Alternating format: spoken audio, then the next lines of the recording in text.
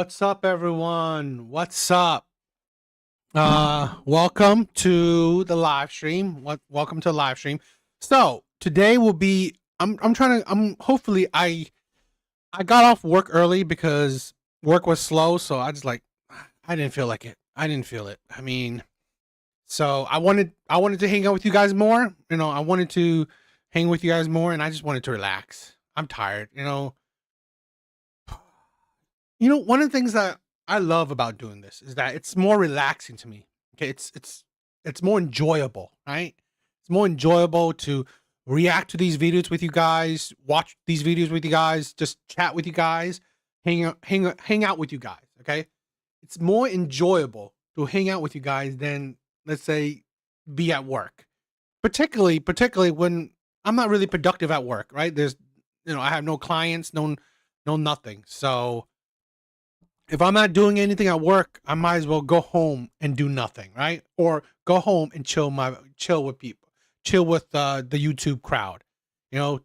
So I'd rather do that. And I got off work early, got off of work early, and now went home and start chilling with you guys, right? I think that's more enjoyable for me. So tonight will be a long stream. I'm trying something different, seeing how that works with me. Um, you know, um, Sometimes my streams will be about 2 hours, maybe sometimes a little bit more. But right now where I'm at, it is about 6:15. I usually go up until 10. So we'll see how long I would do this. We'll see how long I would do this. All right. It's going to be a crazy long stream then. It's going to be a crazy long stream. Hopefully you guys enjoy. But yeah, I got some videos. I got a whole bunch of videos to check out. So, I think it'll be fun. I think it'll be interesting. All right. Um, yeah, tonight will be about feminism a bit and the roots and how it has affected, the status quo, how it's affected the landscape. I believe, here's the thing, women have essentially poisoned all other women. White women, white women have essentially poisoned all other women thanks to their feminism. Thanks to feminism, it has poisoned, it has corrupted, it has, you know, um, really affected, okay, infected women in general. So we'll be talking about that. We'll be talking about that. Uh, let's see. But yeah, I have some videos that I thought would be interesting. So let's check it out first. Let's check out the videos I have first. I have a lot of videos tonight, right? So we'll be watching quite a few videos tonight.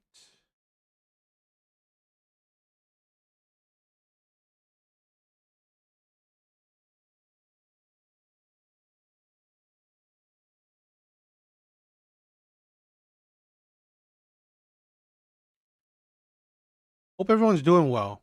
Hope everyone's weekend is doing well. Um,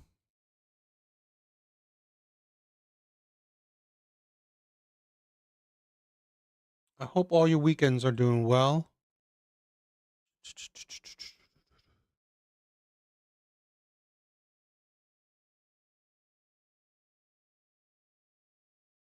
Getting things. Uh,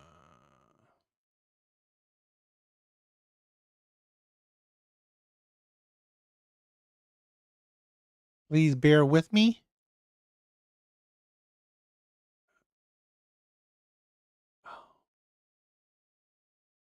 Okay. Oh, that's interesting.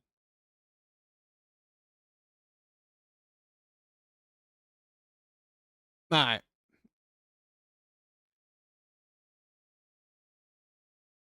Let's check out some videos.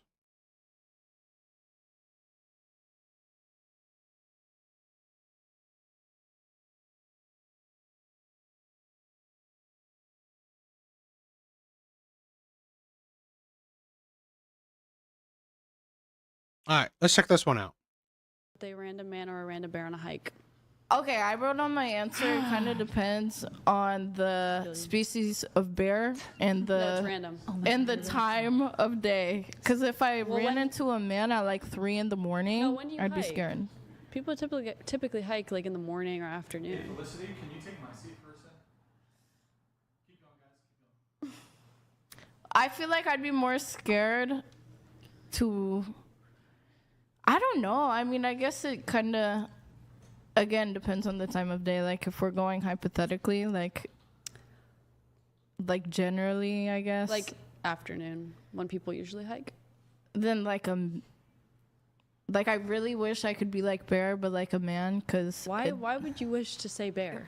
Cause like I don't know, like I feel like if it were a bear.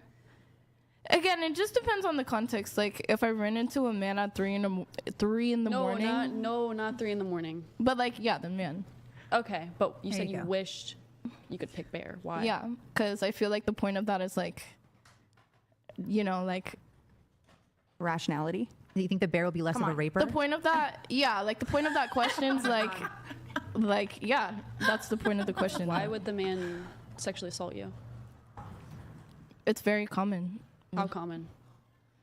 Well, I've read it's 1 in 4, but I think it's a lot higher because every woman I know has been sexually assaulted, and a lot of men I know have also been sexually. We'll be talking about this. We'll be talking about this in the other videos later on tonight. This is a thing where women will deem anything and everything as sexual assault. So we'll definitely be talking about this. Assaulted by men. So what do you think the percentage is? Like documented or undocumented? Just what do you think? I think it's gotta be like, I don't think anyone in their life hasn't been sexually harassed or assaulted in some way. No. Women are So also what do you think the that. percentage is? Yeah. My best friend was just sexually assaulted by a woman. Yes. Okay, but what do you think the percentage is? Did I ever say that that's not possible? No, she didn't. What do you think Yeah. the percentage is? Probably like 99.9%. Haha, what do you think the percentage Wait, is? come on. So you think almost 100% of women, and she said men too, but let's say women, 100% of women have been assaulted. Undocumented, 99.9%. Out of wait, everyone, like out of everyone in No, this no, world. I'm not asking like how many people do you think have been assaulted? I'm asking like how many men do you think are likely to sexually or have sexually assaulted someone? That's like a very, probably all of them. 100%? Yeah. oh my god. Really? Yeah. Even if it were in like unintentionally, like yeah. So you think every single man that you've passed on the street, you think your dad has sexually assaulted someone? Do you have brothers? No. Do you have nephews, uncles? Yeah. You think they've sexually assaulted someone? I don't really trust that they haven't. Feminism. That is feminism for you. That is a result of feminism. Okay? Because it's the propaganda, it's the poisoning, it's the need to spread, okay, out this division. I honestly believe feminism is the desire to spread division. It really is. Why? Why would you think that they have? Well, I wouldn't be like, oh, you know, like I wouldn't accuse them of that, but like I just think it's very, very common and unlikely that it wouldn't happen, you know? But you're saying you think 100% of men. Yeah. Do you know the actual statistic? I don't know the document. Disney, what's up? When the channel blows up, you will no longer read my chats. I will no longer be Avocado's extra special. You will always be special. This is the thing where I've said this before. I don't mind staying small. I don't mind staying small because, you know, I like my community. I like my community. So if it you know, when people get big, I think they neglect other people. The people who was there for me to the beginning, or you know, for the longest, I show love, right? She chooses the bear. Yeah, when she thinks a 100% of men does that's the thing. Documented statistics, but also I know a lot of survivors are very scared to open up about Yeah, there's that. like undocumented, but what do you think the statistic is? Okay, again, 99.9. No, like real statistic. You think it's 99.9? No, 25%. Okay. Man or bear on a hike, random man, random bear on a hike. Well, I've been on hikes and I've come across random men, but I haven't come across a bear yet. So I would say the man. Okay. Man. Absolutely a man. Man. Man. Man. Okay. So you're the only one that picked bear. I didn't pick bear though. Well, you said I said you man, but wish I you wish could I could pick say- bear. Street, you think they've sexually assaulted someone or would like to sexually assault you? Not necessarily me, but women probably, yeah. You said 99.9%. Yeah. Yeah. Do you think that your career option that you have right now kind of like skews your Affects brain? it? Yes. Because That's a great point. You are constantly do. around men who are probably not like the nicest people on the planet. Yeah, but also every woman outside of it that I've met has been sexually assaulted, and like a lot of men I've met have been sexually assaulted by men as well. But to say that every single man on the Oh, I didn't see that. Did you send it? I didn't see something. I didn't see any.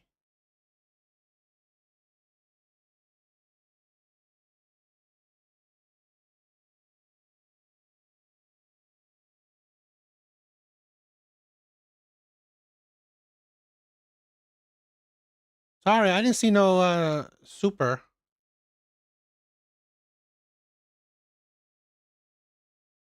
I don't know why. If you did send it, I didn't notice. You sent it in this live in this chat? But you could type it, right? You could type it and I will read it, right? Because I didn't see anything. planet has sexually assaulted somebody. I'm You not don't think saying that's they- outrageous? Well, she asked if they have or have thought about it. No, I didn't say No. thought. I said, how many men do you think? And you are said sexually- 99.9%. This is the thing where I hate this narrative that I've said this before. Men and women are not that different socially, in the sense that it's like they're not such a drastic degree of terrible men in this world. I do not okay. No, it's all good. It's all good. I do not think that men are great. There are plenty of shitty ass men out there. My thing is that we have to recognize that we can't just use a blanket idea for certain people or for certain topics. I do not believe that most men are terrible. Same thing. I don't believe most women are terrible. I would never say most women are terrible, right? I don't. Trauma dumping.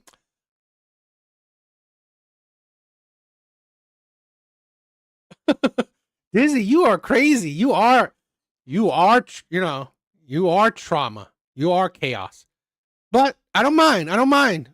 I love talking with chat, right? I love talking with chat.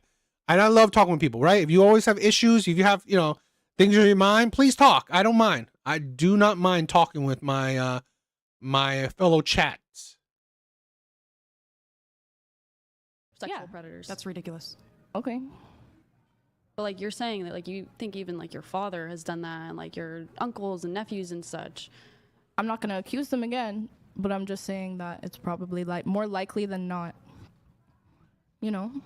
Everybody answer. They all said man besides Except Chair for One. But I did say No, man. she said man. Oh, she said man? man. Yeah. She just said that 99.9%. No, she said man. At first she said man, then she said I wish I could pick bear, and then she went on to say that she thinks like 99.9% of men are sexual predators. I see. Kenny, the feminist of post 2012 isn't the best type of feminism. I agree. It definitely affected the mindset of modern women. I definitely agree. 100%. And this is what we'll be talking about tonight. We'll definitely be talking about how at least maybe post feminism, because in my opinion, I think feminism, right? The start of feminism, fine. It was I would never say that I think women should not have rights. I'm perfectly for that. I think everyone should be equal, right? At least equal opportunities. But I think nowadays in 2025, what rights are you fighting for? I believe nothing. If most women weren't terrible, I would not have been married. Exactly. I don't think most women are terrible. I do not think most women are terrible. Right? Same thing with I don't think most men are terrible. we need to break up this narrative, because honestly, this is the narrative that divides us. That's creating the, what we see in the dating market right, currently. Noodles. Okay. What's up, my brother? What's up? Even her family members. Oh. I'm not saying like they are. I'm just saying it's very, like, I don't want to think they're not. Do you think they would be offended if like they heard you saying that? I'm not accusing them of anything. I'm just saying I don't trust men. You're not are accusing them, though. You're not accusing. Laughing man. I just got back from the gym. No, definitely not. I've been trying to exercise more too. I've been trying to exercise more myself. So I definitely want to be in a good shape as well. So I support that. We need to be in the best shape we can. Now, I'm not saying that we need to be like, 6-pack, amazing looking, shape, but if we want a woman that is in decent shape, right? I'm never say that you need a woman that's like supermodel shape, but if you want a woman that's in decent shape, you yourself need to be, in a good shape.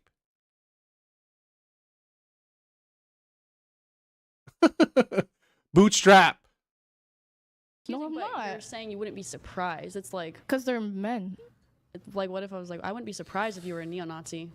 Isn't that kind of weird? Right. So I mean, but yeah, you don't know, like. Based on her experiences and where she works, and Yeah. the people she surrounds herself with, I can Yes. understand where she comes to this Yes. conclusion. Yes. Unfortunately. Thank you. Oh, that was My point is, See that question? Hey, you need to send in $200 to actually have that question be read out loud and then have it be said. $200.04 to be exact. That was my point is, because of my trauma, I don't trust any man, no matter. You only gave $10, buddy. You need to step up your But game, and then we'll talk about your Here's my issue question. with that, though. Here's my issue with that is, what if we extend this justification to race?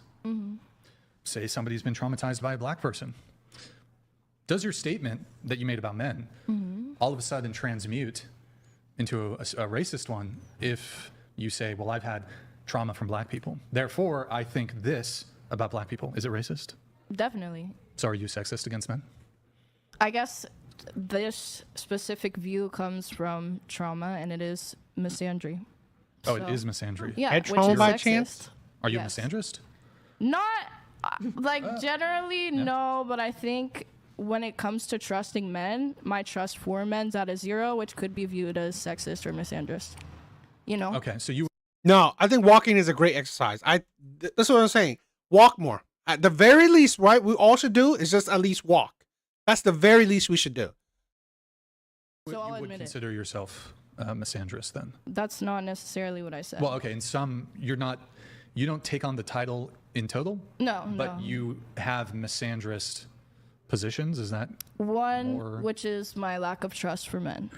I Okay. think in any other regard, no, but I think I've had a lot of negative experiences with men that makes me think that way. And I think misogynistic men also have trauma with women that make them misogynistic. I think also statistically though, like your point of view is supported, because you can fact check me if I'm wrong, but I'm pretty sure 82% of like minors who get assaulted are women, and 90% of like assault cases are women, and like more than 95% of sexual assaulters are men. So I feel like See, I hate that type of statistic, right? So it's no different than saying, oh, all or the majority of violent crimes are committed by men. Yes, okay, but that's not the same thing, right? Saying that majority of violent crime are committed by men is not the same thing as majority of men commit violent crimes, because they don't. They don't. The majority of, let's say violent crimes may equal 400,000. 400,000 sounds like a lot, right? 400,000 violent crimes a year sounds like a lot. But when you think about the population of men is over 160 million, 400,000 is like nothing. It's nothing. if you do have like a distrust for men, like it is backed by statistics. Dizzy, well, you need to do it, right? It's for your health. That's the thing.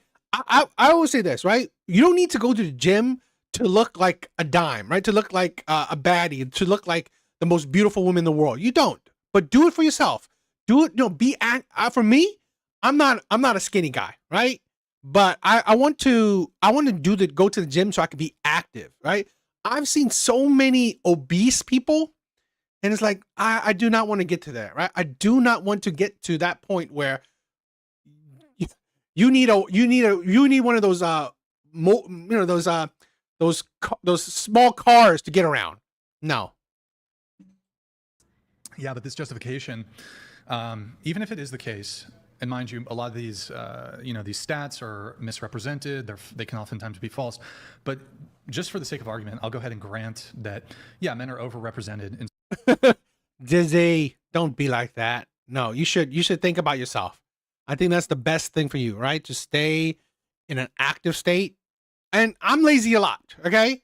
Just like, intersperse it with, a bit of activity. Certain crime statistics. Sure, let's grant it.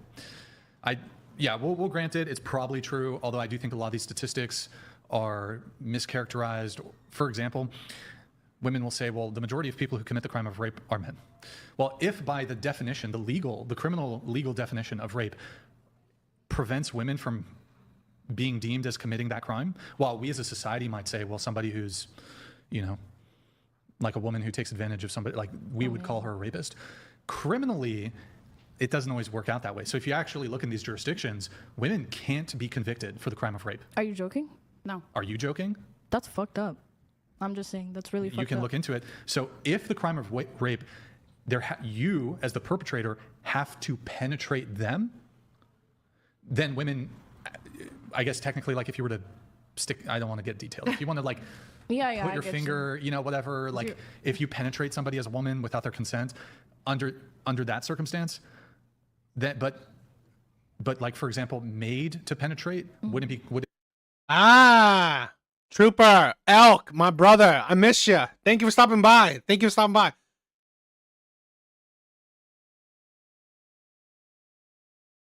Oh, a botany geek. That is cool. That is really cool. I love that. You know what? When I was growing up, I always wanted to be a zoologist. I just felt like I hate the outdoor, right? I'm not a big fan of the outdoor. So I feel like if I'm not out actually with these animals, what's the point? But I love learning about animals. So, but botany, that's really cool. I mean, trust me, I think it's really cool. Knowing about plants and stuff, to such a high degree, I think that's really cool. Didn't constitute rape. That's just how it is. But so when these statistics are presented, and Can I see the definition?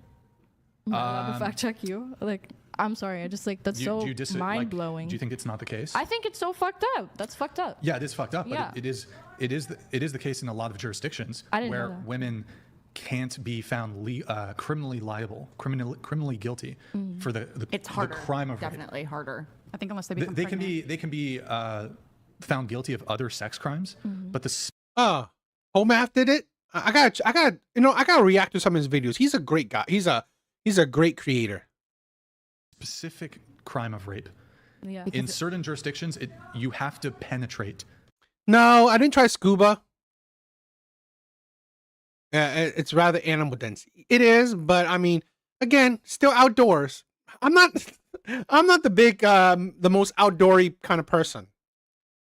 But there's a penetrative component. With something of your own body parts. I mean, you can penetrate a man with something forcibly. Yes, you can. Yeah. But like for example, like if a woman like holds a guy's arms down and he's clearly not consenting, right, and she has a gun and she forces him to penetrate her under threat, like coercive or violence. Yeah, that's different. That would not be considered rape. Yeah. It would be considered some other sex crime. But if she held him down and forcibly penetrated him with something, would that be rape? Yes. My understanding, yes, that would be rape. Okay. But most rapes I would view it as rape if a woman forces a man to penetrate her. But criminally speaking, they're saying no reverse rape. Reverse rape doesn't exist, is what they're saying. Well, and by the way, the definitions vary by jurisdiction. Mm-hmm.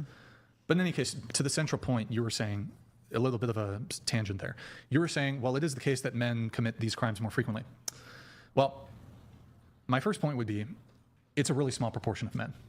And so while it is in this, I'll grant it, while it might be true that men commit these crimes more frequently, a really, really small percentage of men commit these crimes. And I think it is bigotry to attribute to the group the behavior of a criminal minority of that group. In the same way, like for example, the other complexity here is it then creates the opening, I guess you could say, for racists to say, well, hold on, this race commits more crimes than this race. This minority group commits more crimes than Asian people. And there are crime statistics that do account for race, right? Well, they factor this in. And so what is stopping an Asian person from justifying their racism towards black people by saying, well, hold on. And by the way, when it comes to almost all crimes across the board, Asian people commit these crimes the least, right? But they could look to white people, they could look to black people, they could look to Hispanic people and say, well, hold on, I'm Asian. Black people commit these violent crimes more frequently than Asian people do. You would agree, though, that to say, make some sort of blanket general statement about black people would be racist, right? Oh, do you? I don't know. Yeah. Maybe you're like, I'm fine with it, actually. No, I'm not racist. No, but would you would agree that it wouldn't be fair to paint all black people as, you know, to start. Yo, Artie, what's up? I didn't think all you guys would be here. I didn't think all you guys would be here with because today I'm trying to do I'm doing an earlier stream, a longer stream, right? It's gonna be a longer stream, so I didn't think all you guys would be here, right? I thought I would be, things would be quiet until like later on in the night. I got off of work, so I figured I want to do a stream. Yes, I mean, we'll be talking about a lot of shit tonight. Having bigotry or contempt or racist sentiment towards black people, despite the factual crime statistics that per capita, they do engage in certain crime more than other races. What's the? I Well, kind of forgot the question, but we were talking about. Yeah. It sounded like you were saying, well, she's kind of justified, even if she didn't have her own trauma. I have stats. I have crime statistics, and it shows that men commit these crimes more often than women. 98% of perpetrators of this crime are men, and you're essentially trying to get to, well, that's the justification for women's lack of trust in men, or whatever it is, bigotry. The difference is I would say, while we can acknowledge that crime statistics are true and that there are discrepancies between men and women, even between races, that I would never go, even though, for example, black people commit more violent crime than whites or Asians. I would never say, well, we should treat the entire group, we should treat this entire group and appraise them generally, and appraise an individual black person who we don't know anything about as potentially being more violent. Does that make sense? Yeah. Okay. Do you have a counter to this, or, well, do you? Statistic for like sexual assault, and that it's like committed by men. So like if you do take that into account, not saying that all men do this or that women can't be like sexual predators. I'm just saying that like I would understand why she has trust issues just based on like statistical maybe. But this is a thing where, again, if you can understand why someone has trust issues, because most SAs are committed by men. If you can understand that, then by the same token, you can understand how a white person, or let's say even an Asian person, can be suspicious of a black person, right? Then you can understand that. Because logic has to be consistent. If you can understand how one woman fears men, right? Fears men because of majority of violent crimes or majority of SA are committed by men. Okay.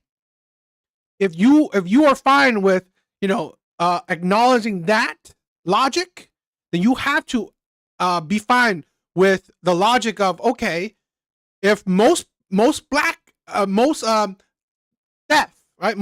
let's say that, are committed by black people, that means you are okay with, profiling, where, if a black person enters my shop or enters the Walmart, enters whatever, you would view these black people with automatic distrust because of this logic. And that's not racist. Most people would still view that as racist, but it's insane that it's okay to be sexist towards men. That's the insanity, and that's the insanity of feminism. Okay, that's why feminism logic does not make sense, no matter what. It doesn't. from like you know, her own experiences. Can I ask you this though? If a white person had their own individual traumatic experience with a black person, maybe 1, maybe 2, maybe 3, and then they also showed you, hey, look at these crime statistics right here. Would you understand their racism? Not really. Like, no. would you? See, right there, you don't understand that, but you understand her. Where is the logic in that? This is a thing where, because feminism is not based on logic. It's based on feelings. Feminism is not based on logic. It's based on feelings. This is a thing where it's selective, right? When logic is selective, it's not logical anymore. It's how you feel. So of course she can feel that, oh, I sympathize with this woman, okay, when it comes to, I don't know, how she feels about men. I don't sympathize about this white person, how this person feels about black people. But you're using the same logic. Oh, no, because it's feelings. Exactly. You're not basing anything on actual logic. It's just how you feel. And again, this is the poison of feminism. It doesn't make sense. It's just how you feel. And when you base shit on how you feel, I believe that's dangerous. That is dangerous, and it never fucking makes sense. Do you think their racism is justified? No. So why is sexism towards men justified? I don't think it's sexism. I think What is it's it? just. Well, you tell me what it is. I wouldn't call it sexism. I'm not saying that all men are like. Well, here was your framing. You said you understand why she doesn't trust. Was that the right word? She doesn't trust men. Well, I'll just use the exact same language, but input race. Would you say you understand a white person who doesn't trust black people because they've been victimized by a black person, and they would show you? Red Door, my sister. You know, this is a thing where Red Door, Patricia, I have Lizzie on my Devil Avocado channel. I love it, right? I love it. If the 3 women, I'm surprised. I'm surprised women would even listen to my shit. So I love it. Thank you. Darius, my brother. Thank you. Poor man. You're amazing. They can show you, trust me, crime statistics that show that black people per capita commit certain crimes disproportionately and commit crimes more often than white people or Asian people. Would you understand why somebody wouldn't trust a black person? I guess logically, yes, I would. But for me personally, like. I like that. Feminism is poorly disguised totalitarian elitism. Yes. Women just want to retain their gender privileges without giving anything back. This is a thing where feminism, modern day feminism, it's not about equality. It's about power. It's about establishing, gaining power. And in this thing, gaining power over men. It would be different. It's different. Well, it's just different. But that's where you and me differ. Where I would say, well, no, I don't think you should make generalized statements about black people or any other minority group, just as you shouldn't make these statements about men. Look, women don't care. You think women care? They don't.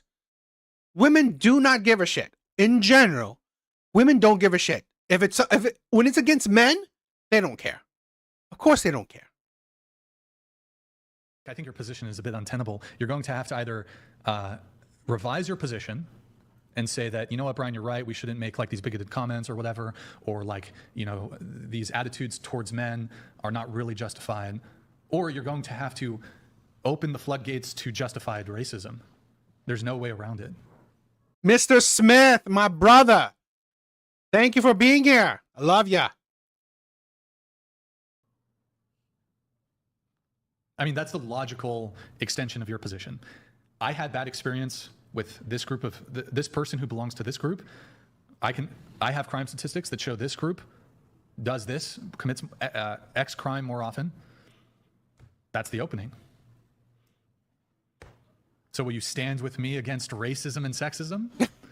Or will you allow for exceptions to sexism and racism so long as somebody has personally been victimized and they can show you crime statistics? I guess I'll stand with you and not allow any sexism or Okay, racism. all right, there you go. All right, good times. Okay, Well, I have a question. into the mic if you can. Oh, sorry. Would you, like, are you a feminist? No. So you're misogynistic? Well, How What? Do you? This is a thing where not being a feminist, which is, I believe, an evil thing nowadays. Feminism is disgusting and evil, in my opinion. Doesn't mean you hate women. It doesn't mean you hate women. how does that it's not one You or don't the have other. to- honey. explain that though? What do you mean? Do you know the definition of feminism? I have two of my own definitions for There's it. 3 different phases of it. Hold on, hold on. Let me play this, Azil's donated $200. and then we'll get into Ryan, that. don't And equal rights between genders. Okay. Well, I disagree with your definition, but I'll give you two. I'll give you the charitable definition, which I don't think is actually the case. The first definition of feminism that I would give is women's advocacy, period. So that's the first half of your definition. So even my charitable definition, feminism absolutely is never about equality. Feminism is about women's advocacy. And to be clear, there's nothing wrong with women's advocacy. However, let's not parade around feminism as if it were actually at all interested in equality. Why is it not? Well, for example, I don't typically hear feminists ever doing any advocacy for men. The advocacy that they support, again, nothing wrong with this, but if we're using terms like equality, it should actually meet the criteria and definition for equality. Feminists never really advocate for men. Feminists dismiss, downplay, omit ways in which men could conceivably have things worse. There's plenty of statistics that actually can back this up, that in many, many ways, things have it worse than women. I think men and women each respectively have their own difficulties and struggles in life. 100%. Right, but feminists You know what? This is the thing where I don't disagree that there are bad people on both sides. There are bad people on both sides. But I said this before. I don't support all men. I support good men. I make a distinction. And in my honest opinion, I believe the people who follow me are hopefully good people, right? I believe them, right? Yeah, let me post this. Let me post this. Dizzy, it's on my second channel, right? My main channel, my devil's advocate. But let me, I'll post it. I'll post it.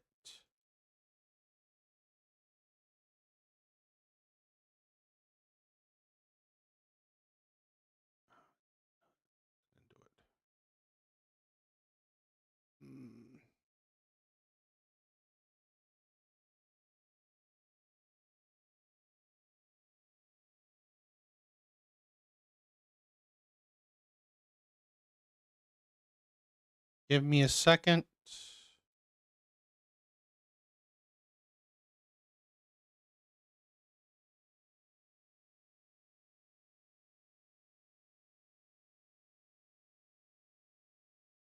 Okay. Click the link. Click the link. Right? My main channel is more lively than my second channel. You can click on the link. actually refuse to acknowledge them because it would completely dismantle and crumble the fantasy of what they've attempted to construct as women victims, women oppressed, men perpetrators, men predators, men oppressors. Let me finish really quick though. In any situation, and here's the killer. If there was a scenario where achieving equality came to the detriment of women, feminists wouldn't fight for it. And there are ways in which equality, like we're not equal, that would equalize us, where feminists would actively, because it's women's advocacy, right? Where women would stand to, it would come to the detriment of women in some way. So for example, often in the court system, there's massive bias against men. Yeah. There's a lot of bias against men. If we saw, for example, well, we wanted to try to equalize, when we dispense punishments for crimes, well, there seems to be clear evidence that men receive harsher punishments for crimes. more fines, more jail time, longer probation, more likely to be convicted, all these sorts of things, right? Also, in the like the family court system, civil court system, when it comes to family law, there is quite a bit of bias in the law against men. You see this in divorce. Now, I'm not saying some women here have been divorced. I'm not. Maybe your divorce didn't go so great. I'm not saying that it's always the case, but there's definitely, for example, when it comes to child custody, there's a lot of assumptions made about the what's the word? There's a lot of assumptions made about men's. Trying to think what the right word is here. Capacity? No, not capacity. Ability to care Like- for their child. Yeah, I agree. Well, what's that? Nick? I agree with you. No, not that. Shit, it's on the tip of my tongue, and I'm the type of person I can't move away from it until I figure it out. Men's aptitude. Give me synonyms for aptitude. Oh, you know, I mean, you're Googling it? Maybe where's the chat? I'm trying to see. Come on, Nick. There are court systems in the United States where the courts would defer to giving the mom custody, and they were less likely to give husbands custody. I don't know the exact, obviously there's so many jurisdictions. It's very bad in Pennsylvania too. Right. And so we saw women's organizations, and really big ones. I don't want to misquote. I believe, I could be wrong. I think it was the National Organization for Women, or maybe one of these other ones in Florida, fighting against equal custody. I don't really play much games, but I have been thinking about it, right? I have been thinking about adding some gaming to it. Once in a blue moon, right? Once in a blue moon, I play games. I don't always do it. So it's very hard for me to, do gaming, right? I mean, like a poor man wants me to do some anime. I mean, I love anime. I just don't watch it as often, right? My time is so I like my hobbies, like I'm reading mangas, right? I'm reading. Can't really stream reading. So if I'm not streaming, if I'm not watching YouTube stuff, I'm reading manga, right? I don't watch as many anime as I want to, because here's the thing where it's hard to do when you're watching anime, you're focused on it.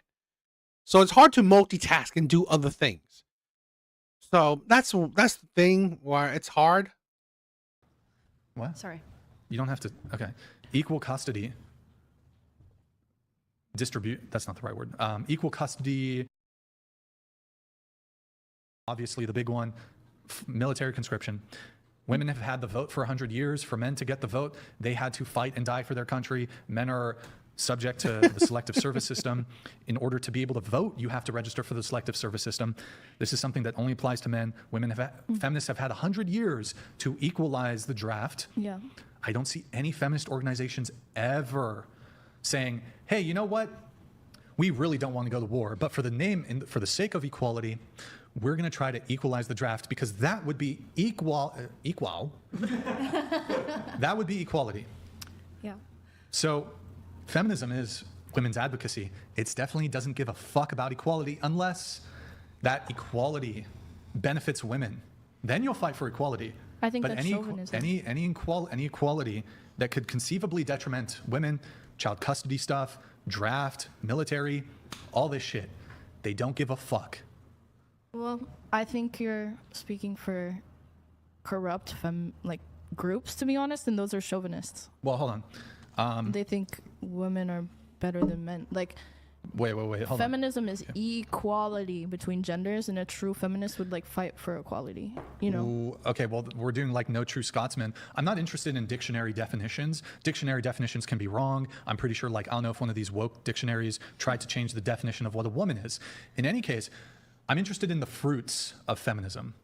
I don't care. For example, right? Politicians lie. Yeah. Can feminists lie? Oh, 100%. Great. Everyone can lie. So it's very like a virtue signal to say, I believe in equality. But if you look at their fruits, the fruits of feminism, the product of feminism, I never actually see any advocation towards any sort of equality where women could be disadvantaged or 100%. Female only. Inconvenienced by equality. They won't fight for it. They won't fight for it. I mean, I'm going to have to say that's chauvinism, though. Because, okay. that's or radical feminist, you know what I mean? Because, I don't know, like true feminists would fight for equality between genders, and I think that's like a misconception in the media. Well, I mean, it's a no true Scotsman fallacy. This idea that, well, you know, those feminists, like the 99% of feminists that you're talking about, Brian, there are those like few good feminists. No. I've never seen feminists ever advocate for military conscription for women. I've never seen feminists ever advocate for equality where women somehow are disadvantaged or inconvenienced, or it strips them of some privilege that they've had in society. Well, then that needs to change because that's not true feminism. Well, feminists have had well over 100 years to do this, but they don't. None of the mainstream feminist organizations. Mainstream. Yeah, shouldn't the mainstream feminist organizations that like have the political capital and the influence and the funding and the money, shouldn't they be the ones who are advocating for equality? Yeah, because that's true feminism. Okay, so 99% of feminists are not feminists then? Yeah, that's exactly what I'm saying, because true feminism is like fighting for equal rights between the genders. Yeah, but that would just be egalitarianism. Like it's funny, it's in the word itself, feminism, feminine. It's in the word. The word itself clearly would point towards, we don't care about equality. We want, again, nothing wrong with it. We want to secure benefits, privileges, rights for women. We want to do women's advocacy. That's it. It's not about equality. It's fighting for women's rights. I've never heard. I don't know, poor man. I've never heard of that. It's called Shogun. To be equal to men. But we're already equal to them. I have a question about the draft. And that's the thing. Women are just as equal to men. I guess for Brian and everyone else, do you think, like, if, say, women were drafted, do you think they should be on the front lines? No. Or, like, more in hospitality type, or, like, the kitchen, like, administrative chef, or something would something be else. Like, but do you think they should be on the front lines? I guess I don't have a I'm just stance on that, but, like, why not? If they're more qualified than others, then yeah. Well, I think that's more about, like, physical strength. Yeah. Our bodies we're different from men. So. Oh, just one. You know, I think I'm true egalitarian or true feminism. I believe women should, you remember a little while back that there was this woman cop who was trying to arrest this black guy. I don't know, drunk or whatever. She got her ass beaten. She got beaten by this guy, right? So this her partner had to subdue the guy, and she was like bloodied. Okay, bystanders, right, had to hold her up, pick her up, and help her out. I was like, okay, fuck it, right? So what? Put women on the front line. Put women like draft women. I'm like, I believe in equality. Right? There's some men that believe in it so much, like equal rights, equal left. Yo, Big Bards, what's up, my brother? What's up?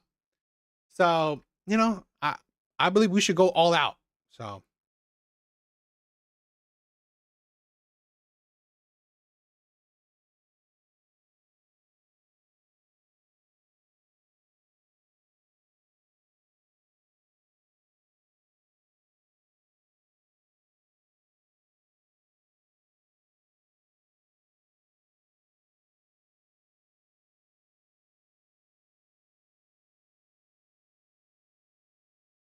Okay, so we will be talking about the Aisha Curry craziness, right? I'm gonna have a bunch of videos tonight. There's a bunch of things I want to talk about. And this is another result of what I'm saying, the poison of feminism. This right here is the poison of feminism. We'll be talking about it. Yeah, cute kids. But she don't love it. So let's talk about it.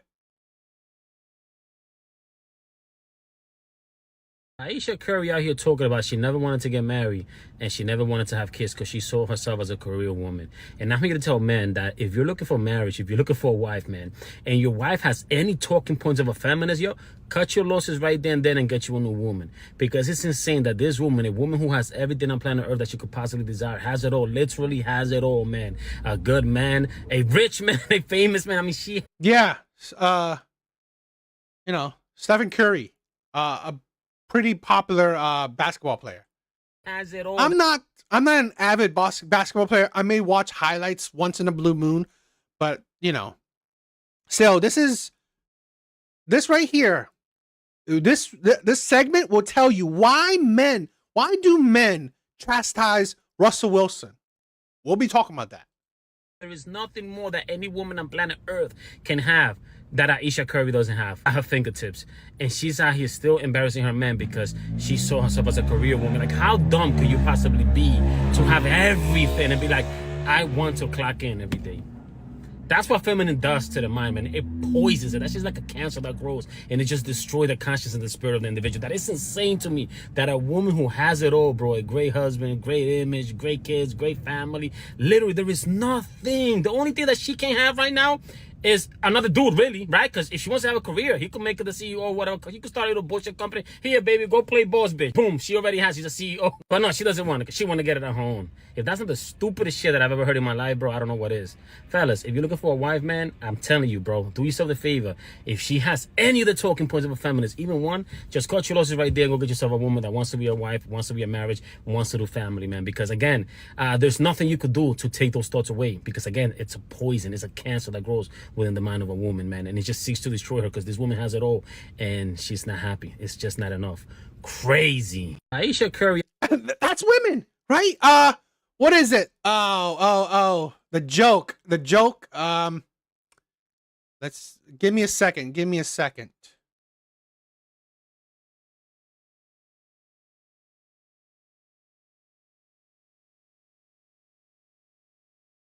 What is it? The joke by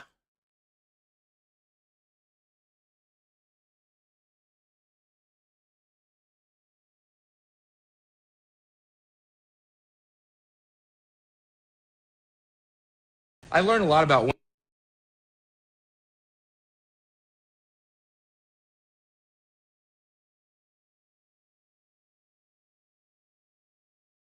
women. I think I learned exactly how the fall of man occurred in the Garden of Eden. Adam and Eve were in the Garden of Eden, and Adam said one day, wow, Eve, here we are at one with nature, at one with God. We'll never age, we'll never die, and all our dreams come true the instant that we have them. And Eve said, yeah, it's just not enough, is it? I learned a lot about women. I think I learned exactly how the fall of man occurred in the Garden of Eden.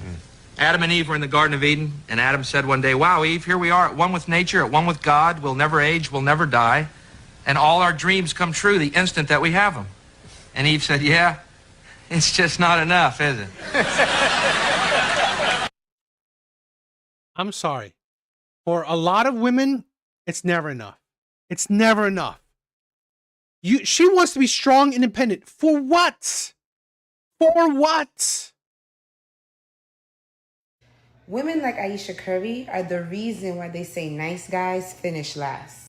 Women like her are also the reason why they say women don't like good guys. Every time I hear people talking about something she said, it's always just embarrassing to her husband. Why would she get up here talking about something she wish she could have a side piece? He literally pays the bills, loves her out loud, but that just goes to show y'all, money is not everything. If you bored, you bored. So maybe good guys do finish last. Exactly. I'm sorry. What women want is chaos. Feminism have instilled into women to want chaos. Right? A stable man is boring. I've said this countless times before. Boredom is the most dangerous emotion women can have. Boredom is the most dangerous emotion women can have. If she is bored with you, she will fuck up your life. If a woman is bored with you, she will divorce you, leave you, cheat on you, and fuck up your life.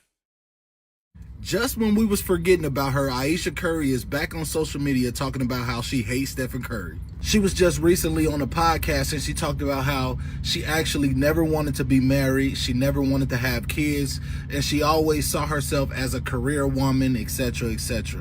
Which, I get it. You know, people have... But this is the insanity. A career woman? You can have a job.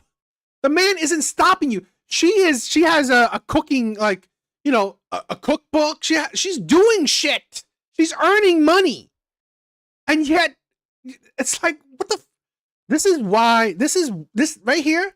Women like this is why Red Pill is why men's content has exploded. Is why men's content even came about. Feminism created the Red Pill. Feminism created the Red Pill. Have visions for their own life, and when they get in relationships, sometimes they have to compromise. But my thing is, why 10 years later talk about it to the world? I get people need to get stuff off their chest, but it's just a better way of going about it than constantly embarrassing your husband. Like, every time she opened her mouth, she embarrassed this man. And then here come all the women in the comments. Oh, she's so brave for saying things that a lot of women want to say. Like, there is a way of discussing things without disrespecting and embarrassing your partner. And you know what? I've said this before. This is why 50-50. 50-50. No stay-at-home shit. No stay-at-home wife, no stay-at-home mom. Fuck that shit. You are going to fucking work. You are going to provide equally. I guarantee you this man contributes in the household. I guarantee you this man contributes in taking care of his kids. I guarantee you. Right?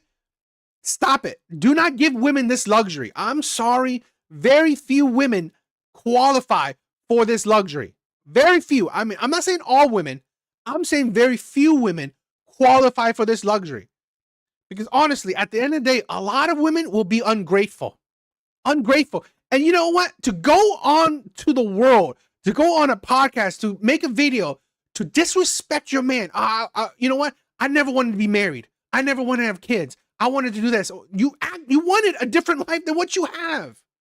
I think that's disrespectful. You know, sometimes the Katie route is just the better route.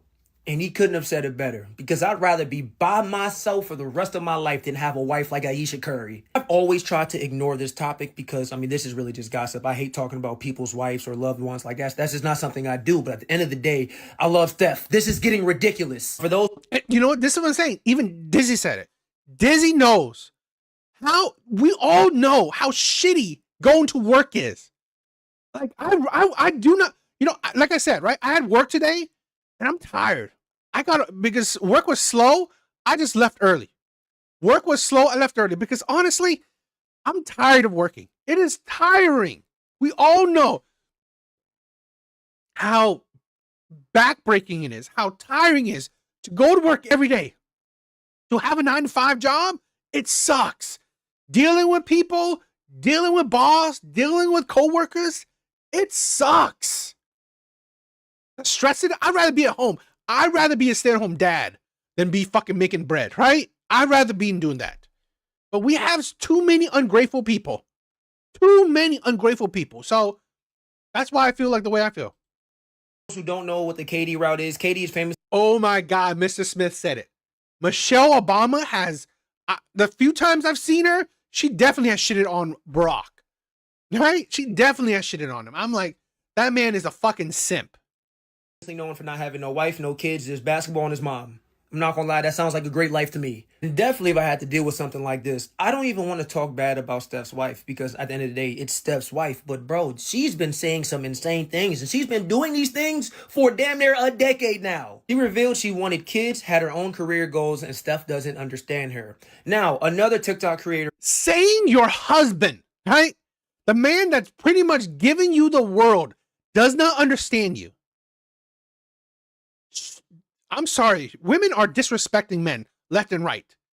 No care. Women do not care about their men. I'm sorry. I think a lot of women just settle for the men. I believe she settled for a good man. A man she wasn't attracted to, but she knew this man will make money. This man will be a good husband, will be a good father. She wasn't attracted to this fucking man. She didn't want him. She knew that this man was stable. This man will give her the life. So she accepted that. broke this down, basically saying she lost her individuality and that she didn't really have a chance to become herself because she married at a young age. I understand that point, but bruh, that's your choice. That was your choice. I can understand if this route went bad for you, like if you weren't famous or if your husband and kids weren't making a lot of money or if you weren't doing something successful in life, but you're having a really good life. Don't get me wrong. Yes, I know people know you for your husband, and that can be something that you don't want to be known for because that's not really you. Like that's somebody else that you're known for. But still, like you have to be grateful for your family. It goes deeper than just a relationship. I never wanted kids. So what are your kids supposed to think? You know what I'm saying? Like, that's just me. I understand a lot of parents say that, but you think kids want to hear that their parents never won? And that's the thing. I agree, right? Red Door said it. Economically, it's hard to have a stay-at-home mom, a stay-at-home wife. We both need to provide. But this is the problem. Men will sacrifice themselves. Men will put in double the hours to make more money so they can take away that pressure, forcing a woman to have to provide, to have to work. But women will ignore that point. Women will ignore how men will sacrifice themselves to give women an easier life. Exhibit A. Wanted them or they were a mistake. Yes, it's laugh, he, but inside, kids hate that shit. Sometimes it's just better to shut up. The whole Mr. Smith said it exactly. Women will settle for security and stability if they can't change the man they want. Fact. And that is what women think of settling, right? Oh, I settled for him. For what? He was a good man. He was a good father. He was a good husband.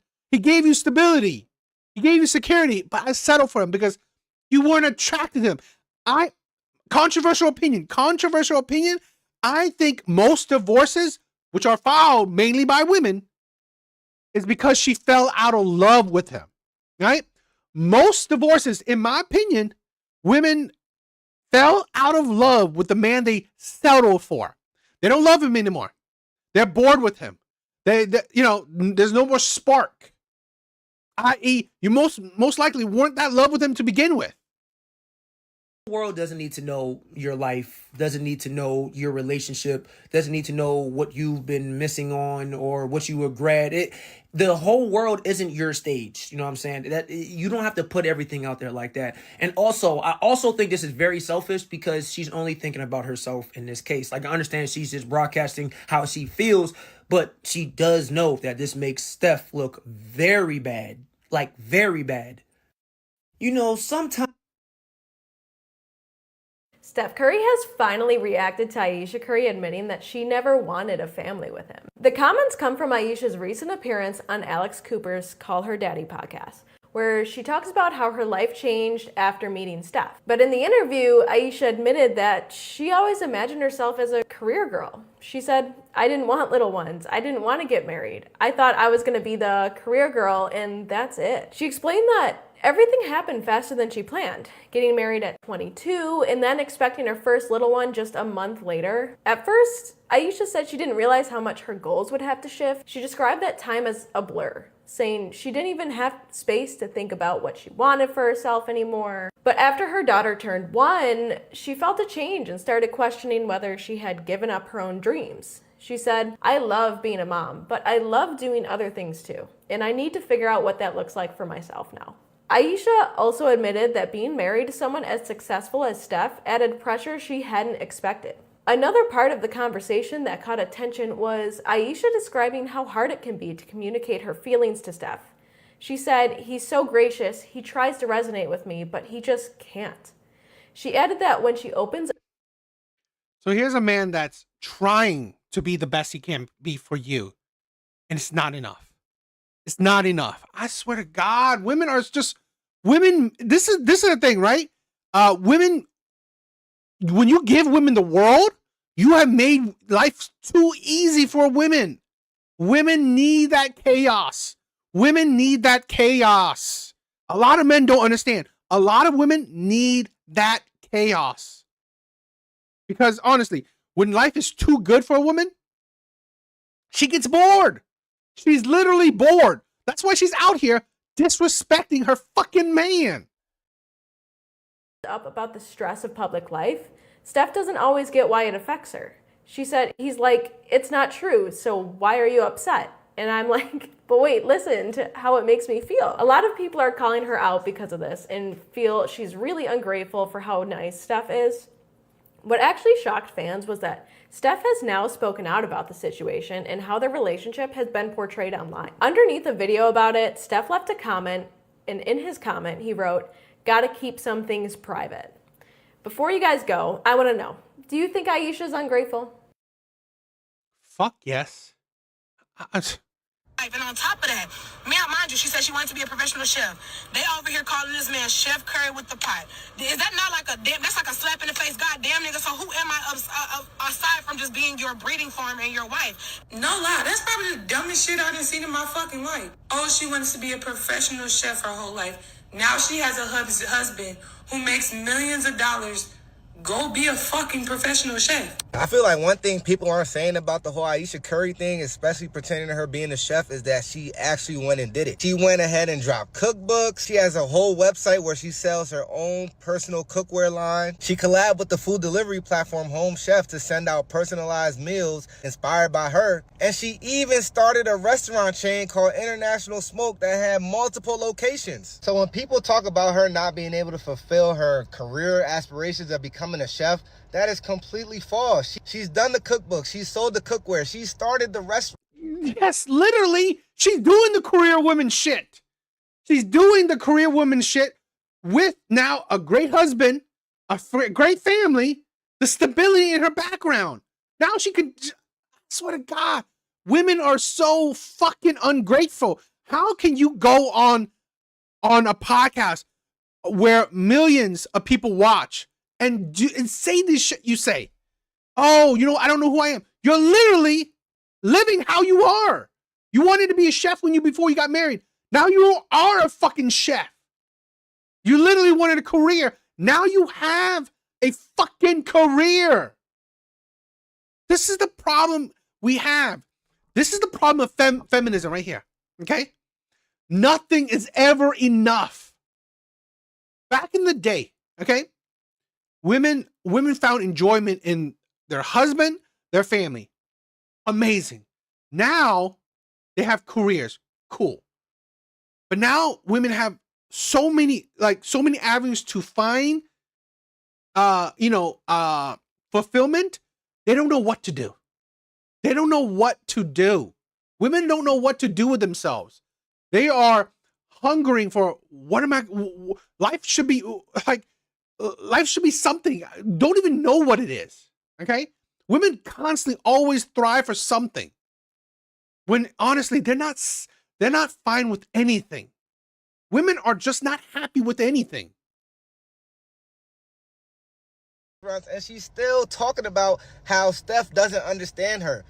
Guess who funded all of those restaurants? Steph's millions of dollars. And guess what restaurants have closed since then?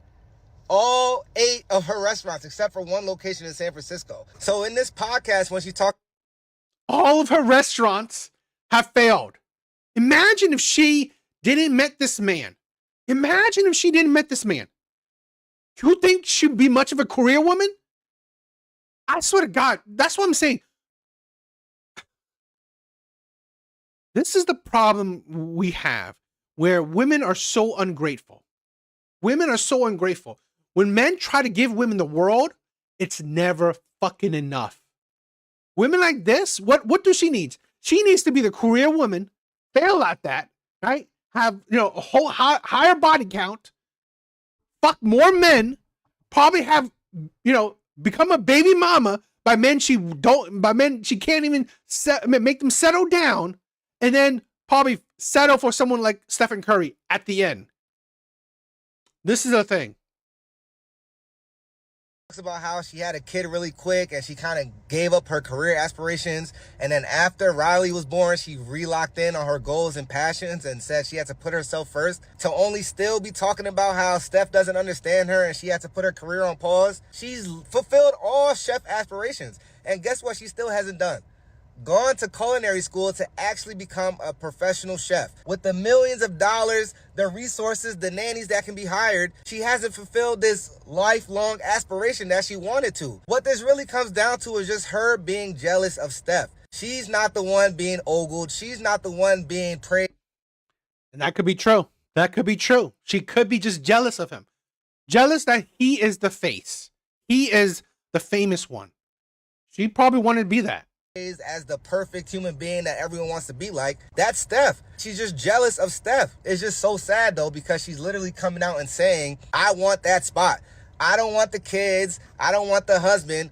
I want to be the main character. And I feel like we have to really acknowledge that, especially men. I'm not trying to be on no toxic red pill stuff, but sometimes you have to understand. That's the fucking stupid shit, right? I hate it when people talk about red pill is toxic. It's not. It's just logic. It's just logic, right? It's just talking points. It's how you make it. Because here's the man who said, oh, I don't want to be no, red pill toxic. It's how you make it. Okay? It's how you make it. You can never escape red pill talking point. You can never. Because feminism, I said this before, feminism created red pill. Okay? Red pill was birthed from feminism, right? Red pill has been birthed from feminism. So you cannot escape saying red pill talking point. You can't, because feminism is still active. As long as feminism is active, red pill talking point will always be a thing. That your partner may just be jealous of you. If you're doing well, if you got stuff going on, your partner might be your biggest op. They really might be jealous of you. Your biggest enemy might be laying up next to you every night, plotting on your downfall, just so they can knock you down a couple ranks. A woman, men do this too. But I want men to know that women can do this, because it would never even cross the mind of a man that a woman can move like this. Meanwhile, you wife her up, she's your best friend, you telling her all your secrets, and she's plotting on your demise just because you get the attention, bro. So I just have to say this, because a lot of people talking about, oh, they call him Chef Curry, he's the chef. She got to be the home cook, I guess. She got the restaurant. She got the cookbook. She got the... And that's the poison of feminism. Back in the day, women were fine. Women were happy being behind the man. Right? Women were fine with pushing men to their greatness. But because of feminism, women have the masculine energy, masculine mindset. They want to be main characters. Like Mr. Smith said, main character syndrome. Women want to be the main character. And it's because they have this masculine energy, masculine mindset. They need to be the main character. They need to be the one in the forefront. They cannot stand being behind a man. I mean, it's fine. It is what it is. But then you shouldn't get fucking married. Don't get fucking married. Cookware, something that... Oh, and don't desire a man. Don't desire hypergamy, right? If you want to be at the forefront, do not do hypergamy. Do not get a man that's better than you. Literal people who want to be literal chefs. I had my own restaurant that want to do that. They dream of that for years. She got all of that and is still unsatisfied because she's not the main character, which is what she really wanted. So be on the lookout, because your biggest op might be laid up next to you every night, and you might have kids with them, bro. And on top of that, Ayesha Curry, I'm gonna need you to stop doing interviews. You are married to Steph Curry. Let me tell you something. Screw the money, screw the fame, screw the basketball player. That man is a loyal man for what we see. We've never heard no cheating scandals. These dusties, bummies, don't know how to be loyal to save their life. And you are married to Steph Curry, and you've never heard no allegations, no accusations. And trust me, these girls will let it be known if they were messing with Steph Curry. Like, come on now.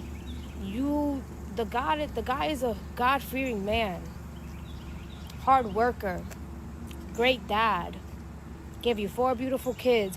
You don't gotta work for the rest of your life, shorty, just because you married the Steph Curry, one of the best basketball players in the game, for sure going to be a Hall of Famer.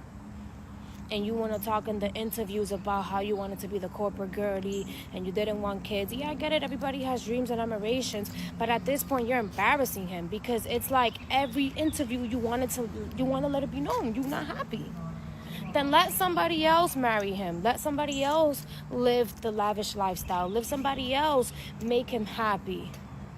What you thought was gonna happen marrying a basketball player? You thought he was gonna be home every single day? No, bro. That's what comes with the game.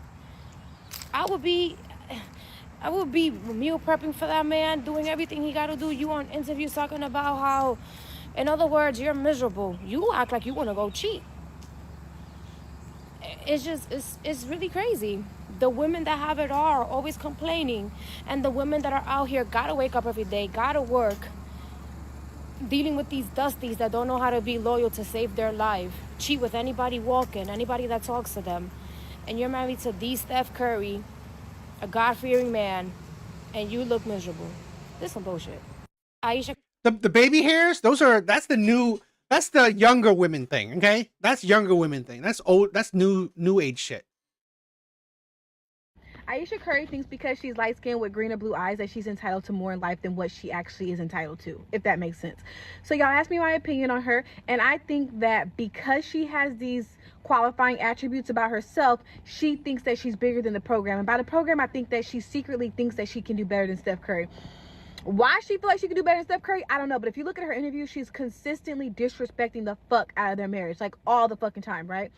And so I feel like if she keeps it up, she's gonna be another, what is it? Is it Tia or Tamara that divorced Corey? Now she's just dancing on TikTok all the time, talking about how she regrets divorcing her husband and blah, blah, blah. There's nothing out here in these streets.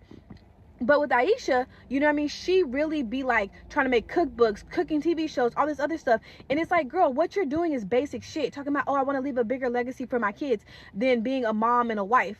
I mean, you really don't have any talents. We all cook. We all can fucking make a TV show. We all can be fucking semi-funny. We all can look semi-cute. So she has a bunch of mid-ass qualifications that she's trying to hype up. You know what I mean? Like, at the end of the day, if you didn't want to be a mother and wife, if you didn't want that to be your legacy, why even get married? Why have kids? It's because she knew that Steph was going to make it. So she did what everyone does. They trap them when they're in their 20s, right? And then the man makes it. And then all of a sudden now you're a basketball wife. You're this type of star and blah, blah, blah, blah, and all this other stuff. But for Aisha, she's feeling, again, like she's bigger than the program. She wants more than that. So, but she cannot divorce him because they built their whole life on this Christian-based life that they live and how they're so holy and godly to each other, right?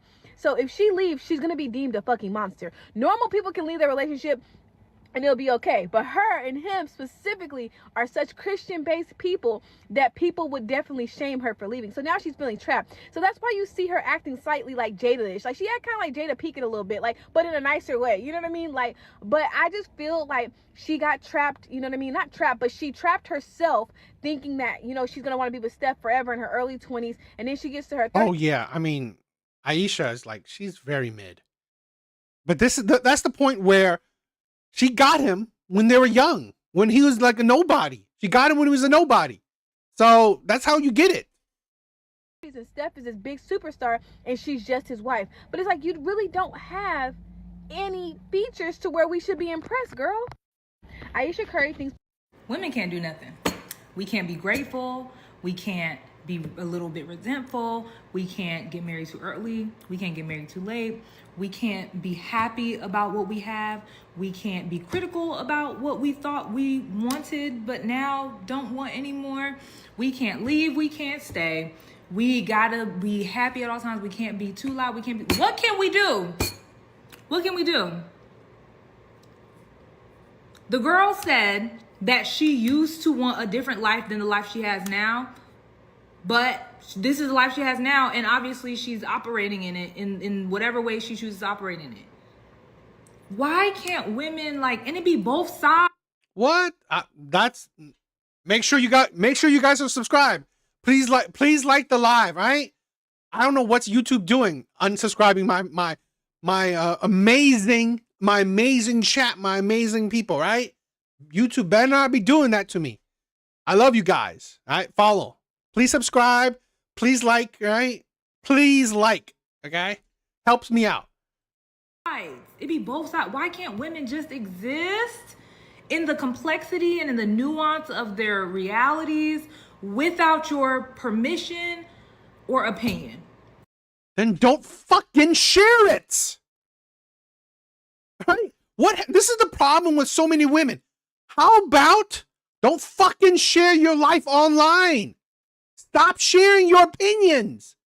And then people won't have opinions about your fucking life. That is the insanity of it.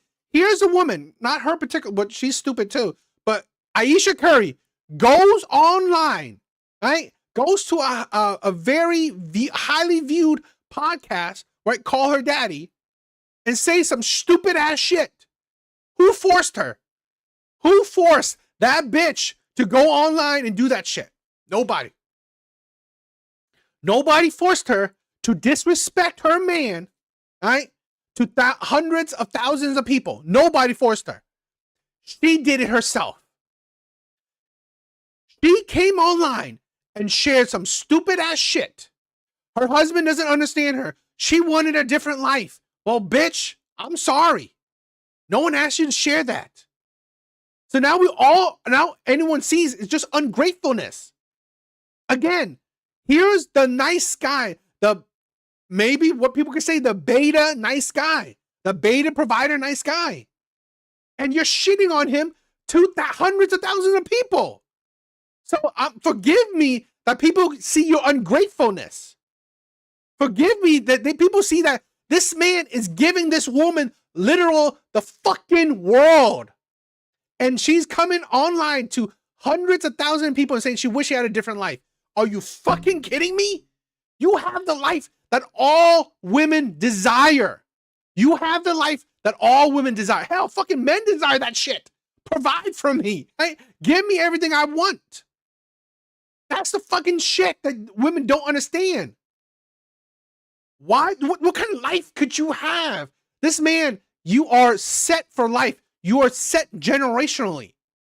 And you could have a career. You do have a career. You own restaurants that fucking failed, but you own restaurants. You made cookbooks. You can do whatever fucking shit you want. So what life did you say you're getting? The only life that would be different is that you would be single and you will have to do everything on your own 2 feet. No one is providing you stability. No one is funding your shit. It just shows how ungrateful she is. And it shows, and it shows why men chastise the Russell Wilsons of the world. What do you get? What do you get for being a good man? What do you get?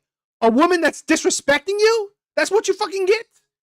You know, Sierra puts out songs saying single woman shit, right? She's promoting to be a single woman. And you have a fucking man, right? Taking care of shit, being a good man to you. And then you promote women to, celebrate your singlehood. Are you fucking kidding me? Right? You have another man who is fucking loyal to you. Good husband. Try to fucking understand you. Try to give you everything and anything you may want. Try to be a good father to your kids. And then you say, I wish I had a different life. Bitch, are you crazy? You should be wanting this life. Right? Like, absolutely. What could you think, right? If you didn't marry this man, how amazing would your life be? What would be the difference? Millionaires? You have millions. What would you want? Traveling? You can travel, right? What would you want? Cookbooks? You do have one. Restaurants? You do have one. So what is the fucking different life? So I'm sorry that, the people see that you married the jackpot and it sounds like you're ungrateful. So bitch, I'm sorry that people are holding you accountable for your fucking words. God forbid that people hold women to their fucking words. Feminism has poisoned women to that fucking degree. You can't hold women accountable for the stupid shit they say. Absolute insanity. And I get it. We all speculate. We all do the thing because social media has made us do the thing. But women cannot. And you know what? Listen to the thing. Red Door said it. I have been married for a long time with children who are happily married, grandchildren that are young adults. I have honored my husband. This is the thing. Women don't understand their power. You have literally created generations of amazing human beings, productive adults. Literally, that's your power. Okay? To want to conquer the world? What are you, fucking men? Stop it with that bullshit. That is the feminism mindset. That is the feminism poisoning, right? You don't need to fucking conquer the world. What you do, you conquer the man. You conquered your husband. And your husband is there conquering the world in your steed, right? You don't fucking, this is the problem. Women have the men mindset. Their power, right, is on the man, okay? That's why the notion of women being behind a man, pushing him to greatness, his greatness is her greatness. Not be anything but whatever people want them to be in the context that they're in.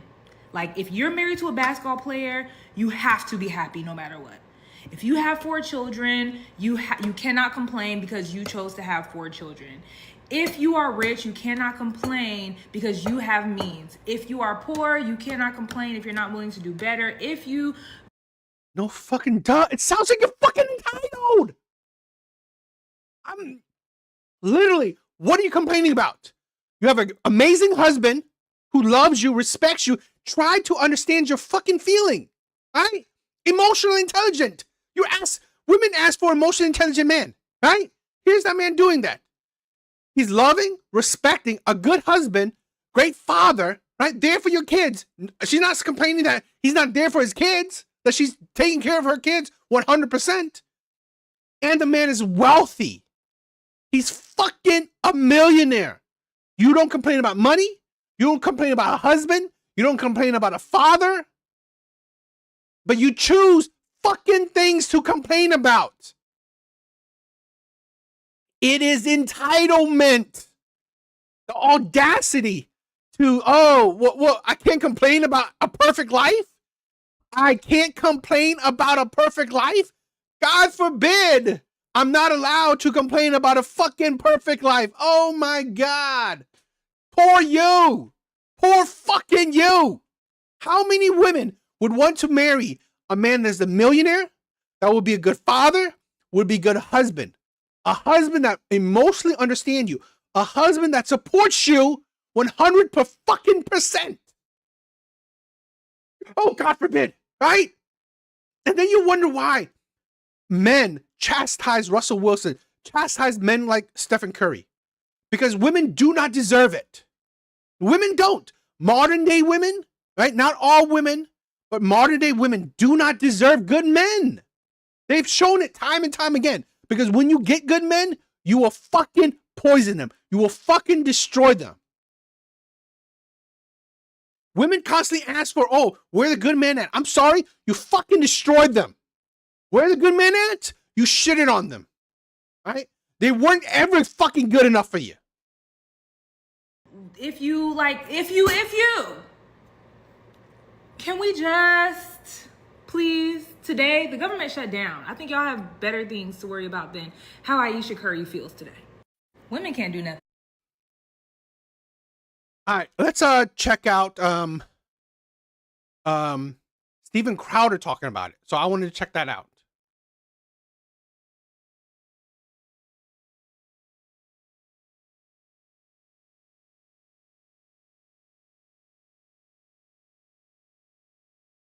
Steven Crowder talk about it, so I wanted to check it out. And he shows the video a bit, so we could watch it.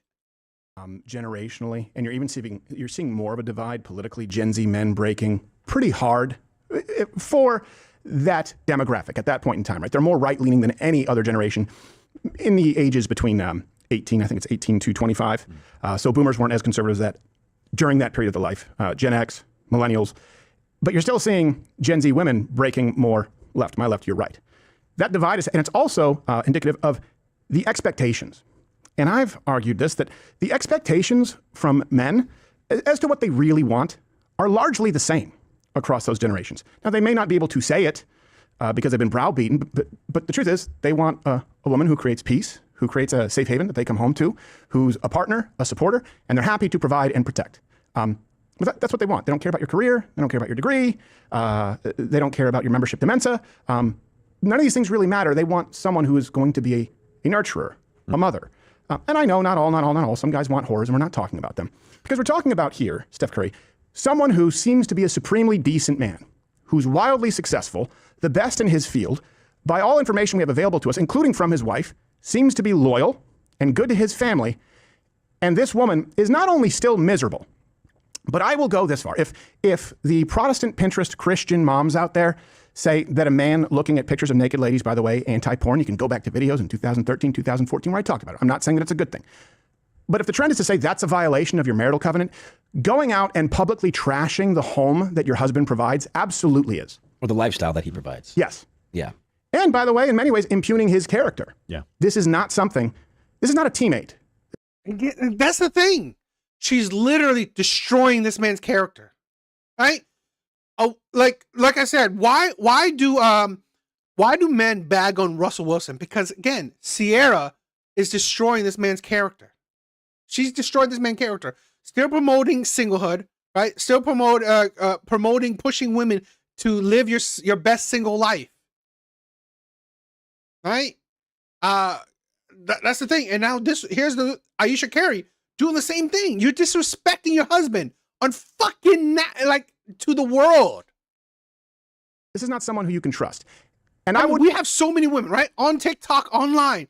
They show their husband constantly, right? What is it? The incompetence thing. Weaponized incompetence. So many women show their men. You might as well fucking not marry him. Okay? If your desire is to embarrass your man, to shame your man online so women can get behind you, right? Say, oh man, that man is shitty. You shouldn't have married him, all that shit. You're literally disrespecting your man. You're literally treating him like shit. You are literally using the internet like a bullet, right? To disrespect your fucking man. And women don't see it like that. I wouldn't blame Steph Curry if he came home after watching this specific podcast, but she's made the rounds, with divorce papers that moment. Because the writing is on the wall. And I want to handle this delicately because I know that Steph Curry seems to be a stand-up guy and he's going to want to stand up for his wife. What she's doing is indefensible, and she's putting him in a position that is indefensible. So Steph Curry's wife went on the Call Her Daddy podcast. And we have a lot of clips here. You can comment below if you've seen it, what your thoughts are. But we're going to go through it and kind of parse through everything wrong and how it's actually it's indicative of how a lot of people think. This marriage is very likely doomed to fail because she's telling you that. Here is Ayesha Curry, wife to multi-millionaire, loyal, Christian family man, unhappy. Ayesha Curry, welcome to Call Her Daddy. Thank you for having me. I'm just grateful. I'm excited. Hoping I don't get in trouble for the things that I say. So, I didn't want kids. I didn't want to get married. That's awful to say publicly. Your kids are going to see this. And I get that you can say behind closed doors, like, we didn't plan on it, or I didn't know if I wanted to be a mom, and it's a tremendous blessing. Also, the very first statement, I hope that I don't get in trouble. That's very different because I know that I've gone on shows and I've said, I'll probably catch some flack for this. There's a big difference between acceptance for taking a stance and hoping that nobody blames you, trying to sort of create this immunity from accountability right off the bat. Well, why do you hope you don't get in trouble? And this is the thing, like having a man, like a baby daddy, like Future, it's automatic disrespect. It's automatic disrespect.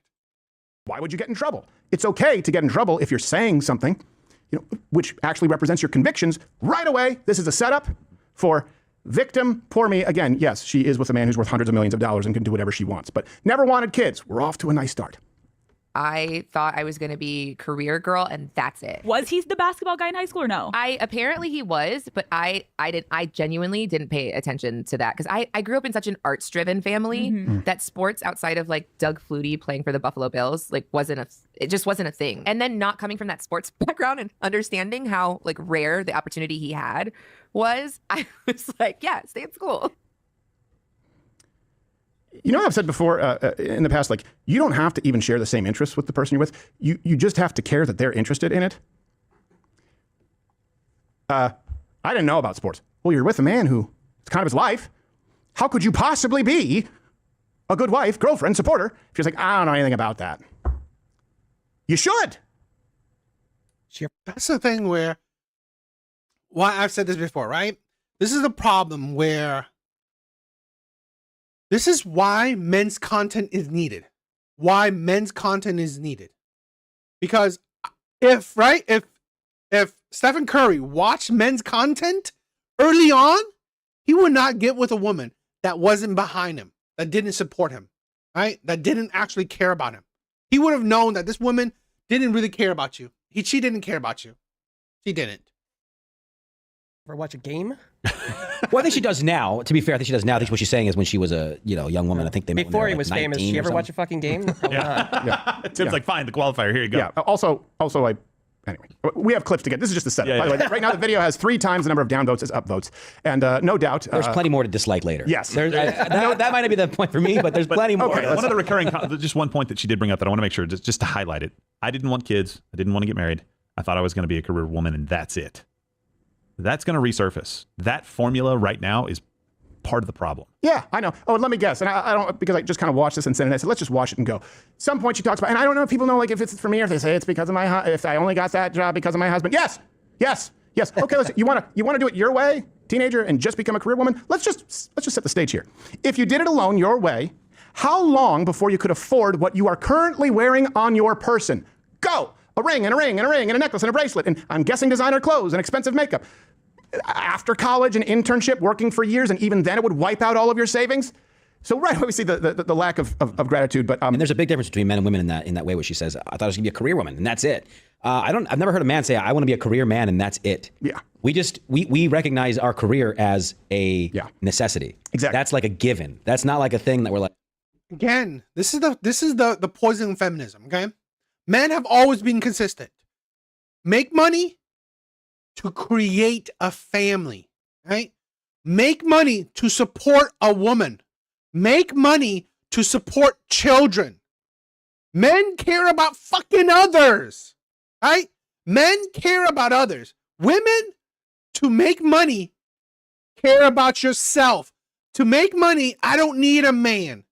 To make money, I don't want fucking kids. It is selfish. We've said this so many times, okay? The modern day women, the modern day feminism, it's always me, me, me, me. Only give a shit about yourself. This is the problem. Women talk about empathy, sympathy. Women are so nurturing, so caring. Are they? Are women in general really nurturing, really caring, really sympathetic, really empathetic? Seems like they're more selfish, egotistical than anything else. Particularly women that are affected by feminism, okay? For the women that are affected by feminism, they only show selfishness. That is it. I'm sorry. They only care about themselves. If they get a man, they only see him as a tool to be fucking used. Right? That is it. Women only see men as a tool to be used. If I can use him, I'll keep him. If I can't, I'll throw him away onto the next fucking man, onto the next fucking tool I can use. That is the craziness of feminism.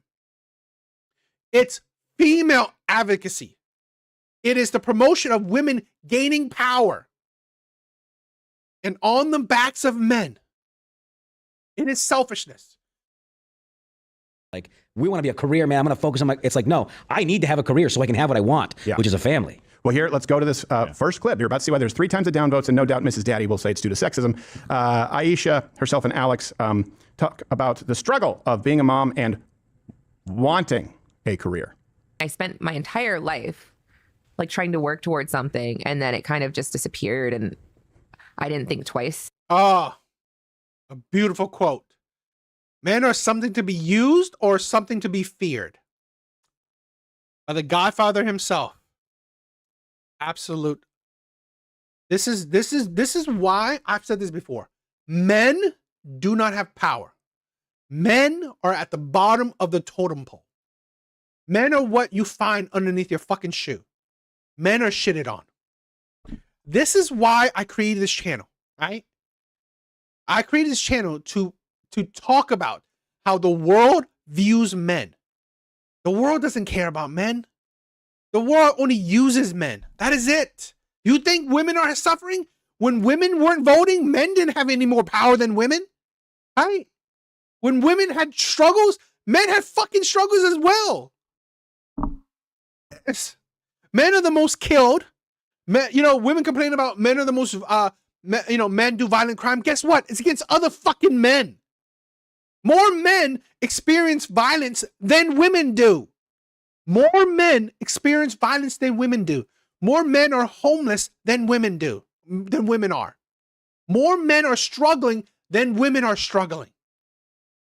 No one cares about men. This is the world that men live in. Men accepted it.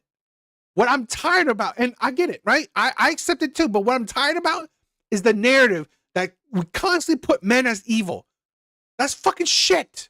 That's fucking shit. And this is the problem. When men try to be good, it's still not fucking good enough. About it. But after my daughter turned 1, I remember there being a shift and being like, I have goals for myself. Like, this doesn't feel right. I love being a mom, but I love doing other things too. And I need to get my shit together and figure out what that looks like for myself. Pause. Now. Yeah, I'll tell you, you do need to get your shit together. And I'll tell you what it looks like. Finding out that little girl's goals. That's now your priority. Just like your man is esteeming you first, you now put the children first. It's not about you. When the kids are up and they're out of the house, sure, you can go back. We used to do this differently, where women used to have children during their fertile years, and then they would go and work when the kids were out of the house. It was it was sort of a natural transition. Now it's like, oh, I got to decide between this and this. Hold on a second. We've heard for so long that being a mom is the hardest job in the world. That's not true. It's a very important job. It's a very important job. I wouldn't say it's the hardest job. Controversially, you guys check out my my latest video on my Devil's Advocate channel, right? It's getting hot, right? Like almost 2,000 views. I'm a small time creator, not that big, but it's talking about a lot of the men in the comment section saying they are stay-at-home dads, and it's not that hard. It's not that hard being a stay-at-home dad, stay-at-home father. Women make it hard. Women make it hard to be, right? Women make it hard. Please check out that video, right? Let me let's see.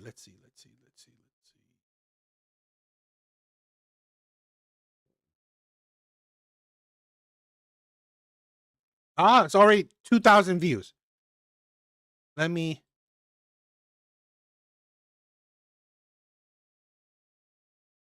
Well, you know what? We don't need to put in. I'm pretty sure you guys seen it, but yeah.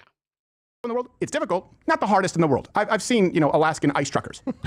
Yeah, it is difficult. It is difficult. I don't take anything away from that. I will take it away from women. It's difficult. It's not the hardest. No. But if it is, and we agree an important job, then treat it like a job, not something that is in diametric opposition to the job you really want. And by the way, that's a luxury of a woman married to a man with hundreds of millions of dollars, because most women don't get to work the job they really, really, really want. And they would love to be able to be home and love on that miracle of life that you created. But let's continue like we're not all going to get irritated. For myself now. What was the hardest part of being a young mom? I think my identity. So what a privilege. Because I had that's the biggest such an struggle. entrepreneurial spirit, not being able to call the shots all the time for myself was freaking weird. Women can experience this like...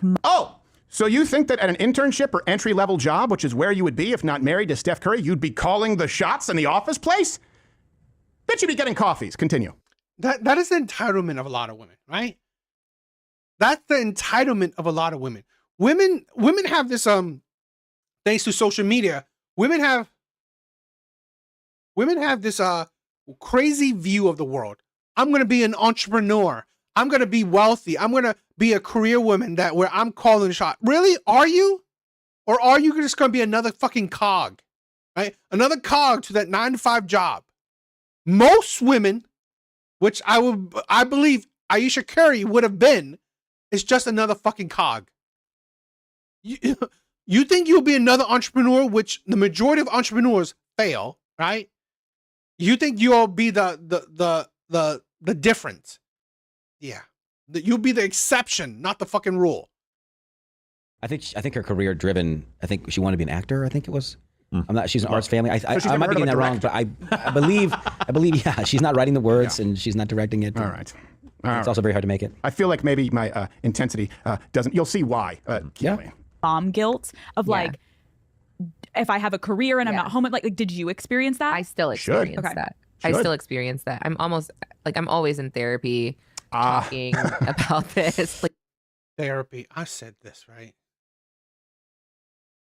Therapy does not work. Therapy is useless. Therapy only fucking what is it? Adds to your fucking mindset. That's it. That's what therapy does. Therapy just continues to poison you. like for me being married and like with my husband, if you lose all of those things that were interesting about you, vagina, even for yourself, like even the things that made me feel confident and cool, then what are you doing? You don't have to be, as women, we're always. So she met Steph Curry when she was a teenager. Mm-hmm. Yes. What things that made you supremely interesting to other adults, you know, these qualities that you had when you were 19, did you lose? What qualities could have possibly existed? I'm assuming you were pretty, and you were hopefully nice. Probably funny, charismatic in some way. And that's why I chose you. You can maintain those things. Yeah. Hopefully you've gone over this with your... I agree. It's pseudoscience, right? I'm not really that enthusiastic with therapy. Very expensive therapist. Told or at least it feels like people just try to have us be one-dimensional, and you can do more. Not that it's easy. No. But it's an option. It's an option. Like I say all the time. Must be nice to have an option. When men do it, they're like, oh my God, you're so multifaceted. Wow. So talented. What a renaissance man. And I'm like, what? Why can't women do the same thing? Like what is They what is can. giving you the ick so bad? You could be an 11-time All-Star. I can't and do other things these too. Separate things. Be good at them. Or at least try to. Like what? Like what is the problem? It is really frustrating. And then I think, thankfully, I feel like Oh, sorry. Is there only a little bit left of the clip? Play it. Yeah. There's just been an uptick of people being like, you know what? I don't care anymore. I'm just going to do it. Even if it pisses all of you off so much and it makes you uncomfortable to see a woman succeeding. What? Deal with that on your own side, because I'm going to keep pushing. Yeah. Well, just replace all the people getting pissed off with children being sad. Yes. Because their mom's not home. Yes. First off, I don't...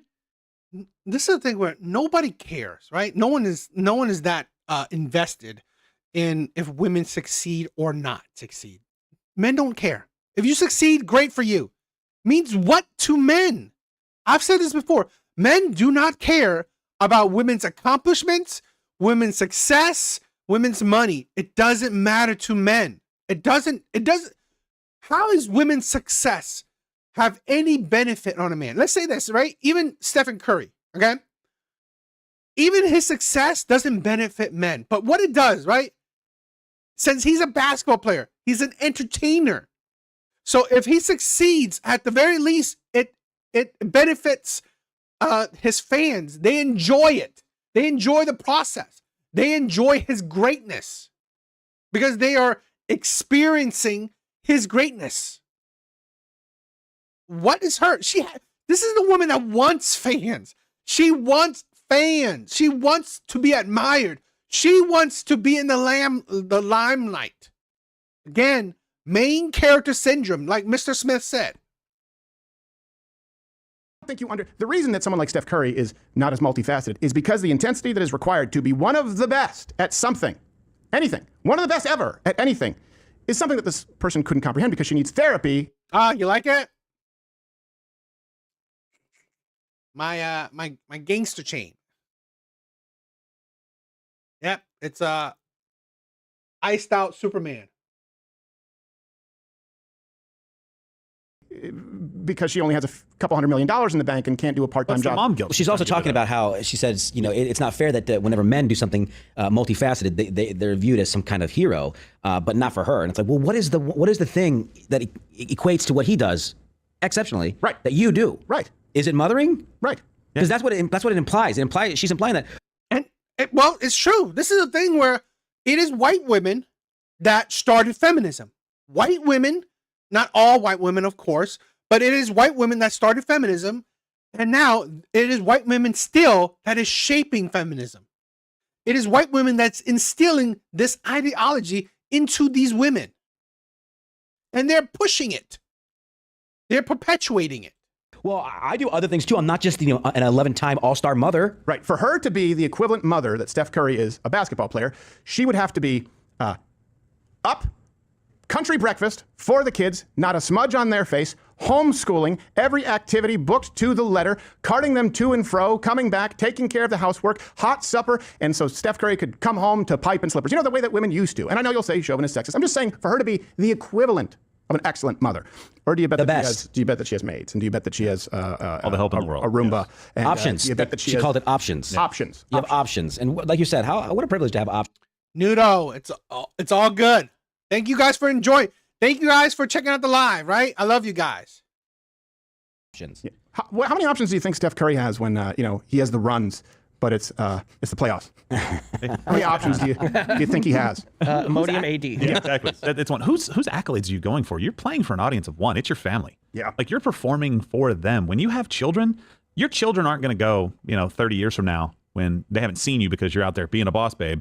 And going to therapy to make sure that you don't feel guilty about the fact that you're abandoning them and you had a choice not to. They're not going to go, man, I'm really glad mom went and was a career woman. Especially as man, I wish I got to spend more time with my mom and they prioritized me when they had the choice to do it. Yeah. And didn't. Especially as somebody who says she comes from an artsy family. Yes. And says, I can't. Well, look at people like J.K. Rowling.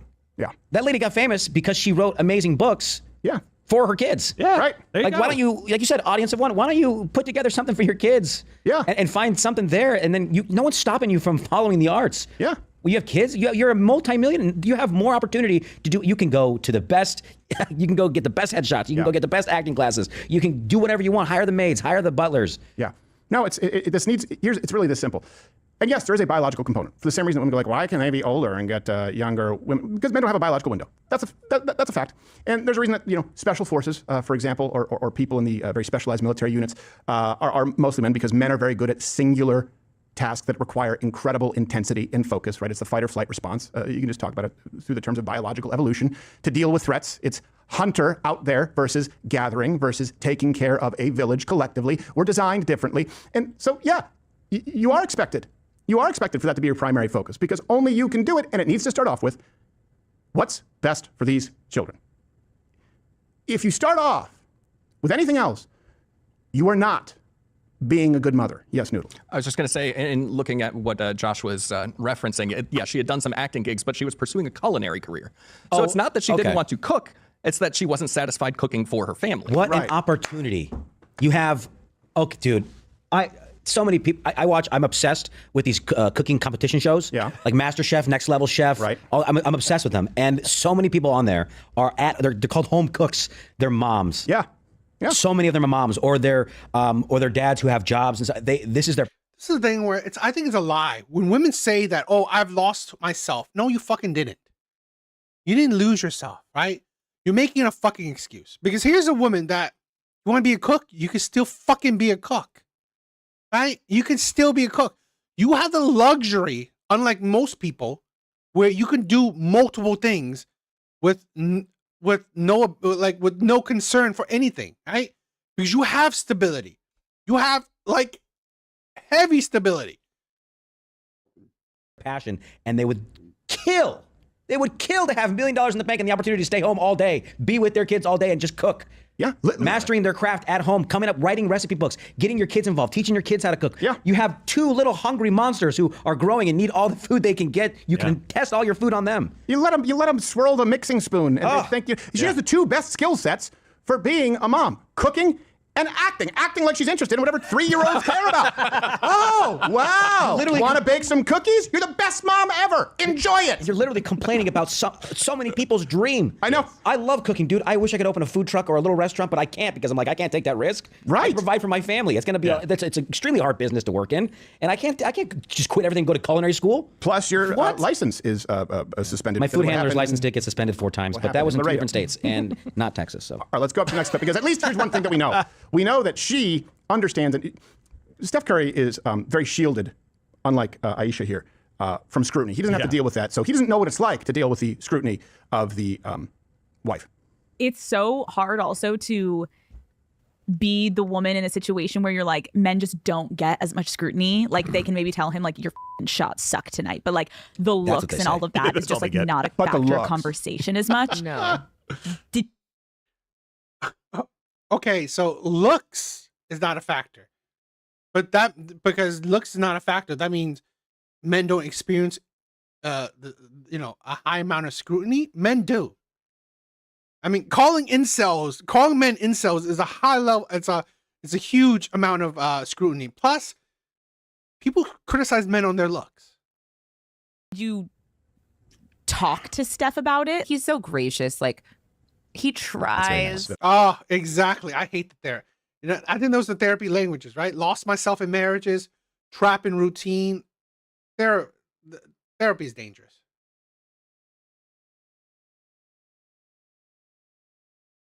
I like it, right? Exactly, Red Door. There are no family matriarchs anymore, which is defined by influence, often involving a commitment to preserving family bonds, values, and legacy. Again, women have forgotten their importance. What makes them so powerful? Women have forgotten their power, because now women want the power of men. Women want power that men have. To resonate with me, but he just can't. Oh, I think because he's like known for shooting threes, people will say something all the time like, oh, he shoots threes on and off the court. And I'm like, come on. Well, first of all, that's funny, actually. 3 plus like a million. Like you were like so f***ing stunning and gorgeous. Thank you, like sweet. I don't even. Seriously? This is the fucking shit about women. Hyping each other up.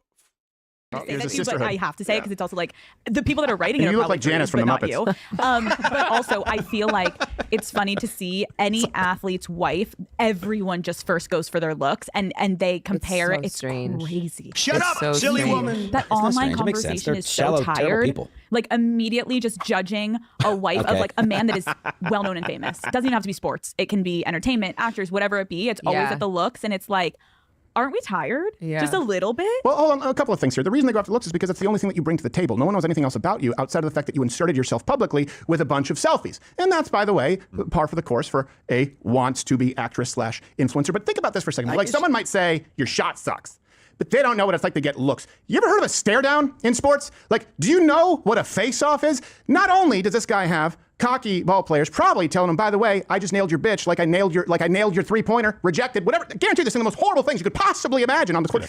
And giving him looks. But this one's like, but man, my husband in All-Star doesn't know what it's like to get the scrutiny of bad looks. Hey, maybe just take the lens off of yourself for a second. And maybe think, and this I genuinely mean as sympathetically as I can, that guy probably gets a whole lot more than looks, is beat up from the world when he comes back. He is a walking fishbowl. He is a magnet for criticism. He can't make any mistake because his opponents and the media are waiting for it. And when he comes home, probably needs someone who's understanding instead of someone who's willing to tell him that he doesn't know how hard it's been to have the maids in the house give you a little lip. Not to mention, every time somebody says, "Oh, something silly," is like, "Oh, you shoot three on the court and off the court." You don't think that hurts his feelings? Right. Yeah, but it was I mean, funny. he gets over it. It really got me. It's fine. But it's like it hurts his feelings. Of course. Basketball players probably get the most trash talk to them than any other sport. By far. Maybe Yeah, besides guess hockey, why? because of the same reason. They're on the court and fans are on the court. Like literally, they're sitting right next to them or right behind them. They're in spitting distances. Players have been spit on. They've had things thrown at them. It's all that the fights occur. Ron Artest went up into the stands. Well, he went in. It was on him, but what a great fight that was. Yeah, he hit the wrong guy though. But yeah, he's lost either 1 or 2 NBA Finals championships. I think he understands scrutiny. Nationally broadcast failure. Yeah. Right. Hold on, Where did he go wrong? And again, this is a betrayal. Yeah, to go out that's and, the point and that I was trash. making. Yeah. Is that, yes, you get scrutiny, and it does suck. Sure. I get it. We all have our problems. That sucks, and I feel bad for you. But you can't come out here and say that he doesn't understand the scrutiny that I go through. He can't even compare. He tries so hard.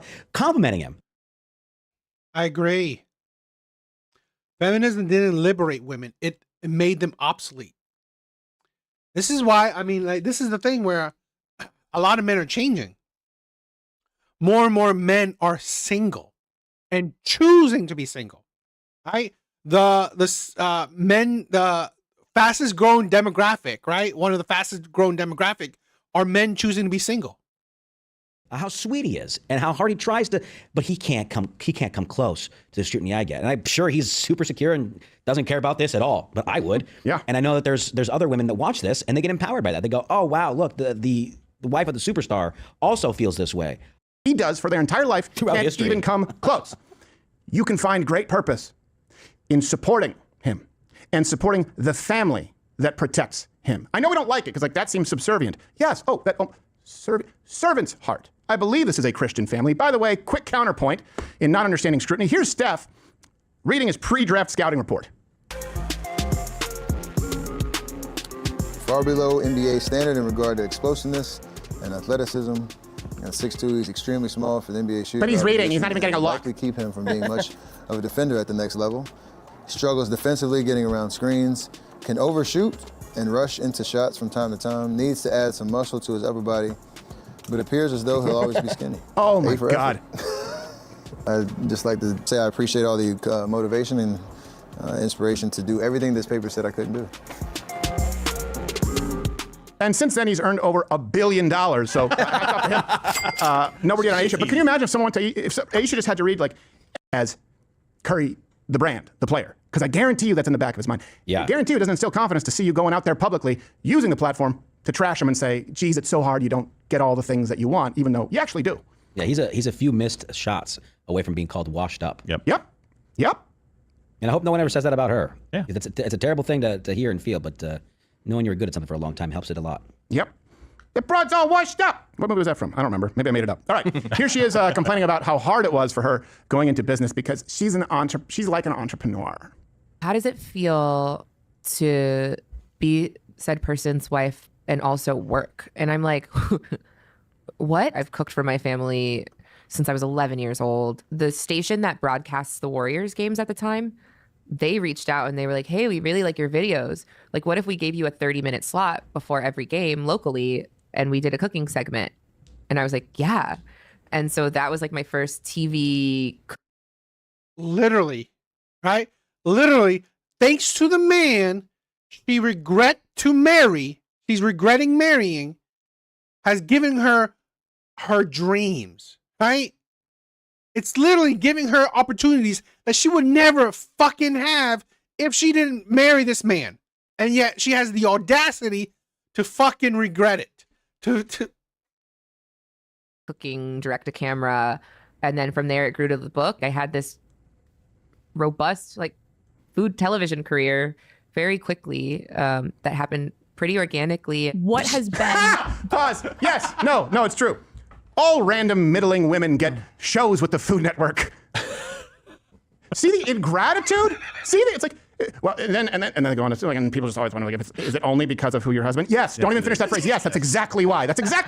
I was told earlier in the interview that when she married Steph, she lost everything that was interesting about her. Yeah, and that she couldn't work. I thought, that she couldn't chase her dream of being on TV for food. Also, by the way, again, let's say you're not his wife.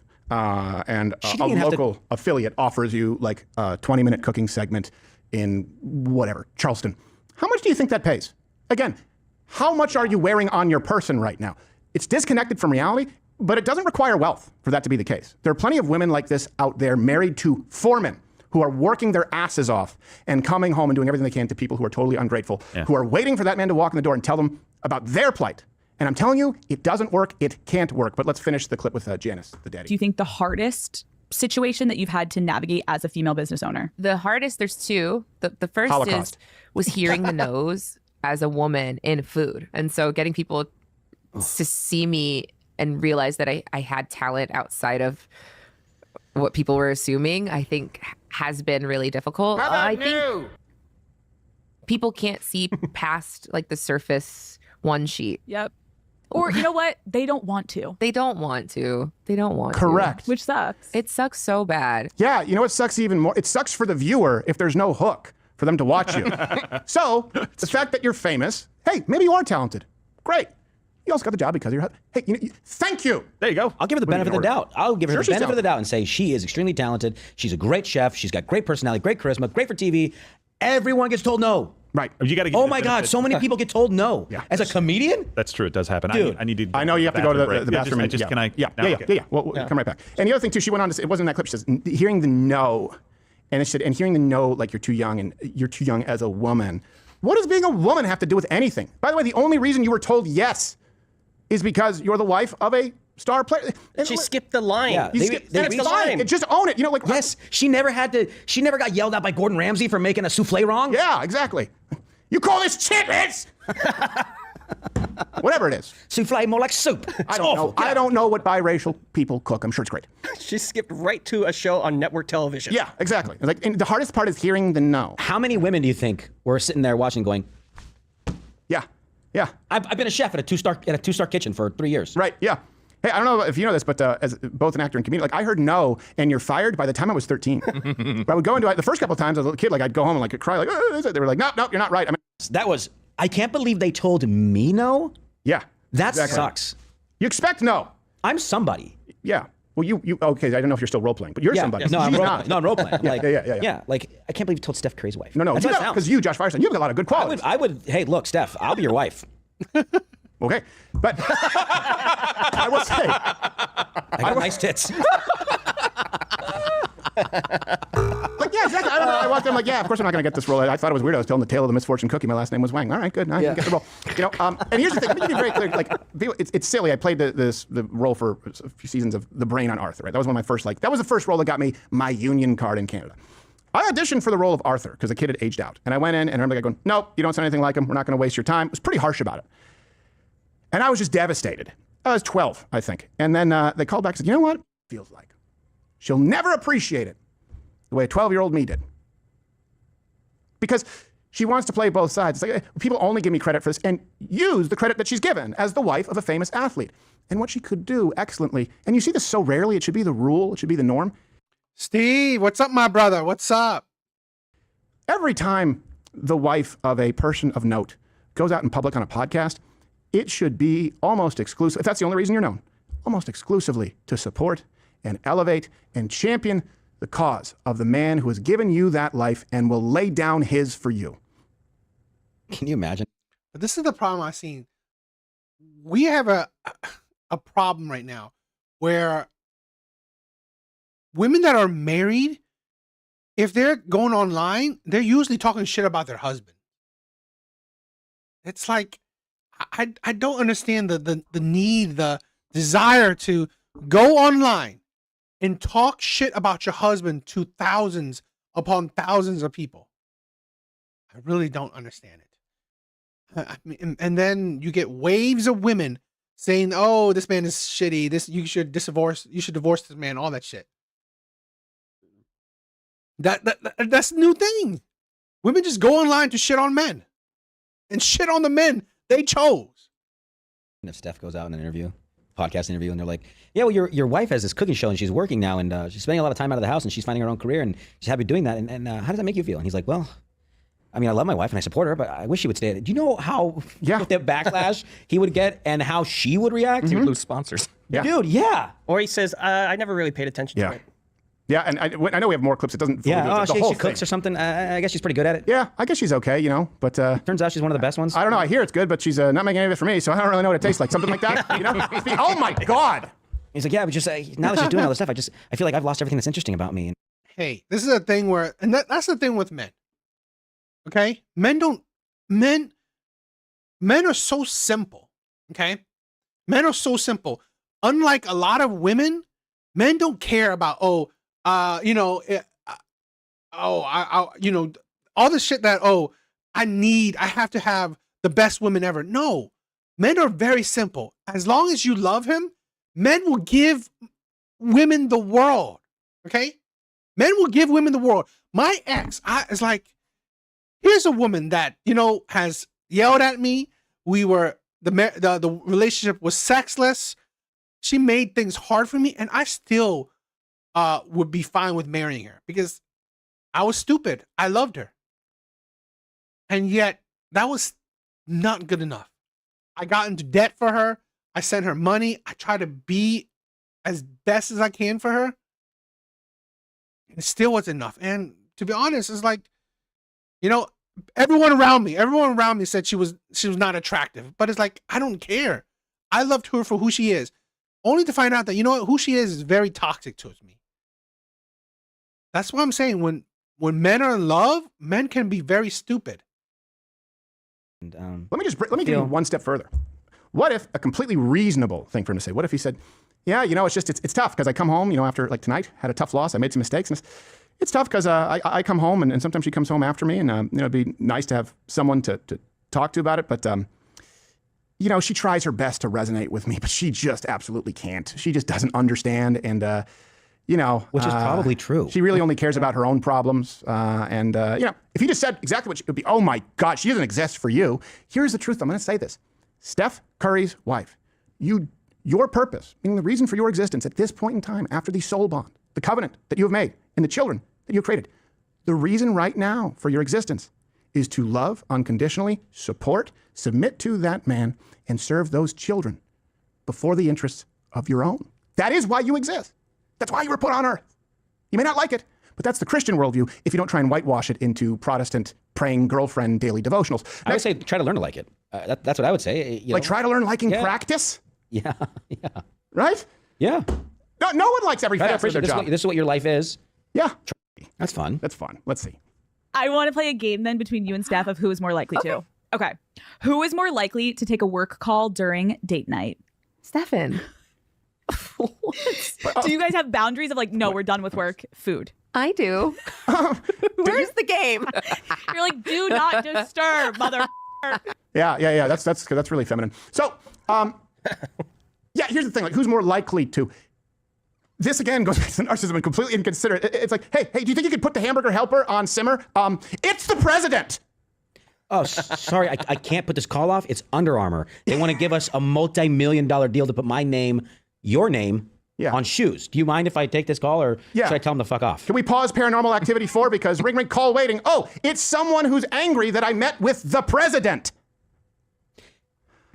Well, she says this from a place from somebody whose husband, technically probably could put off the call from Under Armour or a journalist, and they have that privilege. But somebody watching this, a woman watching this, is going, yeah, what the hell? My firefighter husband took a call during dinner. Now he has to go save some babies, that bastard. Right. And some guy with third-degree burns under rubble is like, I'm glad she had boundaries. I'm being a little extreme, but you're not. No. But that's what I think of is the average person watching this whose husband might have to take a work call. Maybe he's a sales guy and he needs to take this call. Otherwise, he's not going to sell this house or this car or whatever this advertising campaign, and he's not going to make his quota for the month. And then he might be on the chopping block and then out of work for 4 months. And then, whoa, who's a bum now because he can't get a job? Yeah. No, you're exactly right. And here, I guarantee you that, I don't want to speak for him, but if I was Steph Curry, in the back of my mind, I definitely would be fearing that I would outlast my utility to this woman. This is not someone who seems quite capable of unconditional love. And I'm not just saying it because of clips out of context. I watched the whole thing. The context makes it worse. And she's chosen to go out and communicate primarily about these things. That's her choice. And look, men, avoid this. And women understand that men are... Dizzy, you are quite hilarious. I love you. Are going to avoid this more and more and more. You need to do the exact opposite of this. And we need to put... Definitely. But this is the thing. That's how women are. For a lot of women, they will push, they will push those insanity onto other women. Put aside the idea of that sexist, meaning what all men wanted, whether you agree with it, up until and including yesterday, they have to act like they don't, and what women expected from men. If you were to take any woman, well, first off, you'd have to reduce it, right? Go backwards on inflation. And I don't know, $250 million would be like what would it be back then? It'd be like $8. I don't know. Go back to someone back then and say, by the way, the lady next door is married to the richest man in the neighborhood who is a Christian. They got married young, high school sweetheart, has never cheated, speaks respectfully about everything that we know seems to be good. No marriage is perfect. And she's really upset and unhappy. Back then, because here's the thing, it's not patriarchy, although that is important, that kept women in line. It was also matriarchy. There would be a mom who would go, and probably slap you and go, what is wrong with you? My family couldn't afford soap. Do you know what an outhouse is? We don't have that now because we have princesses. And it's whatever my girl wants. Mothers used to keep them in line going, hey, you need a reality check. Oh, I love that. Right? See, this is the thing where forget the patriarchy, all that shit. It's like men and women had their positions in the life, right? In the family. Mothers would keep these women in line. Okay? Other women would keep other women in line. But now we have women pushing women to fucking be crazy, right? Oh, you disrespect your man? Go for it. He doesn't deserve you. He doesn't deserve you, queen. Fucking insane. Yeah, exactly. Do you know who you're married to? That man needs the support that only you can give him. Do you know what Cecilia down the block has to deal with? Half her family just got the Black Plague. I don't know how far back we're going in time, but you understand. There were much greater differences. I think she's happy. I want to say that. I do think she's happy. Oh, I don't. I do. I think she's happy, and I think that she's just having this moment where she's complaining about that. But that's the thing the issue I have with it. But she's done it on so many, going out not there, just the show. Oh, she consistently. Well, I haven't seen it all. Yeah. But what I was going to say was, what she did is completely disrespectful, in my opinion, to your husband. You went on not national television, but it's a very popular podcast, and you went out there and just kind of made it seem like your husband doesn't get it. You're not fulfilled by being with your husband. And I think that's disrespectful, one, embarrassing to him, two, and I think it's a dangerous thing to say to young women who are watching the show who go, yeah, I agree. Look, it's not that great. It sucks. She has Steph Curry, and she's unhappy. Right. And then they go, well, what does it take? What happens to those young women? Right. How does that influence their life? They go, it's fine. Well, you should see the defense of this going like, y'all, it's okay that just maybe she wants something different. No, it's not okay. It's not okay because they've created children. It's not okay. That's where we differ. And women, this generation, decide which direction you want to go down. You can agree with men and what I'm talking about here. And we have slight disagreements, right? But you can understand that's not okay. It's never okay. I don't remember this one. Who is more likely to splurge on a big purchase? Me. Oh, surprise. Oh, that is not even a conversation. Well, good for you. He's going to be so proud of me for being honest. Why the fuck is that good for you? Like, here's the thing. Why? Why is that good for you? What's good about that? Well, you're making a moral judgment. Good for you, spending money that you could never earn if you didn't take advantage of the fact that you're the wife of a famous guy and then lament it. What's good about that? And let's just say it's not bad. But what is good about that? Why is it celebrated? Yeah. What is that like? Good for you. As you should. Like, I'm not saying she shouldn't splurge and spend money. You have the money. Your husband loves you. Okay. Who cares? Yeah, but good? Also, why do you think it is? Oh wow, you came from a liberal single mom household, and you came out like this. You definitely fought. You fought the programming. This next part, by the way, it gets more my favorite part. Oh, okay. Yeah, maybe we can go back a couple seconds. Yeah, so let's play it back. You got fired up there. Sorry, but I don't understand because someone women out there in the sisterhood where you always, can you tell me why is that good for you? Who spends more money frivolously? Me, amazing. Why? All right, play it. Who is more likely to splurge on a big purchase? Me. That is not even a conversation. Well, good for you. He's going to be so proud of me for being honest, too. Will he? He's going to be watching this like, yes, babe. Thank you for taking accountability. What is like one of your splurges that you're like, I'm really actually proud of that one? Actually, my ring. So I reset my ring. I've been staring at it. So that's a good answer. It's fun. But I feel like I'll have it forever. That didn't sound... No. Forever. Yeah. Trailing off. Oh, I guess it's forever. By the way, the big engagement ring is the stupidest thing that's ever. It is proof positive that women have very few real friends. If you put size of engagement ring into a currency converter, its metric will be the value of how many friends it pisses off. That's the only value that it brings, is that it might be bigger or more clear or expensive than your friend's ring. It's of no actual intrinsic value. It's literally just a flex to make other women feel less than. And that's what she spent. Wow, I didn't think about that. Right? Engagement rings, right? Or wedding rings or whatever are just a flex to other women. Yeah, that is very feminist. That is very sisterhood of you to try to flex to other women. Like, look at my big ass rock. Diamonds are a racket, right? Shit. I heard a little while ago. A couple years ago. I heard the history of diamonds. It wasn't a thing, right? In the, 50s, 40s, 30s, whatever. No one cared about rings. No one cared about diamonds. The diamond industry fucking said their shit. They did the whole fucking propaganda, right? Diamonds are the women's best friend, shit like that. They fucking did that propaganda. The most on? Good for you. She spent that on her ring, not Steph. Because, just like the money, the bank account, the cars, the ring he gave her likely wasn't good enough. I also, We'll get to that. I also like that she goes, he'll be so proud of me. And yeah, he's probably watching like, yes, babe, take accountability. I get that they're talking about that one question, they're being silly, but I highly doubt that he's watching any of this and going, I'm so proud of you for saying all of those things to everyone on earth. Right. Yeah. Thanks, babe.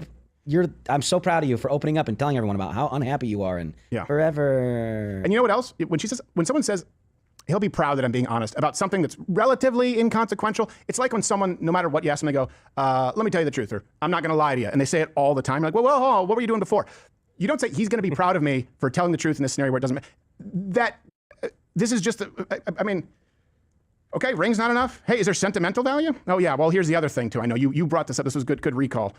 Here she is in 2019 pretending to take off her wedding ring in front of some shirtless dude on TV.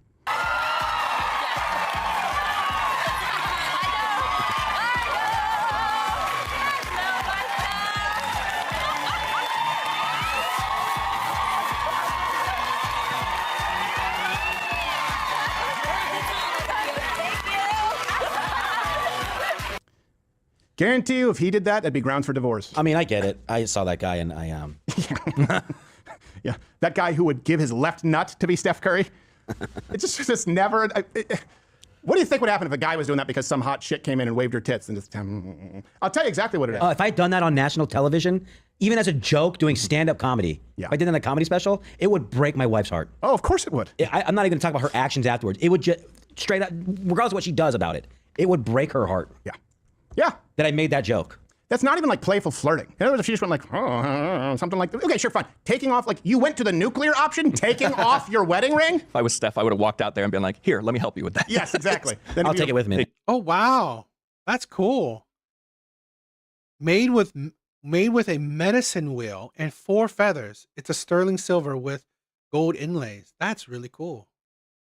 This is a thing where, because here's the thing where this is the problem, okay? There's no more about love, okay? There's no more about, like, it's not deep anymore. Soulmates, life partners. It's just no more about love. No more about a deep connection. This is modern day, relationships. Turn into more. Get out of here. And I'll tell you, but this stuff gets chalked up to. They'll go, oh well, Steph. You know what? Steph Curry doesn't have a problem with you guys are complaining. Steph Curry doesn't have a problem. He's very secure in his relationship and his masculinity. He's very secure. Or he could be held hostage. So then that gets used against everybody else. Yeah, he could be held hostage. They go, oh, you're insecure. Yeah. Steph Curry does. People like Steph Curry don't care. Well, I mean, that's I thought it was interesting, so I did I checked some of that. What do you guys think? What do you guys think? I think I really do think that she doesn't really love him. I think she's using him. Okay, in my opinion. I think she is using him, that he's the stable guy, right? Literally, he is stable. He's giving her the life that, she's giving the stability, okay? The millionaire lifestyle.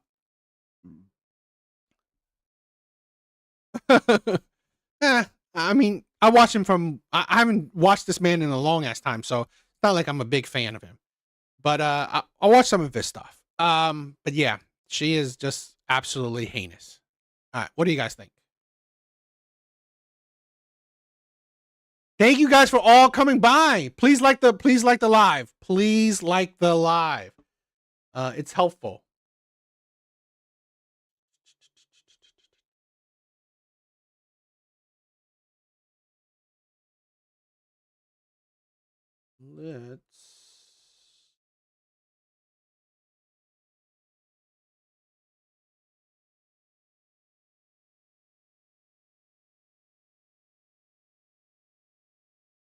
Hey, that's a good thing. That's a good thing. Good thing, Dizzy. I agree with that.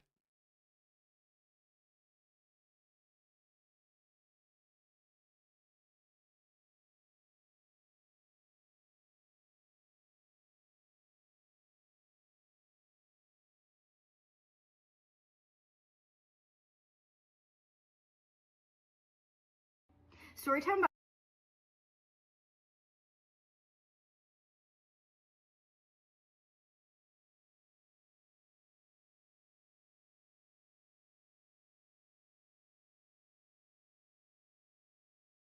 Hi. this was an interesting TikTok a while back. She had to turn off her comments because of this. So tell me if you guys think this is a very a red flag kind of thing. Okay. This is a 7-minute long TikTok video, so we will be reacting in between. So tell me what you guys think. Story time about how a former student came to my classroom and asked me on a date. Let me give you a little backstory. I was teaching high school math. At the time, I was teaching AP Statistics, so I did have seniors. It was my third, fourth, fifth year, I don't know, teaching AP Statistics, and I was always very sure about keeping my distance from the students, in the sense of I always said, like, I had a hula hoop on me, around me, don't get too close to me, just because I wanted to maintain that boundary of teacher and student relationship, because I know that I look young. So I didn't want them thinking that I was their friend, because I am in a position of power as a teacher. So we returned back from winter break in January 2020. Should have known this was how the year was going to go. And I kept getting a phone call on my work phone, which I don't even know that phone number, so I don't know how they got through the office to get to my phone.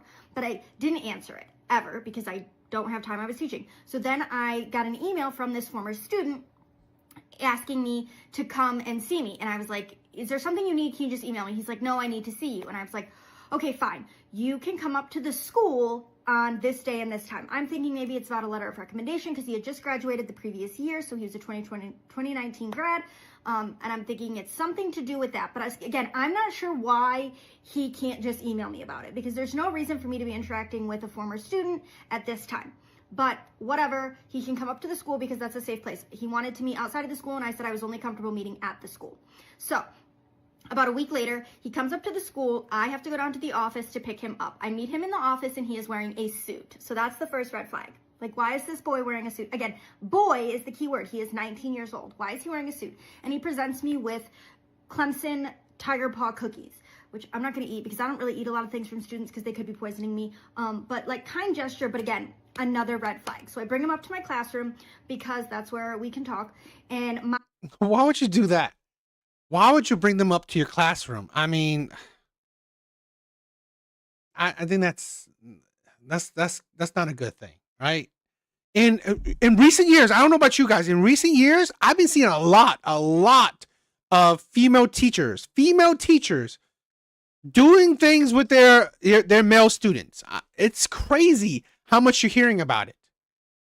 my desk is positioned so that I'm looking directly out the door. So I have him sit at my table that's right next to my desk. So his back is to where the door is and I'm looking out into the door, and I left my door open, and he immediately asked, can we shut the door? And I said, no, we can't shut the door. Teachers and students cannot be in classrooms alone, which is true, especially with the door closed. So I'm, again, trying to maintain my boundaries. So he starts going in and he's like asking how I'm doing and all this stuff. And let me just give you a little bit of backstory in the sense that last year when he graduated, he gave me like a letter, like a 3-page typed up letter about how great of a teacher I was, etc. I did think it was a little weird, but like not so weird because he also gave one to my colleague who was a male. So I was like, maybe he's just like very nice. I don't know. But I never really had any interactions with this student beyond teaching him. Like, he didn't stay in my classroom, he didn't come for lunch, which I don't normally have anyways, but some teachers do that. So I didn't really see him outside of teaching him. So we are sitting there, and I had already told another teacher, like, if this goes long, I need you to kind of come and interrupt it because I'm kind of feeling uncomfortable with this whole situation as to why the student is here on my planning period and had to see me. And now he's wearing a suit, so I know something's up. So he's asking how I'm doing, and he just kind of dives right into it. He's like, so I was wondering if you would go on a date with me. And I looked at him probably gobsmacked and said, no, I won't go on a date with you. And he goes, well, please just give me a chance. And he keeps going into it. And I'm like, no, let me remind you, I am a teacher. You may have graduated, but you are still a child in my eyes. You are 19 years old. I am significantly older than you. I'm not going to go out to a bar, which, by the way, you can't get into a bar because you are a child, and pick up a 19-year-old. I'm not going to do that. I'm going to date someone who's my age or older. In my opinion, that's just the way that I work. And he is just like very, not upset, but he just like keeps going back like, why can't I, like, please let me take you on a date, maybe just like a coffee date. And I'm like, no, I'm not going to let you take me out on a date. And he goes, this is also something I always find weird with a lot of women nowadays. why do you share so much? Why do women share so much? Because this is kind of, things like this is just honestly creepy, and it's like needless sharing. I believe what you should have done is just share this with your higher ups, right? With people around you, right? With your principal, I don't know, your teacher union, whatever. Sharing online is, I question that. I always question that shit. I maybe explained to you like a little bit about my feelings for you, and I wanted to say no, but I think I did say no actually, but he just wouldn't, like, he wasn't gonna leave. And so he's like, I think about you when I'm driving to my classes. I think about you when I'm making my eggs. And I'm like, trying to breathe because I'm like, okay. And he goes, do you think about me? And I looked him dead in the face, and I didn't want to break his heart, but also at the same time, I was like, I don't think about you. You were my student. That's the bottom line. That was our relationship, teacher, student. That's it. And I'm sorry that you feel otherwise, but nothing else was going to come of it.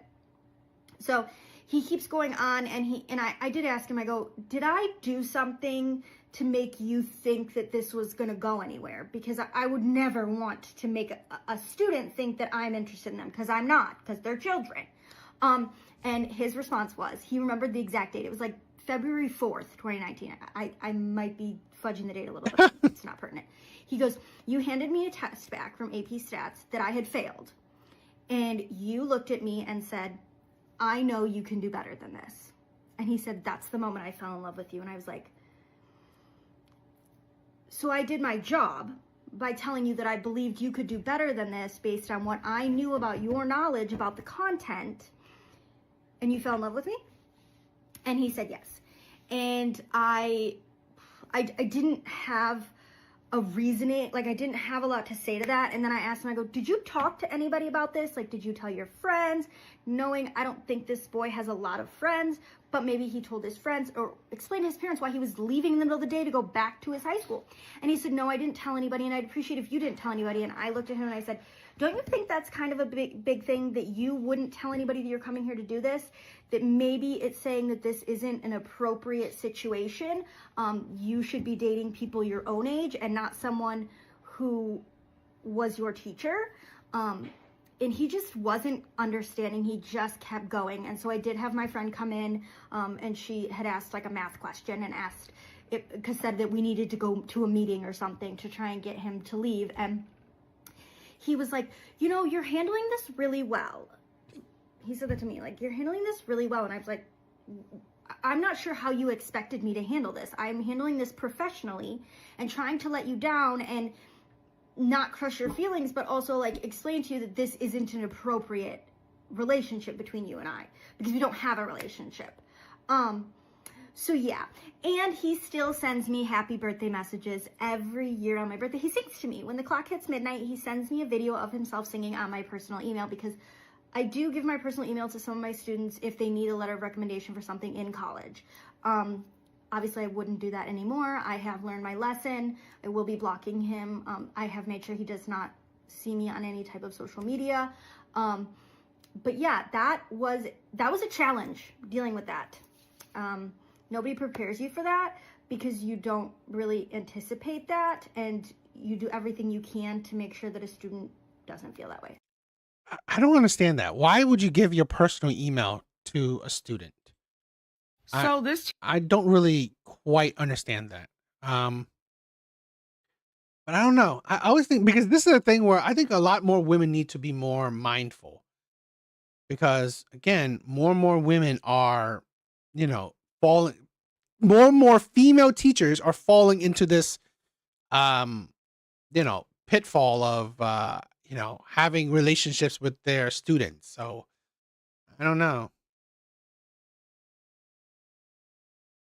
So this teacher posted a story time on how her former student came to her at the school and asked her on a date. Now, this story time is going very viral for a few reasons, so let's talk about it. First off, she looks very frantic as she's explaining this whole entire situation. I can admit, she was very fidgety, so I was like, that's weird. Second of all, she told on herself in the middle of talking about it. She said that her former student came dressed in a suit, and she said that the reason that he had any type of idea that there might be something going on between them was because she handed him a test back and said that he can do better than this. And that's apparently the moment that he fell in love with her. And how she told on herself was because she said that when he was confessing his feelings to her, she wanted to tell him no. And then she goes, but I did tell him no. So was it you wanted to tell him no, or did you tell him no? The way that she's so frantic, looking around as she's talking, like she can't even look at herself in the camera, like she's looking around, like she is clearly trying to tell the story before somebody else does. Now the big question is, who is the student, and are they going to come out with the story time? So that is the thing where this is why would you bring this out to the world? Why you tell? It's like I don't understand, why do some women need to share so much and things that really you didn't need to share at all, right? I don't understand why you need to share this. It's just weird. It could be for validation, correct? Could be for validation. Could be for, you are you're telling the story before it comes out or some shit like that. So it's weird. It's weird. I thought it was interesting, and I wanted to share it with you guys. So, but what do you guys think? You think it's weird? Because, like I said, there's an increasing amount of stories of women, female teachers having inappropriate relationships with their students. So is this woman trying to get out before something like that that kind of news comes out? I don't know. Maybe. Foul face. She has that kind of face. Yeah, I don't know, but we'll see.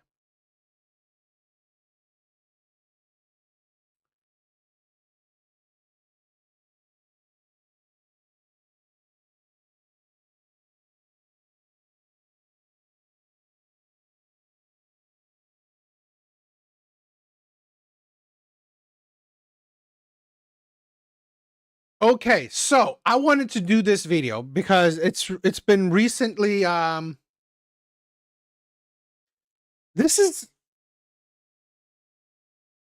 wanted to do this video because it's recently gone kind of viral, pretty viral.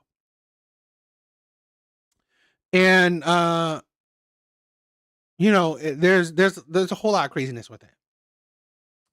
But this is we'll play it, right? We'll play this video. Let's check this video out. Hey guys, so DoorDash just deactivated me 2 days after I reported my sexual assault. Hey guys, I just lost my job, and they won't tell me why. They're supposed to send an email immediately after deactivation providing you the reason why and a link to appeal, and they didn't. So I contacted support, and they made me sit on the phone with them for 50 minutes just to tell me that they can't tell me the reason why, and I have to just go ahead and appeal without knowing why. So my chances of getting my account back, they have my money in that account. I was working! I was literally working! And they deactivated me! This is related. They just punished me for posting about my sexual assault while door dashing. They just fired me, and the police are doing nothing. I lost my job, and that was my only way to make money to pay my bills. Hey guys. So, what do you guys think, right? Watching this video, it seems bad, right? She got essayed while doing DoorDash. She reported it to DoorDash, and DoorDash fired her, banned her from her account. Sounds terrible, right? Oh my God, I feel so bad for her. Okay. I made a video on this on my TikTok, just explaining that, you know what? It's like, it's terrible. That's what happened to her, right? Someone essayed her, right? While she's on the job. And then she was punished for it. I'm like, that is terrible. Women do not deserve to get essayed. That's disgusting. That is disgusting. And, crazy that she's getting punished by it. That's insane. And what I said is that, so this is the result of feminism, right? You put your heart and soul into a job, a career woman, right? Focusing on work instead of, focusing on a man, a husband, and a family. This is what women trade off with. Right? That's what I said in my TikTok. Okay, I focused on the, her losing her job part. So, but I didn't realize how big, insufficient data. I didn't realize how big of a story this would have been. All right, so let's continue, but because look at on the surface by this one video, wow, it's crazy what's happening to her, right? Essayed on the job. So let's listen. You guys, my account is currently at risk of being banned because I had to explain my story one time, right? They took the video down and gave my account a strike. So I explained my story again and censored the video that I have just so they can't take it down for the same reason. They took it down for the same reason again, and now my account has a second strike. Guess what? If I get one more strike, I'm banned from TikTok. So not only did I get assaulted 3 days ago on October 12th on Sunday, I then lost my job. The police are doing nothing. And if I get one more account strike on TikTok, 3 days ago, October 12th, 2025, I was a victim of SA by a DoorDash customer while I was doing my job as a DoorDash driver. Excuse me if you've already seen this. This is my third time posting this because TikTok keeps silencing me and taking my videos down and giving me strikes. So if I get one more strike, you guys, I'm just letting you know right now my account is going to be banned. So I'm going to try to word this as chill as possible to avoid getting this video striked. So on October 12th, 2025, the DoorDash customer requested that their order be left at their front door. When I arrived at their front door was wide open. Their lights were on. And they were sleeping on the couch within eyesight of the front door with their pants and underwear pulled down to their ankles, and they were indecently exposed to me. I got this on video, and I'm not even going to be posting the video clip anymore because I'm pretty sure that's what's getting me the strikes. But yeah, I reported it to DoorDash, and DoorDash did ban the customer. And then 2 days later, DoorDash banned me, which doesn't seem unrelated. I appealed, and they were supposed to respond to my appeal within 7 to 10 business days. They didn't even provide me a reason for my deactivation. They're supposed to send an email. They didn't. So I contacted support, and they told me to continue with my appeal without knowing a reason why. There's an option to select, don't know why I was deactivated, and then you still have to explain yourself. So I did. And within 12 hours afterward, they had already denied my appeal. So I'm really never getting my DoorDash account back. DoorDash deactivated me. DoorDash punished me for exposing my assaulter, and TikTok is currently punishing me for exposing my story time. And this is the only justice I'm getting because I also reported this to the police, and the police are doing nothing. So what? You're gonna take down my videos and give me strikes and just expect me to be like, oh, I just better shut up. I just better sit here and be quiet. I just better not say anything else. I've lost my job, my only way to pay my bills and make a living. I've also gotten assaulted, and the police are doing nothing to help me. So let me just shut up. The videos got taken down. Nobody has to know what happened to me. No, I'm going to keep telling my story. This is the only justice I'm getting, is exposing this man and having posted that video, and it has gone viral. Now he can live with shame and embarrassment if people have seen it and knows who he is or where he, you know what I'm saying? I'm the one being punished. He's not getting in trouble with the police. He didn't lose his job if he has one. What's going on with him? Why am I getting fired? Why are my videos getting taken down? And why am I getting strikes? I'm about to lose my account. I was assaulted. I'm the victim. I lost my job. I'm the victim. Right? Is this making sense to any fucking body? 3 days ago, October. You were the fucking victim? Did you,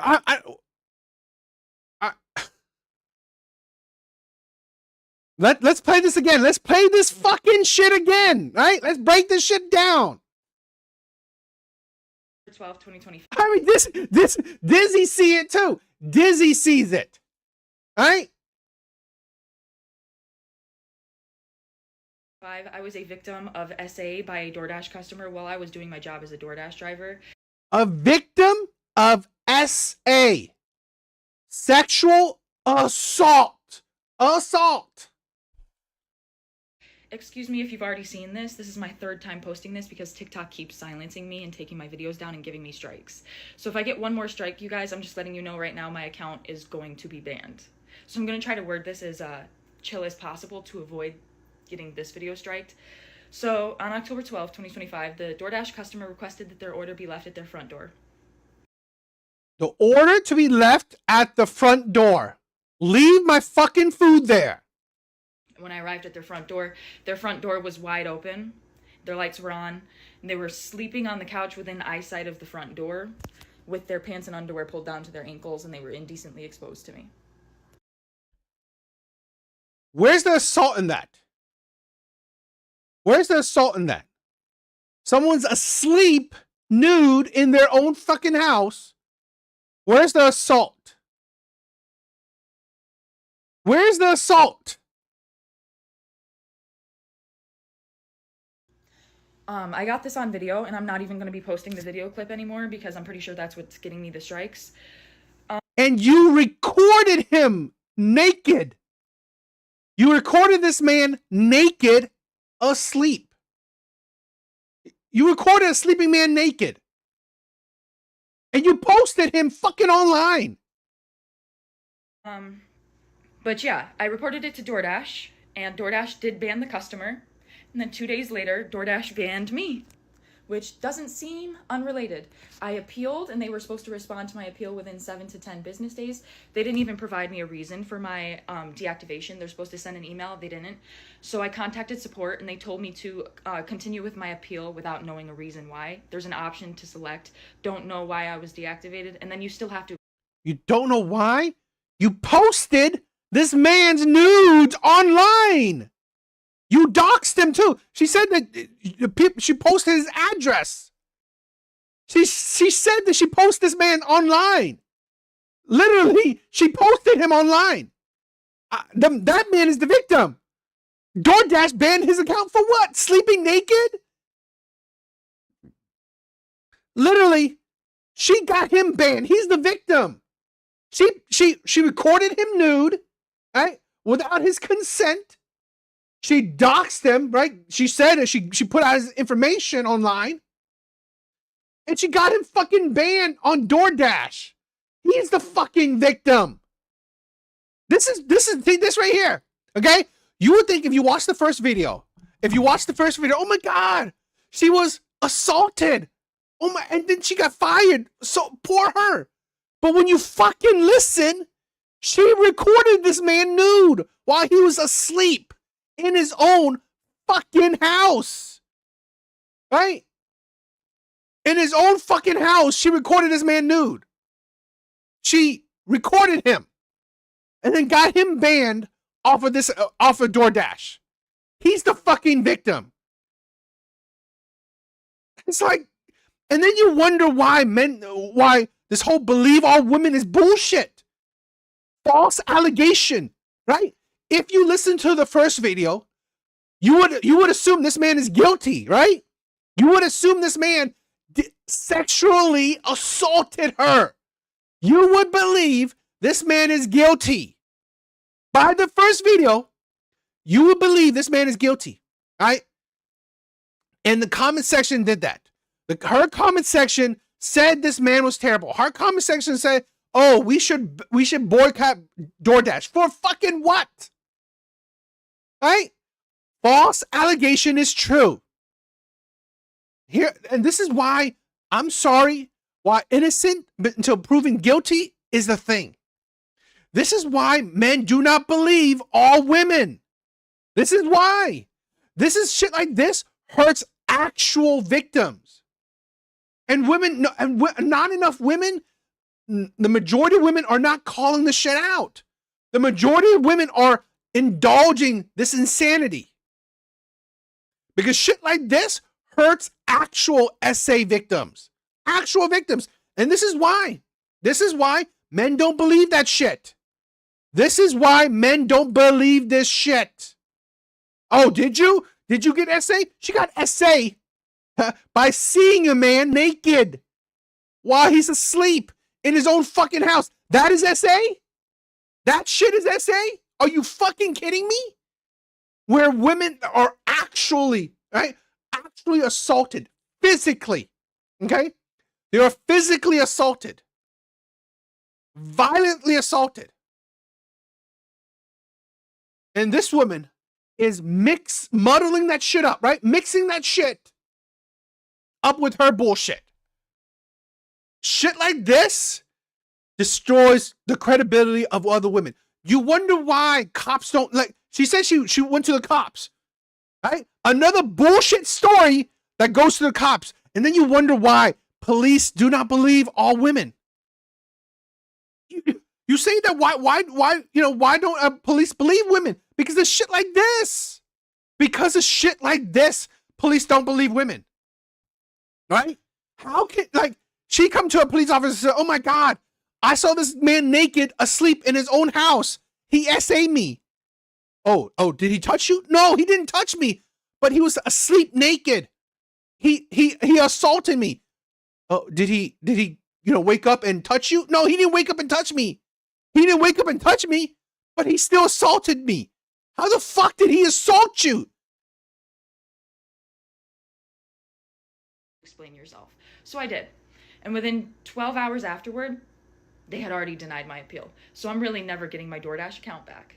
DoorDash deactivated me. DoorDash punished me for exposing my assaulter, and TikTok is currently punishing me for exposing my story time. And this is the only justice I'm getting, because I also reported this to the police, and the police are doing nothing. So what? You're gonna take down my videos and give me... Yeah, the police aren't doing shit because you watched somebody in their own fucking house, right? You recorded somebody nude in their own fucking house. This is, people are even saying this is indecent exposure. No. She exposed herself to him, right? She forced his exposure onto her. She could have just left it on the door, left it on the front door, and just walked away. No, she had to fucking keep on looking. She had to keep looking. Strikes and just expect me to be like, oh, I just better shut up. I just better sit here and be quiet. I just better not say anything else. I've lost my job, my only way to pay my bills and make a living. I've also gotten assaulted, and the police are doing nothing to help me. So let me just shut up. The videos got taken down. Nobody has to know what happened to me. No, I'm going to keep telling my story. Like, this is the only justice I'm getting, is exposing this man and having posted that video and it has gone viral. Like, now he can live with shame and embarrassment if people have seen it and knows who. Shame and embarrassment. Absolutely. This is a thing where it shows you that women are absolutely heinous. I'm sorry. Women like this destroys the sisterhood. Women like this destroys the sisterhood. He is, or where he, you know what I'm saying? Like, I'm the one being punished. He's not getting in trouble with the police. He didn't lose his job if he has one. Like, what's going on with him? Why am I getting fired? Why are my videos getting taken down, and why am I getting strikes? Like, I'm about to lose my account. I was assaulted. I'm the victim. I lost my job. I'm the victim. Right? Is this making sense to any fucking body? 3 days ago, October 12th, 20... DoorDash has responded regarding the situation where a driver says she was SA'd by a customer. We take reports of this nature with the utmost seriousness. We want to be absolutely clear. This dasher was not deactivated for reporting a SA. If a dasher ever experiences something that makes them feel unsafe or uncomfortable, exactly, Mrs. Smith said, modern day deluxe victim. We urge them to please contact our support team immediately so we can help, as their safety and well-being matter deeply to us. At the same time, publicly sharing videos taken inside a customer's home, especially when personal information is involved, raises privacy concerns and is a clear violation of our policies. In order to protect everyone's safety and privacy, we've deactivated both the dashers and the customers' accounts and are working directly with law enforcement for additional guidance. In case this is the first time you're hearing of this, a TikTok creator who goes by IRL Monster High Doll says that while she was out delivering a DoorDash order, she walked up to a customer's home where the door was open, lights on, and he was lying on the couch with his pants around his ankles, fully exposed. She shared what happened on TikTok, but the video was taken down and she got a strike. Then DoorDash deactivated her account, meaning she lost her job over it. After viewers told her to report it, she did contact police, but apparently nothing's going to happen because the man was inside his own home. She now says she feels silenced. And I just want to add my 2 cents. When she said she had been SA'd, I thought she meant she had been physically harmed. There's been a lot of debate in the comments about whether this actually qualifies as SA. Personally, I think it falls more under That's the thing where women, I mean, these studies of SA, catcalling is SA, right? Catcalling is SA. Indecent exposure. That doesn't mean she's not a victim. She absolutely is. She was forced to see something she never consented to, and now she's being punished for it. At this point, I think she wasn't. I don't. She wasn't forced to see it. I don't believe that. her best option is to contact a lawyer. Does she have a case against the customer, or maybe even against DoorDash for wrongful termination? What do you think? So that woman was not fired from DoorDash for reporting a sexual assault. I want to preface this by saying nobody should be subjected to other people's genitals without consent, okay? Please, before you grab your pitchforks, let me explain the legality behind it, okay? So per the information that this woman has uploaded to the internet, she was dropping off food at somebody's house, noticed that the door was wide open, and a man was sleeping on his couch with his pants around his ankles. She then took out her phone and started recording him in his house and then uploaded that to the internet. She decided to report him to DoorDash over this. They ended up blocking him so he can no longer use DoorDash. And then later on, they ended up firing her, essentially, blocking her from DoorDash as well. And it's not from her reporting a sexual assault. It's from probably this man finding out that she posted him naked on the internet. Because you can't do that, right? Now, to the legality of this, okay? Every crime consists of different elements. And in order to be charged with a crime, you have to meet all of the elements of that crime. In most crimes, one of the biggest elements is intent, right? Like, you have to have intent to commit that crime. Obviously, there are crimes where there is no intent, but you can still be charged with something, right? But that's not what's happening here. This man was sleeping on his couch. You have to prove that he had the intent to harm you in some way, whether it was mentally or physically. You have to prove intent, and it's really hard to, or to the police if she wanted to make a report, that was on her, right? But where she went wrong was uploading that to the internet. You can't record somebody in their own home indecent and then post it on the internet. I just want you guys to think about it if it were the other way. Do you know how many people would be up in arms if it were a woman who was, I don't know, wearing a robe and the robe fell? And that's the thing where no one is thinking about. None of these comments, right? None of the comments think about what if it happened in reverse? What if it's the other way around?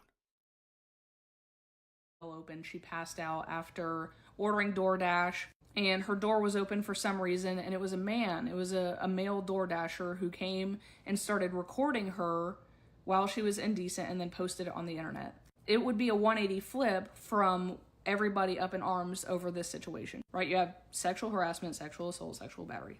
And you are valid being a victim of any one of those. As tragic as this story is, I think it lacks intent to prove that it was meant to be harmful to her. I truly don't think she would have lost her job if she didn't post that on the internet. I think she should have just gone through DoorDash, and if she felt the need to make a police report, then do that, and she could have gone that route. Because at the time, DoorDash did what they should have done, and that was block him as a customer. They don't have any kind of authority to do anything else there, and if you wanted something else done, then that's when you go to the police. And then they decide whether what he did meets all of the elements of any kind of crime to be charged with. As unfortunate as it is for those involved, there are things that you should not bring to the internet, at least immediately. Like if you reported him to the police and, there was a trial, whatever, like that's just something that you wait until it's all sorted out. Or if you're not getting the justice that you think you deserve, then sure, go further and explain what you need to on the internet. But again, you cannot post people in their homes on the internet like this in their own privacy. So that woman was not fired from DoorDash. I find it extremely ironic, all of the people in my comment section and the DoorDash driver online claiming essay was not essayed. And I know this will probably get me canceled and it'll rile up a lot of people. She was not essayed. End of story. Stick with me. Watch this. They just punished me for posting about my sexual... How a woman who had been essayed should be treated. This is not how this should go down. And I couldn't fathom it. But then I went and watched the rest of her videos. And Stick with me for this. Requested that their order be left at their front door. When I arrived at their front door was wide open. Their lights were on. And they were sleeping on the couch within eyesight of the front door with their pants and underwear pulled down to their ankles, and they were indecently exposed to me. That was not SA. It wasn't. And if we want to call that SA, then every time there is a public nude protest or a public nude parade that marches through cities and towns or conglomerates in major cities and towns where people out in public are exposed to it without their consent, then every single one of those people can be charged with SA. Fair is fair, right? See, this man was still in the privacy of his own home, seemingly asleep, per your own words. And we don't know if maybe he isn't feeling great. Who knows what happened? Maybe he thought he closed the door and didn't latch it all the way and the wind blew it open. Maybe he's got kids, because those little turkeys do not always close the door or close it all the way. So much fun. Yeah. Now, if he did do it intentionally, great. Charge him with harassment, go that route, whatever. But the fact is, you don't know what happened. He wasn't awake. He didn't confront you. He didn't do anything lewd or lascivious. He was just there and exposed. Gross, yes. Worth filming and then posting online, and then after that, like a day or more later, then making a police report and reporting it to DoorDash? Yeah, I see why they canceled your contract. 100%. See, if you had called and made a police report first, made a report with DoorDash after that, and then had this happen and then shared everything online, I might side with you a little bit more about retribution. But given the timeline and scenario of things, no, you're not the victim here. Sorry, not sorry. So I hope this reaches the right. I find it extremely ironic, all of the people in my comment section and the DoorDash driver ladies saying that indecent exposure is absolutely SA. But yet when I bring up nude bicycle rides and protests through major cities, oh no, that's different. That's hypocrisy. Because if you think that seeing somebody naked in the privacy of their own home is SA, but that this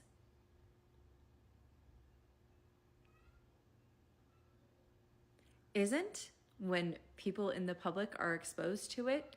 And you know, if you watch, like, I've seen some of these, like those gay parades things, right? The pride parades, fucking, you know, they indecently expose themselves a lot. So that's crazy, but that's what women support. Have to see it without their consent. Yeah, we've got bigger problems. Being mature is realizing that white girl that was door dashing and lost her job because the dude assaulted her, she lost her job for a great reason. Now that DoorDash explains it, that dude was in his motherfucking house in the comfort. And to be honest, when she said it, I didn't really believe her whole story, because it's like, girl, I was suspicious about the door being wide open.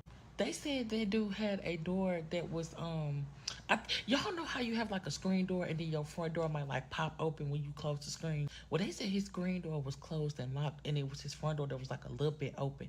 And she looked in his house, even though his instructions said leave at the door. How the fuck you gonna turn around and say somebody assaulted you when you the one who looked in his house, stopped right there to stay and pull out your phone and then record him? Like, just by the way she got on her crying and hooping and hollering, I just knew that she did something wrong. Because it's like, girl, what the fuck you mean that man assaulted you? I thought she meant the nigga came out his house with his pants down, grabbed her, some shit like that. You was looking in that man's house. And you violated his privacy by fucking filming him and zooming in on him through a screen door. Because y'all already knew, like, DoorDash, they do give you a chance to submit proof and stuff like that. So you actually felt comfortable submitting a video of you violating somebody's privacy when his instructions said, sit at the door and walk the fuck off. He didn't have a code on it, so she didn't have to talk to him. Just set the food down and leave. And this is what the fuck we be talking about. Y'all be so motherfucking nosy and always minding somebody's business. Now you done minded your business the fuck out of a job. And now it's DoorDash's fault or everybody else's fault. What about that dude who you have in your motherfucking phone? If anything, you violated him. That's where the fuck hard-headedness gets you. And then for you to try to play the fucking victim, I just knew something about it was just so dramatic. Like, come on now, because I've DoorDashed before and I actually have an account. Them folks is not going to sit up there and just let you go for no fucking reason. Now, one thing they can do better is when people be reporting you, the appeal process, but now they give you a chance to like drive it off your record type shit. But other than that, I just knew that girl was lying. She said the nigga door was wide the fuck open. He was just sitting there like, girl, bye. The DoorDash customer requested that their order be left at their front door. When I arrived at their front door was wide open. Their lights were on. And they were sleeping on the couch within eyesight of the front door with their pants and underwear pulled down to their ankles, and they were indecently exposed to me. I'm just watching other people's their thoughts and reactions to it, so, you know. In the nicest way possible, what happened to this woman was not assault. It was harassment, and there is a difference. How is a harassment? It is in someone else's home while they were asleep. Okay? They were knocked out. People do sleep in the nude. People do sleep in the nude. And we can't, I mean, the person was probably drunk, probably was out of it. So they probably didn't close their door correctly or securely. How's that harassment? Intent matters. Intent matters. And like, seriously, not everything that you don't like, you can call harassment. You can call assault. If she tries to sue, which I understand, I mean, depending on the state, like I'm in Indiana, it's an at-law, like it's an what's it called? At-law state, whatever. You can be fired and they don't have to give you a reason. That's how it is here in Indiana. I don't know about where she's at. But if she wholeheartedly believes that she was fired and for no reason, okay, that's fine. Sue. But if you are going to sue, your wording matters. That court is going to tear you apart if you say that this man assaulted you when he didn't even touch you. The definition of assault is to be physically harmed or physically touched in a way. This man did not touch her. He was... And you know what? In observation, in like, if you take a step back, she harassed him, right? I would think women, like if the thing was reversed and a man recorded a woman naked, asleep in her house, right? Asleep in her house, wouldn't that be more harassment? Buttloads of feet away from her, passed out on his couch with his pants down. Yes, weird, okay? That's just indecent exposure. Indecent exposure is not assault. If it was, all these rock concerts I go to where the girls are flashing their boobies, I would have been assaulted all those times. No, that's not how that works. You were not touched. You have to be touched to be assaulted. That literal definition of assault, okay? And, you know, I say it as like, hey girl, like if you want to sue, make sure you use the right wording because these courts they will tear you apart if you say you were assaulted when this man did not touch you. I'm just trying to help a girl out. I've commented this on the video as well, and everyone's like, oh my God. I want to show this because there's like a bit of divide where women are saying that this is assault. Women are saying that this is indecent exposure. Women are saying, I mean, like, again, women are saying, you know, what is this? That this man did it on purpose, stuff like that. God, how dare you do the victim blaming? Hi, I've actually been assaulted. Hi, multiple times. I was physically harmed, unconsensually. That is assault. What happened to her is not assault. Period, point blank. Y'all, let's clear something up. That DoorDash driver wasn't... Oh, we can see the video. I don't know. I question that, right? Was the door open like this or did she push it open, right? I mean, right now, okay, here's the thing where you can't, this is the video. It looks like they're showing a quick clip. You cannot, see, now this is the problem where You can't trust women. You cannot trust women. False allegation. She says he assaulted her when he didn't. So could you trust that the door was open a crack? Or did she push the door open so she can record him? All right, you can see that. You can see right here. I guess this looks like he's naked. Y'all, let's clear something up. That DoorDash driver wasn't fired for reporting a sexual assault. She was fired for posting a naked man on the internet.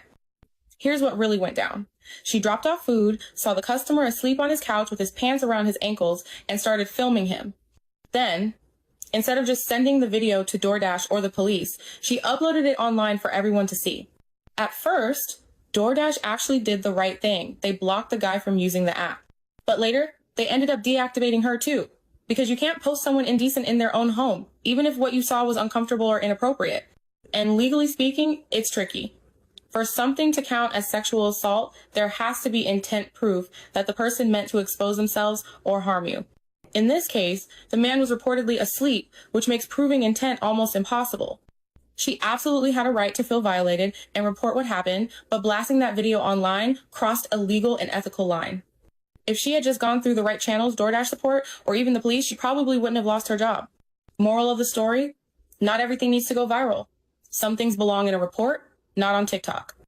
Y'all They just punished me for posting because you weren't sexually assaulted. Like, look, maybe this video gets me in trouble, but she was not SA'd. Like, I know this video went super viral, and everybody's like, oh, poor dear. Guys, she was not SA'd. What happened was she was door dashing. The person that she was delivering to put on the instructions, leave my order at the door. However, when she got there, the door was slightly open, and she went in the motherfucker's house, and in the house, in this person's own house, this person was passed out with their junk exposed. That's not SA. She wasn't SA'd. It was a person in their own house, not wearing pants, told her to leave the shit at the door, and she said, nah, I want to go in this person's house. And then recorded video in the home of the person who told her to leave the shit at the door. Yeah, you weren't SA'd. You just invaded someone's privacy. You went into someone's house and was upset by what they were doing in their house, even though they told you to leave it at the fucking door. Yeah, you're not the victim. The person you recorded passed out in their own house. They're the victim. You're a creep.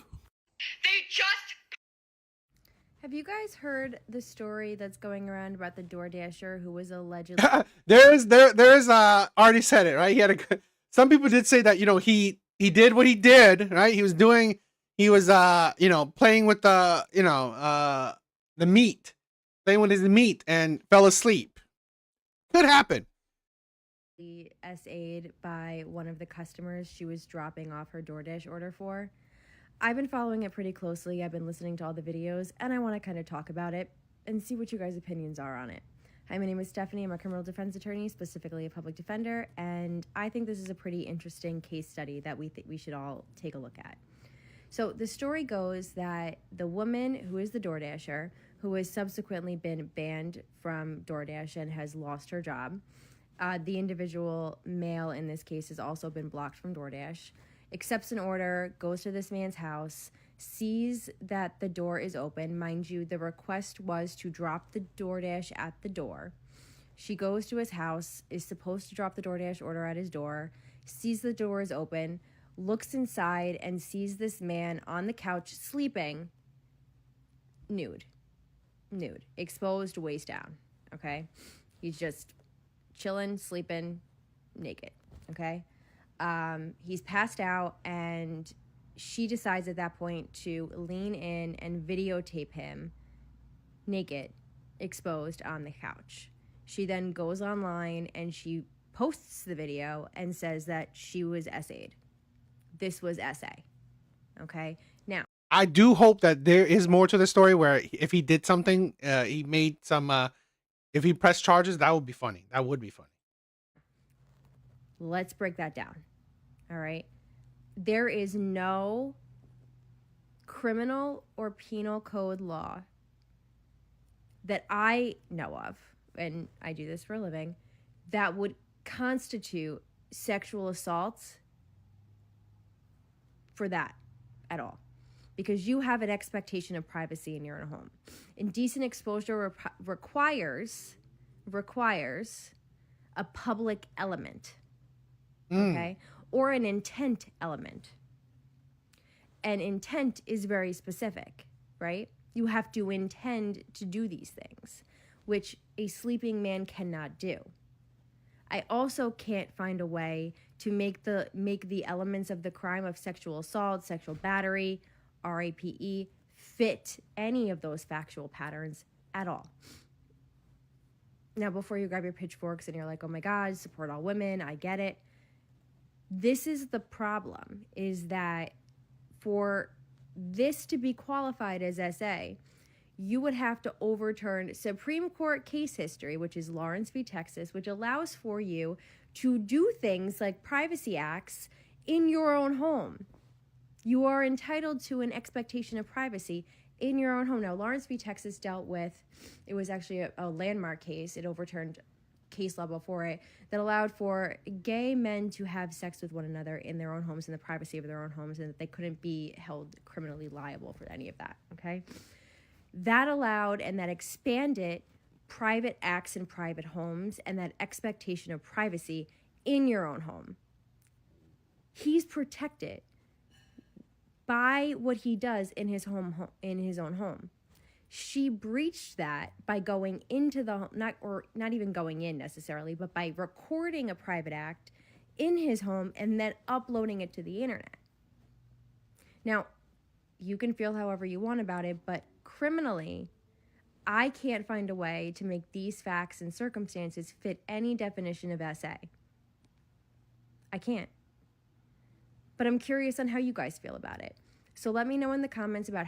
Okay, so all of you that are defending this man are telling me that it is perfectly normal, like it's just something that happens where you order food and within the 15 minutes it takes for this food to arrive, you open your door fully wide open, you turn on all your lights, you lay down on the couch, you take off your pants, you take off your underwear, and you fall asleep. Like that's the way you just prefer to sleep.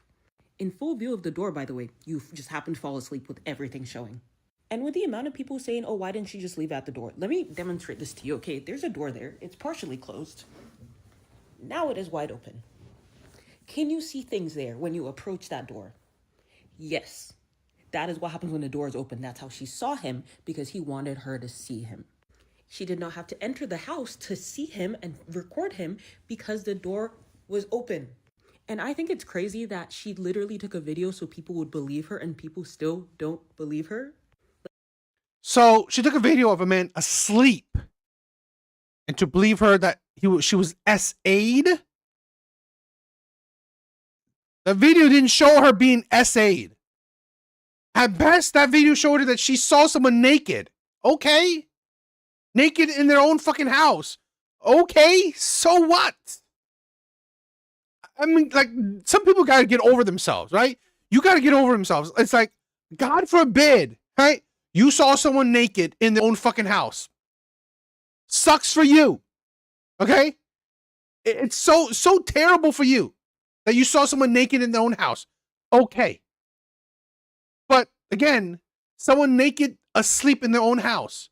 This is I find it funny. So if a man, if this was reverse, would you be blaming, if it was a man at a woman's door opened, right? And he was recording her, he posted online. Would you be blaming the woman that's naked? Or would you blaming the man that's recording this woman naked in her own house? Huh? Let's say it's not even an open door. What if it's like an open window, right? An open window. I mean, a window is really, what if a man is recording a woman through a window, right? A clear window. She's naked. Is that okay? She's asleep naked. Is that okay to record her? I hear no one talking about that. So that's not. Yes, exactly, right?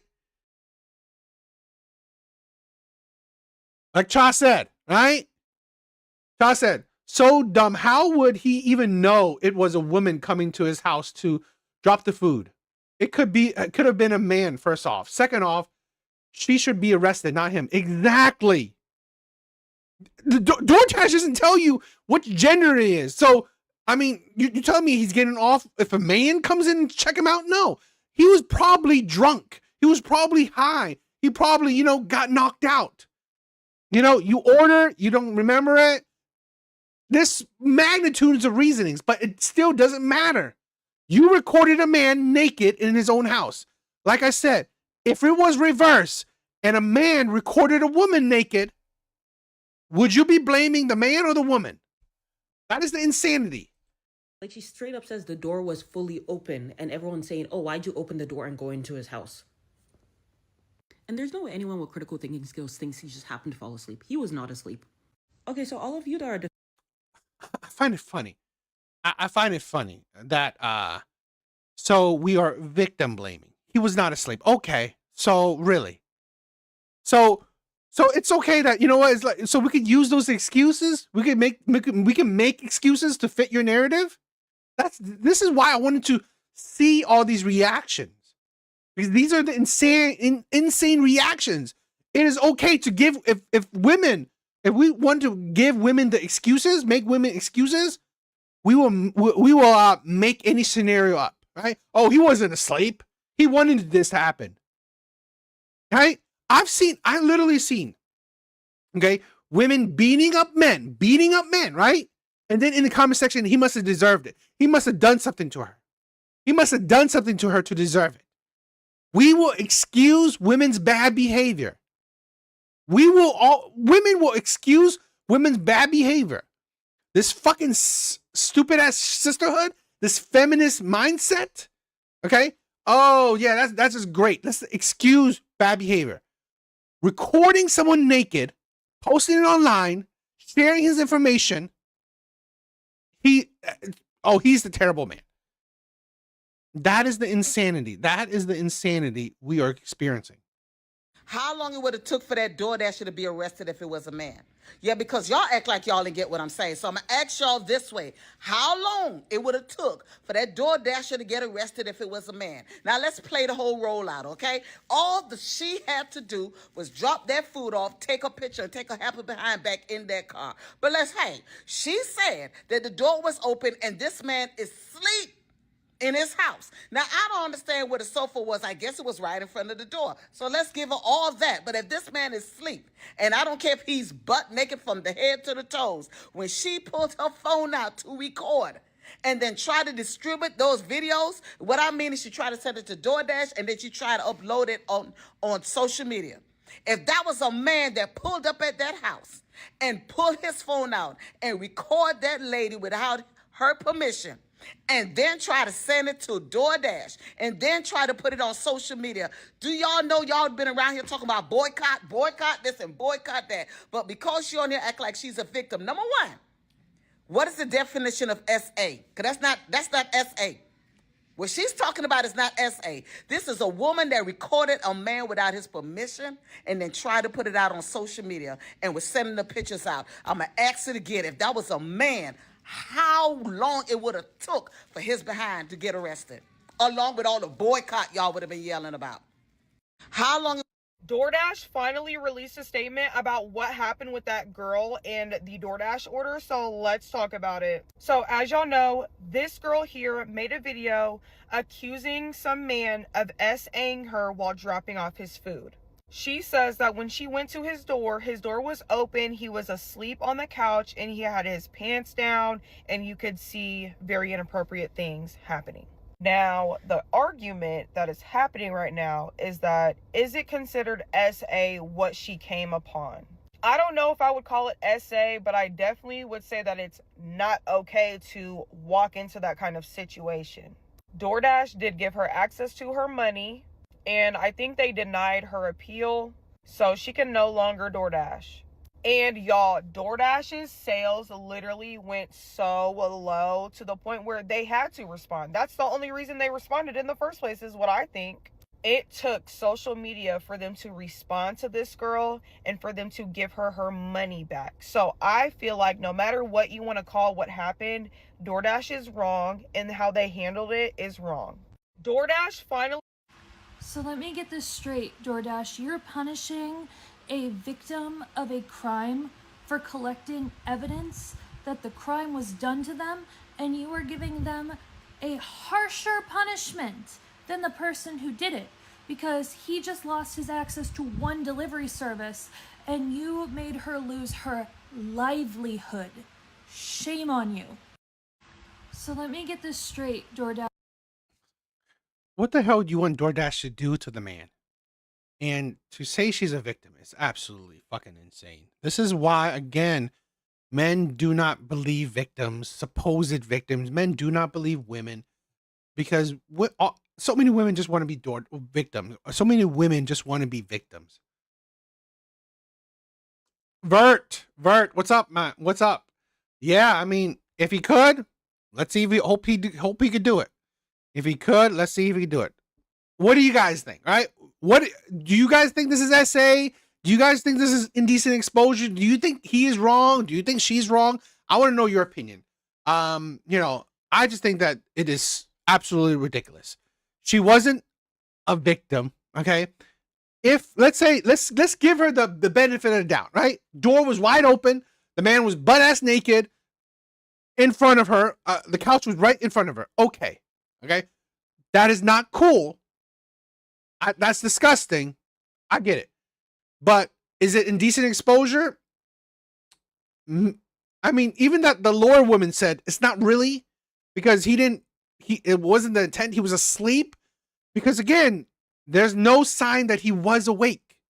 He was asleep, and it wasn't out in public. It was in his own fucking house. People can be naked in their own homes, okay? People are allowed to be naked in their own homes. So, I don't know. I think that woman wasn't a victim. I wouldn't really call it indecent exposure. I don't really blame that man for anything besides maybe he should have been more sober. But yeah, definitely, I don't think she's a victim. I think she could borderline on the the abuser, or the one that he's probably more the victim than she is. But what do you guys think?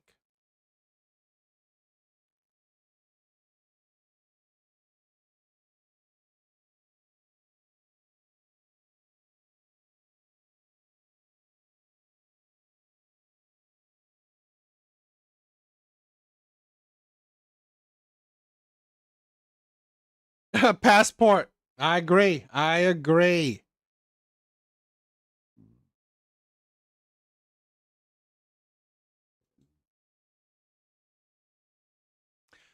All right, let's do some Kendra G videos. It's so late.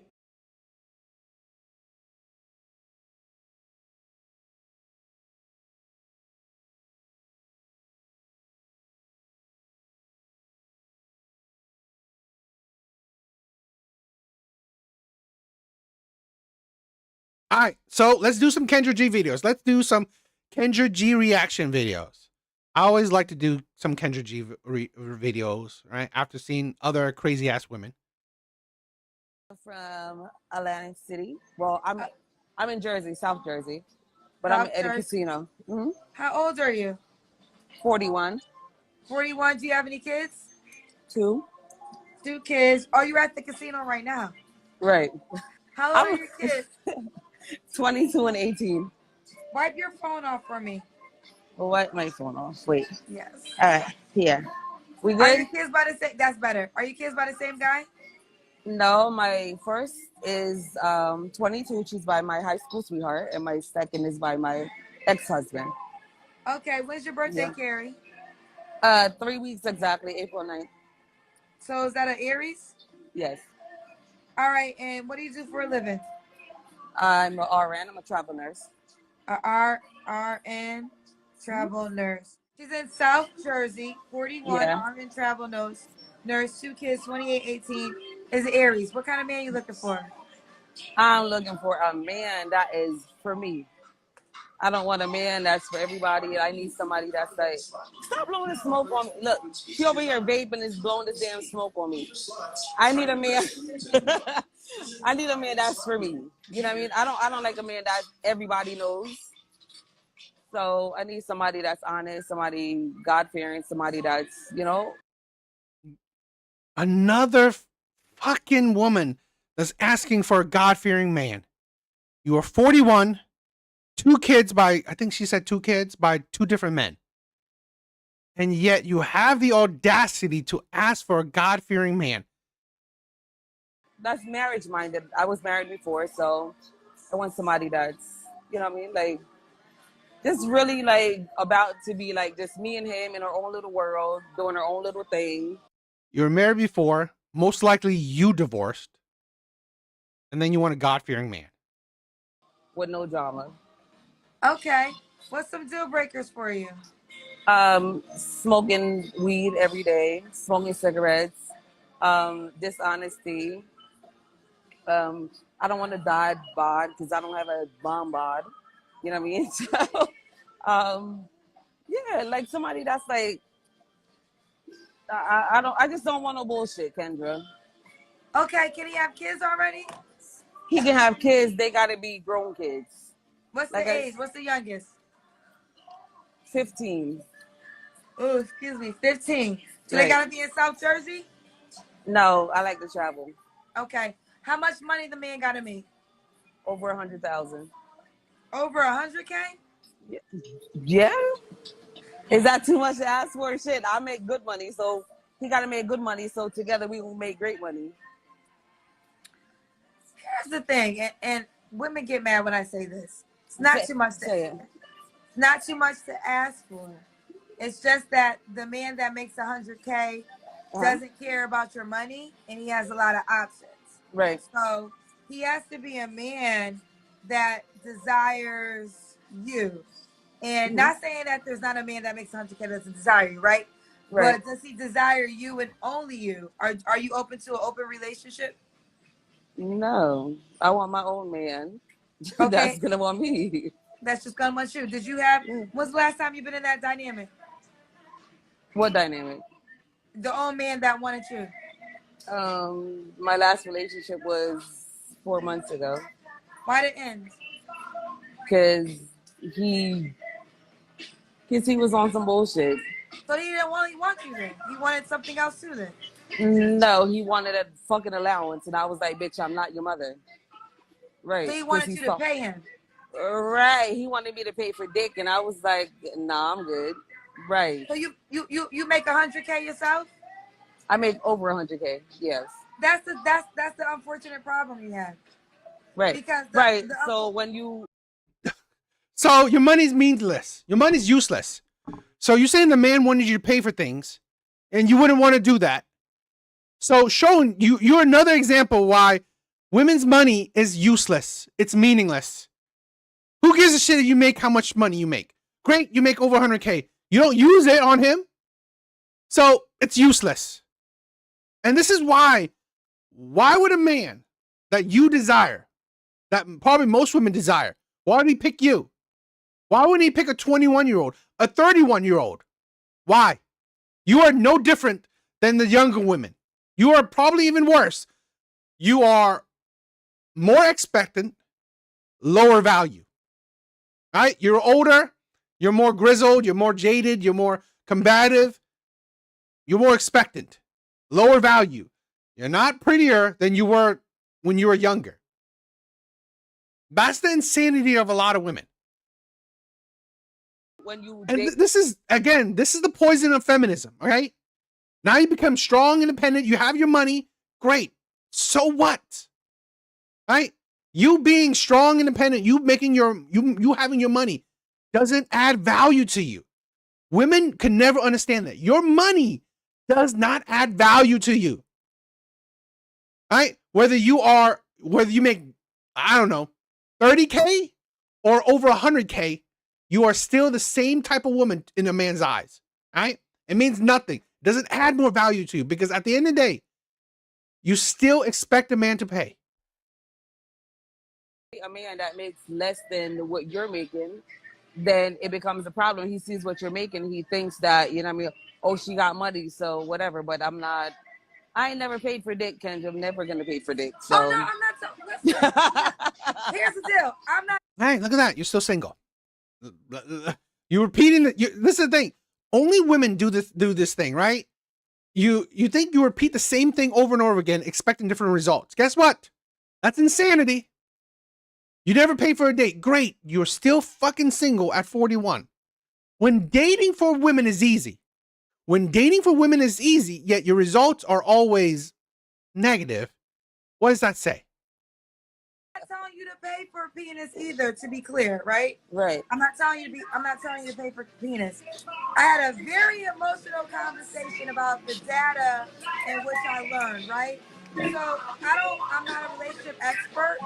I'm not a therapist. All I am is a professional journalist that hosts a dating show that I've been hosting for 2 years now. And with the data that I learned, it's more difficult for women to find a man that makes that amount of money to be faithful. You Right. can potentially date a guy that's gonna make what you have and more, but if you ain't, but more than likely, he might want to sleep with other women. So then you Right. have to ask yourself the question, would you tolerate that? Then you might find a guy that will be faithful, treat you great, but he may not make as much as you. Does that matter to you more? He can be faithful, but he's not going to make as much. So Right. the unfortunate thing, and I say this because the type of black man you will want, I'm assuming you want to date a black man, right? It really doesn't matter. I mean, I'm Jamaican. Okay. You're open? Right. No, I mean, I'm open. I'm Jamaican. So, like, being relatable to a man in the Caribbean is very important to me.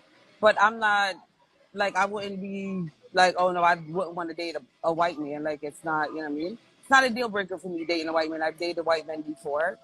About the money situation, like, if he's willing to do what needs to be done, I don't mind helping somebody. Like, I'm a nurturer, so I don't mind helping somebody. But if he wants to feel entitled to what I have, because I do have everything, I don't need a man necessarily for anything. I've always made more than the men that I've dated, because I've always been a go-getter, you know what I mean? So I find that when I date men that make less money than I do, like, they feel entitled to what I have, which I don't appreciate, because you didn't get me to where I'm at this point. So when I'm dating somebody, I want somebody that's gonna build with me, even though I'm already built. I don't mind helping somebody. You're 41. It's like, seriously, saying that you want someone to build with you or whatever, absolutely idiotic. So real quick, you're a beautiful Yes. girl. I'm assuming you dated men that made over $100,000, right? I've dated millionaires, right? Okay, so why didn't those relationships work? What was the challenges you had with dating millionaires? They were too busy. Okay. Right. And were they sleeping with other women too? No, I find that they just didn't have time. They were too busy making money. But you still want a man that is going to be in that way. I need him to do both. Have you ever found that? That's why I'm here. He doesn't exist. He Because can. a man that makes a lot of money is going to be a busy man. He How can else be is he here. going to make a lot of money and not be busy? Kendra, I make good money and I'm not always busy. You You're make not a time. man. You right, but you make time for what you want to make time for. Has that happened? Don't do that. That's why I'm doing here. that. Listen, I'm trying to ask you a question because my thing is, you know this already. You make a certain amount of money. You told me you dated millionaire men. Right. Don't try to change the wheel. No. What you gotta decide is what are you willing to accept, right? If you want a millionaire man or a man that makes a certain amount of money, certain things come with that. Right. So if you want to accept that, then go that way. So there's no judgment, but don't ask for the millionaire man. Again, another example of it's never enough. It is never enough. This is the thing where women don't understand, where for a lot of men, if they have a certain mindset, it's very it's very singular. Okay, it's very a tunnel vision thing. If he's focused on making money, he's gonna be focused on making money, right? You are on his timetable. You are on his time schedule. When he has time for you, he'll have time for you. When he doesn't, he doesn't. Right? You make time for when you want to. Not the same thing. He will make time when he wants to. This is the problem. You want him to make time when you want to. That's the problem. That's the problem a lot of women are facing. You want him to make time when you want him to make time. That's not how it works. A man that's like that, who's on his grind to money, he's not gonna. He's not a fucking like, oh, I'm gonna bend to you. No, you bend to me. You follow my lead. And this is the problem with these older women, right? These older women, these career women, these masculine mindset women. No, you want me to follow you? Fuck that shit, right? No, you follow me, right? You're not my leader. You're not leading this relationship. You're not leading my life. Either you join, if you enter my life, you come on this ride with me on the passenger seat, or you don't. Here's a woman that she wants a man to be in her passenger seat. To act like the guy that makes 50K. They're Right. different people. The 50K guy might be faithful, but then he wants money from you. You don't like that either, right? And I get Right. that. I'm But not saying you should like that. What I'm trying to challenge you to do is be honest with what you have experienced. them. I'm not telling you anything that you haven't experienced yourself. Right. I'm not looking for a millionaire man though. So what are you looking for? A man that makes your amount of money?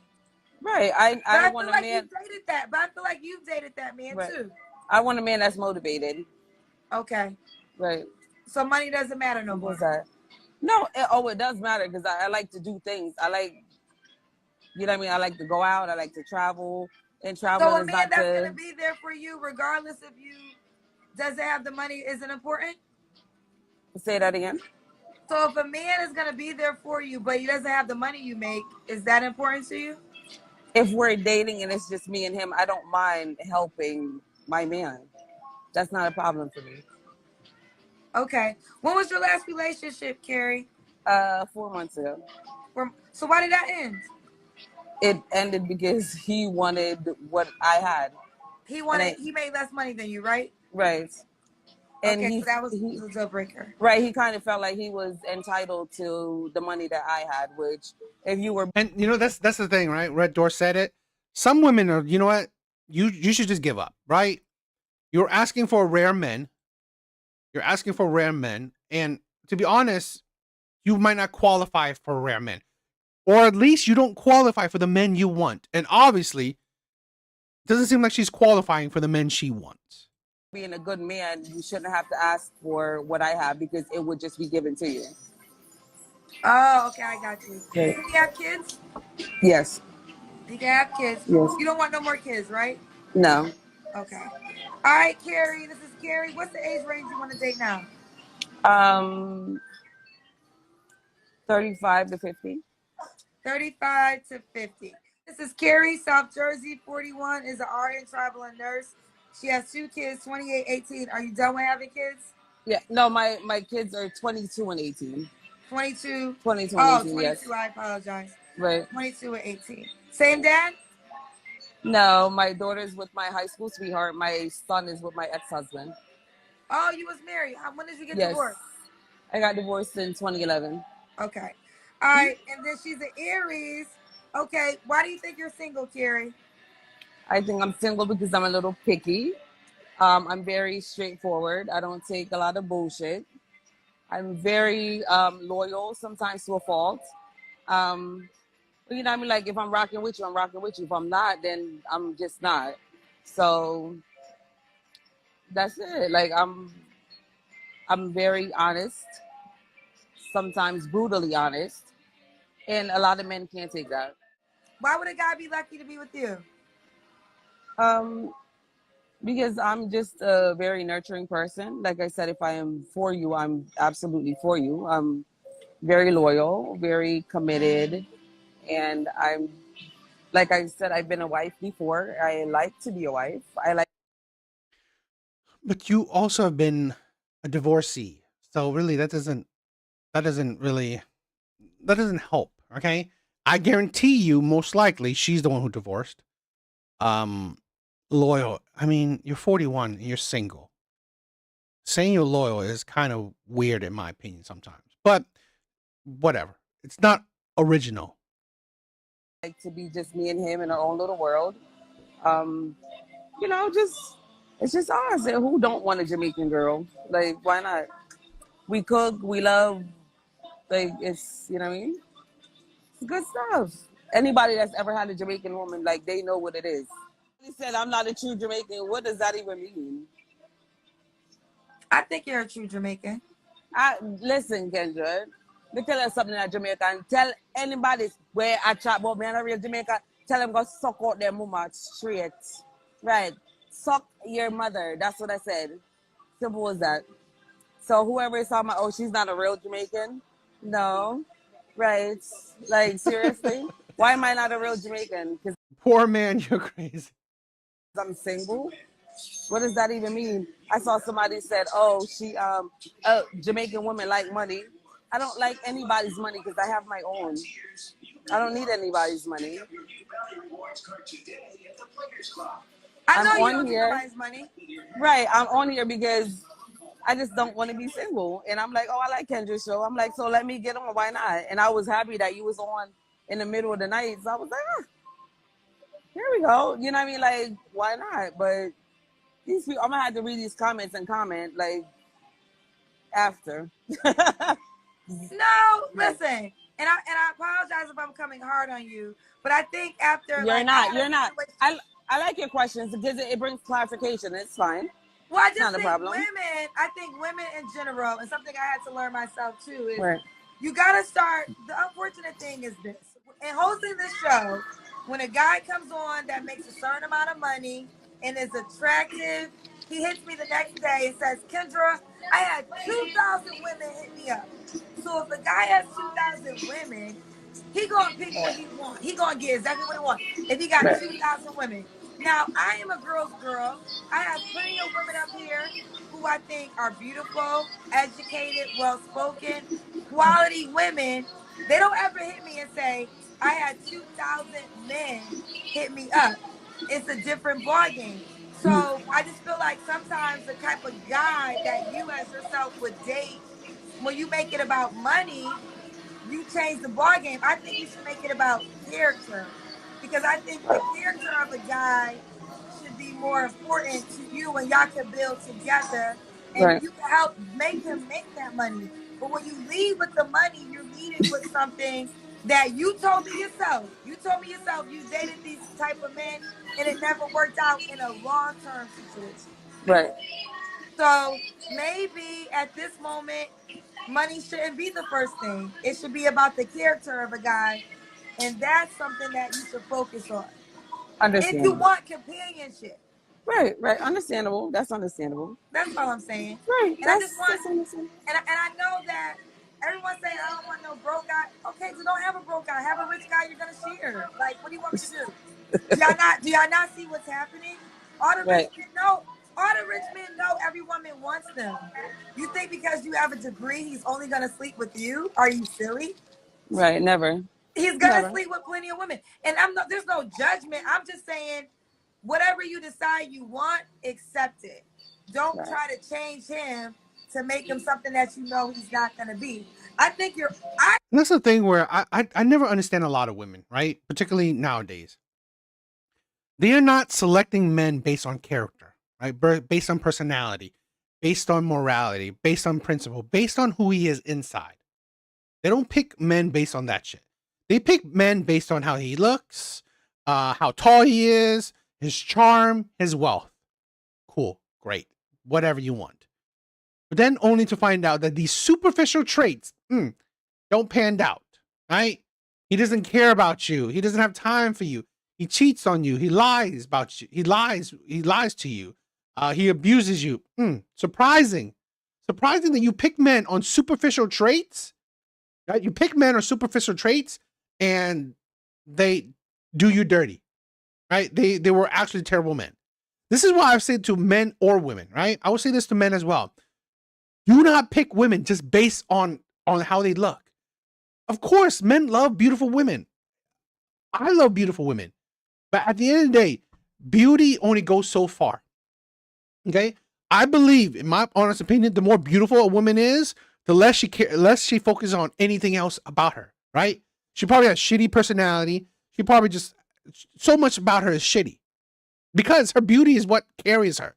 So she don't need to worry about anything else besides that, in my opinion. So I rather have a woman that's a 5, that's, decent. I'm not barfing when I see her, right? I'm not like, I'm not absolutely disgusted. But she has an amazing personality. I will fall deeply in love with that than if she's like a drop dead 9, right? She's a 9, an 8, a 9, a 10. No, I mean, that'd be great. But again, that probably won't last because she has a shitty personality. She treats me like shit. That's not good. I'd rather have the basis of personality and then everything else is only a plus. I think you're awesome, but I'm also a person that doesn't have a penis, right? Most women. Okay, but I appreciate you. Let's give your IG. Anybody that disagrees, you're welcome to come on. It's 4 o'clock in the morning. You can definitely come on and share your opinion. But in the meantime, let's get your IG. Just your IG. No, I guess that's it for that one. What do you guys think? I think this is the problem with a lot of older women. They're gonna fail. Because in all honesty, a lot of these women don't understand. You are now competing. Because the man you're choosing, which is now, that man is the prize. This is why a lot of these women don't understand. You are making the man the prize. Because you are picking rare men. And most women are picking the same man. So if most women are picking the same man, he's rare, and most women want him, that essentially makes him rare. Makes him the prize. Makes him the desirable one. While all these women, they're not the prize. They're just the same as all. Like, oh, I'm loyal. I can cook. I can clean. I'm nurturing. Yeah. You and every other woman, right? Every other woman say the same thing. So you are no better, no different than all these other women that says all these other shit. So great. You're not original. So, your money means nothing. So really, all he's judging really is like whatever he's interested in. He has the pick of the litter. A lot of these women don't realize that, again, you have to follow him. He doesn't follow you. And that's the problem. You have to make it worth it for him to be with you. He doesn't have to make it worth for him to be with you. Because, again, he's the prize. He's what women desire. Not you. A lot of these women don't understand that.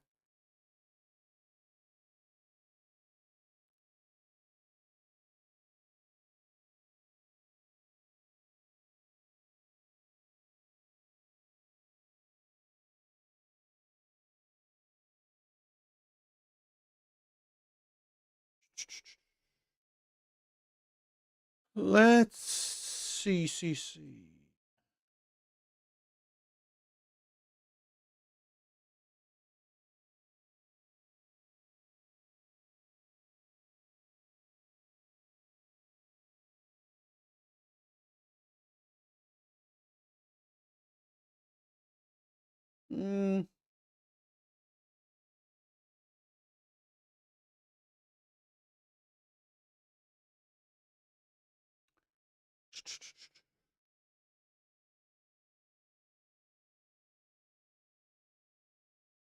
You know what? Let's end out on this, right? Let's end out on a police cam video. Okay, I think it's fun to end out on this. It's a little bit different, so we'll play it out.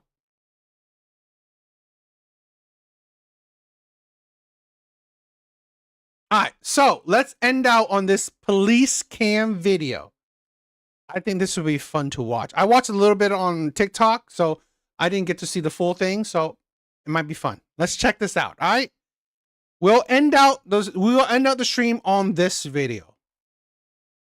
2024, police were called after a woman was caught on Walmart's surveillance cameras stealing. 10-4. There is a New York plate King George Nora parked in the fire lane.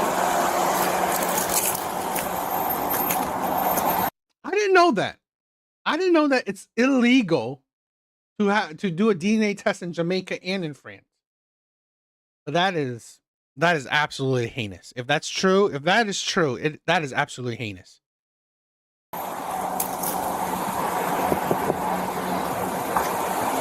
Hello. Hello, ma'am. What do you have right there between your legs? An unopened bottle of Espolon. Okay, and where did you get that at? I got it from a friend.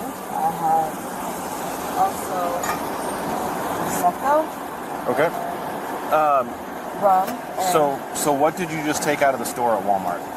Excuse me? Okay, so they just called us and their loss prevention witnessed you and has you on video taking stuff out of the store, okay? Taking what out of the store? Merchandise out of the store, all right? So I'm going to have you, yep, so go ahead and set those down for me. I'm going to have you step out of the vehicle, okay? So all the produce, all that kind of stuff on the floor over there, where did that come from?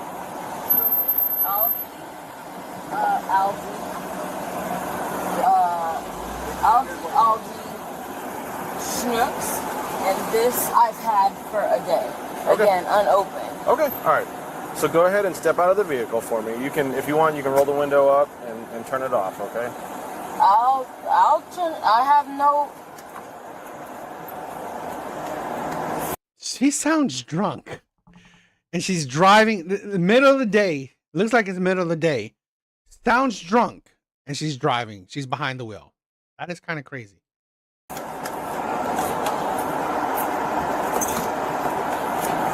right. Do you want to roll your window up? We're gonna step inside for a minute, so that's why I'm allowing you. Why to roll are your we window. stepping inside? Because we're gonna go see loss prevention. How much have you had to drink? Me? Yes. I haven't taken anything. Everything is unopened. Okay. All right. We're gonna step inside, okay? It's not an option right now at this point. We're gonna go inside, okay? So you can either walk in peacefully, or we can walk you in there, okay? Here's the deal. The reason that we are here is Walmart Loss Prevention called us and said that there are some items in here that you did not pay for. That is why we're here. I stopped. Okay. That's why we want to walk you in there and see what's going on. Omni, what's up, my brother? What's up? You missed a lot, right? The stream was already 3 hours long. I did an early stream, so you missed a lot. I'm about to be ending out on this video. Just watching a police cam video, right? For fun. I think it's usually fun. It's entertaining watching the police cam video, so No. You on the road? Well, it's all good. It's all good. I get it. Life. I'm from New York. I'm not, I don't have my receipt. I have my digital receipt if you guys want to see that instead. You have a digital receipt? I do. Okay. Digital it's from my receipt. sister's card. Okay. Is it on your phone? Yes, it is. You want to grab your phone? So hold on. I've been here counting and budgeting and all of this stuff, and now you guys just pulled me up. I could have left. Like, what's the problem? Well, again, the problem is loss prevention is saying that there are some items that you did not pay for. What items? That's why we want to go inside and talk to you. That's what we're going to figure out. No. I would rather wait for my attorney. My sister listens to. Okay. I'd rather Why does all these people have attorneys? I find it crazy. wait outside. Bring your. I've never even. I don't even have an attorney. Why is every time you see someone on these police cam videos, they all have lawyers and attorneys? Supervisor, everything. So he is the supervisor. You are the supervisor. He is the supervisor. So you witnessed me take things. I didn't say that. Okay. That is what Walmart is. That is what we are here investigating. Okay. Walmart is the one. The Walmart associates are the ones that are saying. Which Walmart associate? Because We will gladly show you if you just walk in there with us. No, I'm not walking in anywhere because I have no. I'm a behavioral analyst. Do you have your ID with you? Behavior analyst? Do I have my ID? I have a New York State ID. My Illinois ID is coming in next Okay, week. can I have your New York State ID, please? Absolutely not. Okay, can I get your name? No, Okay. I don't feel. At this point, you have to give us your name, okay? Why You is don't that? have a choice. Because you are the suspect of an investigation. How am I a Listen, suspect? let me finish. If you refuse to give us your name, you will be arrested for obstructing. Okay? If I refuse to give you my name, you are arresting me. That is correct. For That is correct. For obstructing. obstructing what? You're obstructing Your our- identification. Yes. You're not telling us your name. Why would I need to tell you my name? Because we're investigating a crime right now, What's and you the are the crime? suspect in the crime. Why she's repeating everything over and over again? That's why it's like you either drunk or extremely stupid. What's the I crime? just told you, the crime is retail theft. That is the crime that we are investigating. Can you please tell me your name or give me your ID? I can wait. My sister lives. No. You cannot wait. You can either, this is the last time I'm going to tell you, you can either give us your name or you are going to be arrested. Arrested for what? For obstructing a peace officer. I'm giving you a lawful order to provide your name and your birthday and your identification.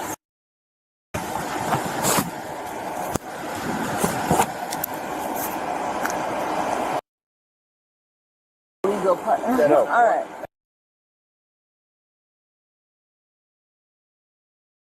Okay, and then what's your middle initial?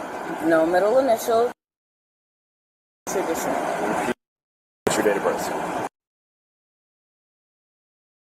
I'm going into the car to get Just you. tell me your birth year, okay? Okay. 140, copy 1.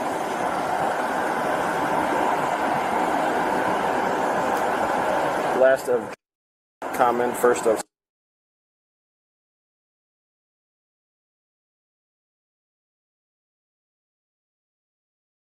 My birthday just passed. My cousin just gave me some credit to get me some stuff so we can celebrate my late birthday. All right. Oh, Midwest is. What? Yeah. I think so. Or did he leave? Did he leave? Okay. B. Lewis. Can I have your name, please? J. Wolf. What is your full first name, please? Officer, yep. Officer Wolf. What is your full name? Officer. B. Lewis. Okay. O'Fallon PD? Yes, ma'am. Is this because of the sexual harassment I claimed across from the neighbor? I have no idea what you're even talking about. All right. So it was an Officer Voltron. He did the whole thing. I'm the only. I'm gonna need to see your ID, okay? I don't have it. You don't have your New York ID with you? I have my New York ID.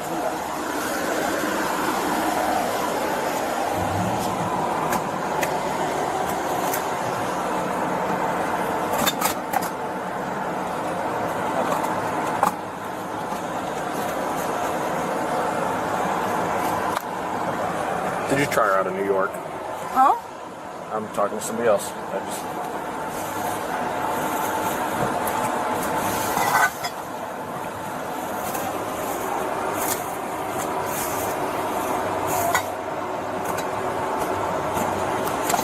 Copy. I have my bad other fucking wallet. Give me 1 second.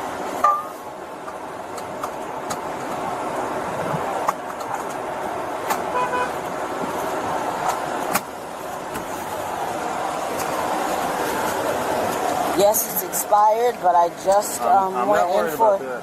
I went in for an Illinois license. Okay. I know I have like unregistered tags. I have my whole thing. I have not. 140. Copy 1 by file out of New York. Voltron. I'm sorry. Can I? Yes, ma'am. Sir. Are you going? Do you remember? I was going to say. Do you remember? Where I technically assaulted a older guy and he you had pictures of my sister and my niece. Okay, all right, just checking. This has to be. I have the receipts. I have my sister. She can come down here. Okay. She lives on. So we don't need your sister, but you said you have the receipts. Where and what are the receipts for? It's a digital receipt for Bacardi. Okay. Hey, Votrain, you want this? For Bacardi. This I got at a gas station. This I gotta get it. This I got at a gas station. Everything is unopened. I got this yogurt. This is for me. Stomach issues. My niece, she's a vegan, and a Wonder Bra. Okay. So, here's the deal. Do you have a receipt from Walmart from the information? I have a receipt. It was a refunded receipt. My sister has it. That's why I said my sister will come and bring the receipt. I exchanged it, and then I walked out. I'm cleaning my car, and then you guys pull up. I have no qualms about you doing your job. Like, I get it. I don't want to go back inside. I don't want to go back inside simply because if a loss prevention person, if it's the same guy or woman that was looking at my butt and making inappropriate comments, then no, I don't want to. I'm from New York. I don't need all. So what's the description of the person who is looking at you and making inappropriate comments? Both men and women. Well, give me a description, physical description. Medium, black, but I can't say black. He or she was mixed. Okay. And there was, look. All right.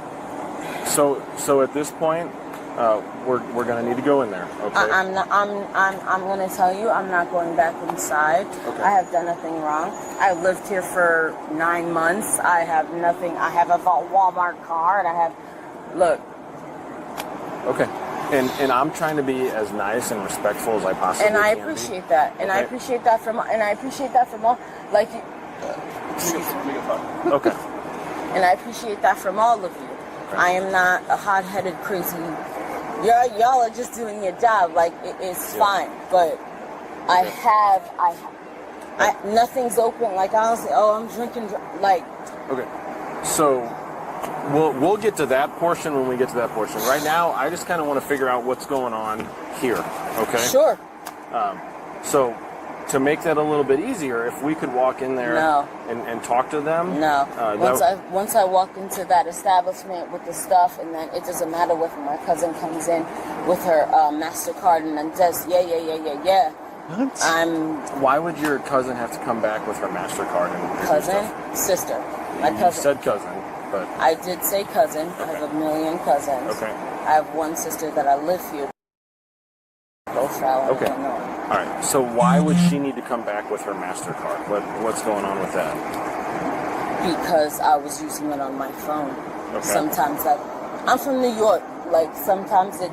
I got you. I'll wait until y'all people come out with the footage. Y'all can confirm the footage, and then I can go out here. Other than that, I'm not going anywhere. I didn't do anything wrong. Okay. Do you go by any other names? What? Well, I'm just asking. Do you go by any other names? Okay. Any other legal names that would be associated with your driver's license or anything like that? Polis. Okay. Okay. All right. Well, we're going to hang tight right here then, okay? My supervisor's inside getting video footage and seeing what's going on in there, okay? So, here's the deal. Watch the video, okay? It has you in the store picking out the alcohol, right? And then leaving the store without paying for a thing. All on video. That's where we're at. So, right now you are going to be detained for retail theft. Okay? So go ahead and turn around for me, okay? That's where we're at. Go ahead and turn around for me. Can I? We'll talk through everything here in just a second, but go ahead. I need to put you in handcuffs, okay? Okay. All right, so put your hands behind your back for me, okay? At least she's cooperative, so that's great. But it's weird. Like, she sounds drunk, or she's just weird. Because she sounds drunk.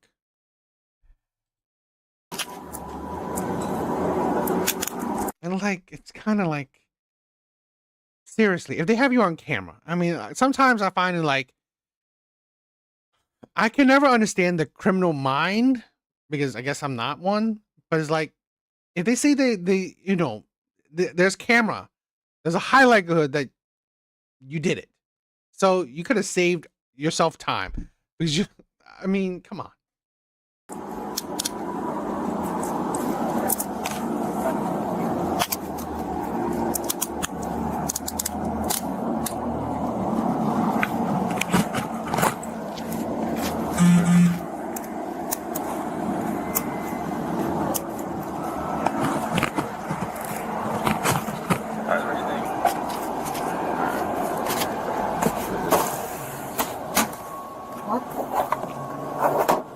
That's all right. If you sit back, I'm gonna reach. No, go ahead. Nah, you.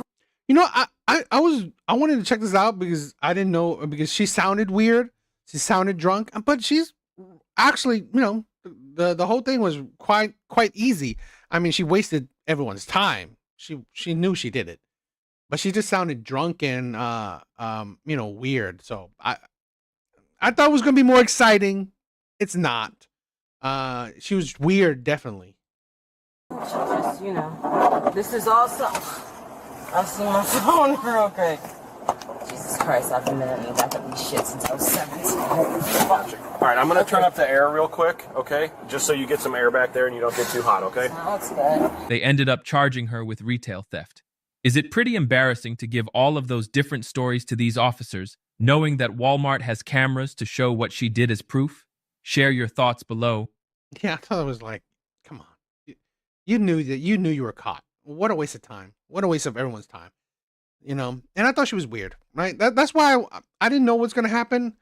I guess I was hoping for a little bit of craziness, but I'll give her credit, right? I'll give her credit for credit's due.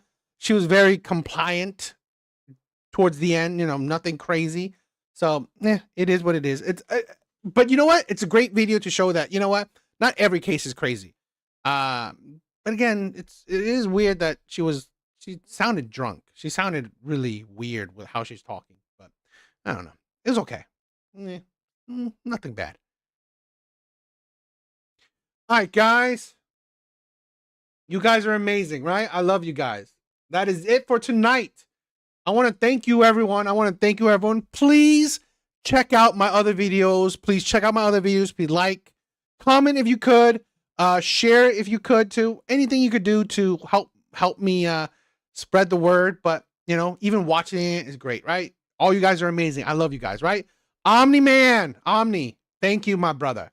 Poor man, I love you. Red Door, you're amazing, my sister. Right? Dizzy was here. I love you too. My sister. I love you, girls. I love you, ladies. Right? You ladies, amazing women. Artie, I love you. Vert was here. Cha, thank you. Big Bars was here. Mrs. Smith, I love you. I mean, I'm not on his Discord, but I mean, that would be, I probably should do that too.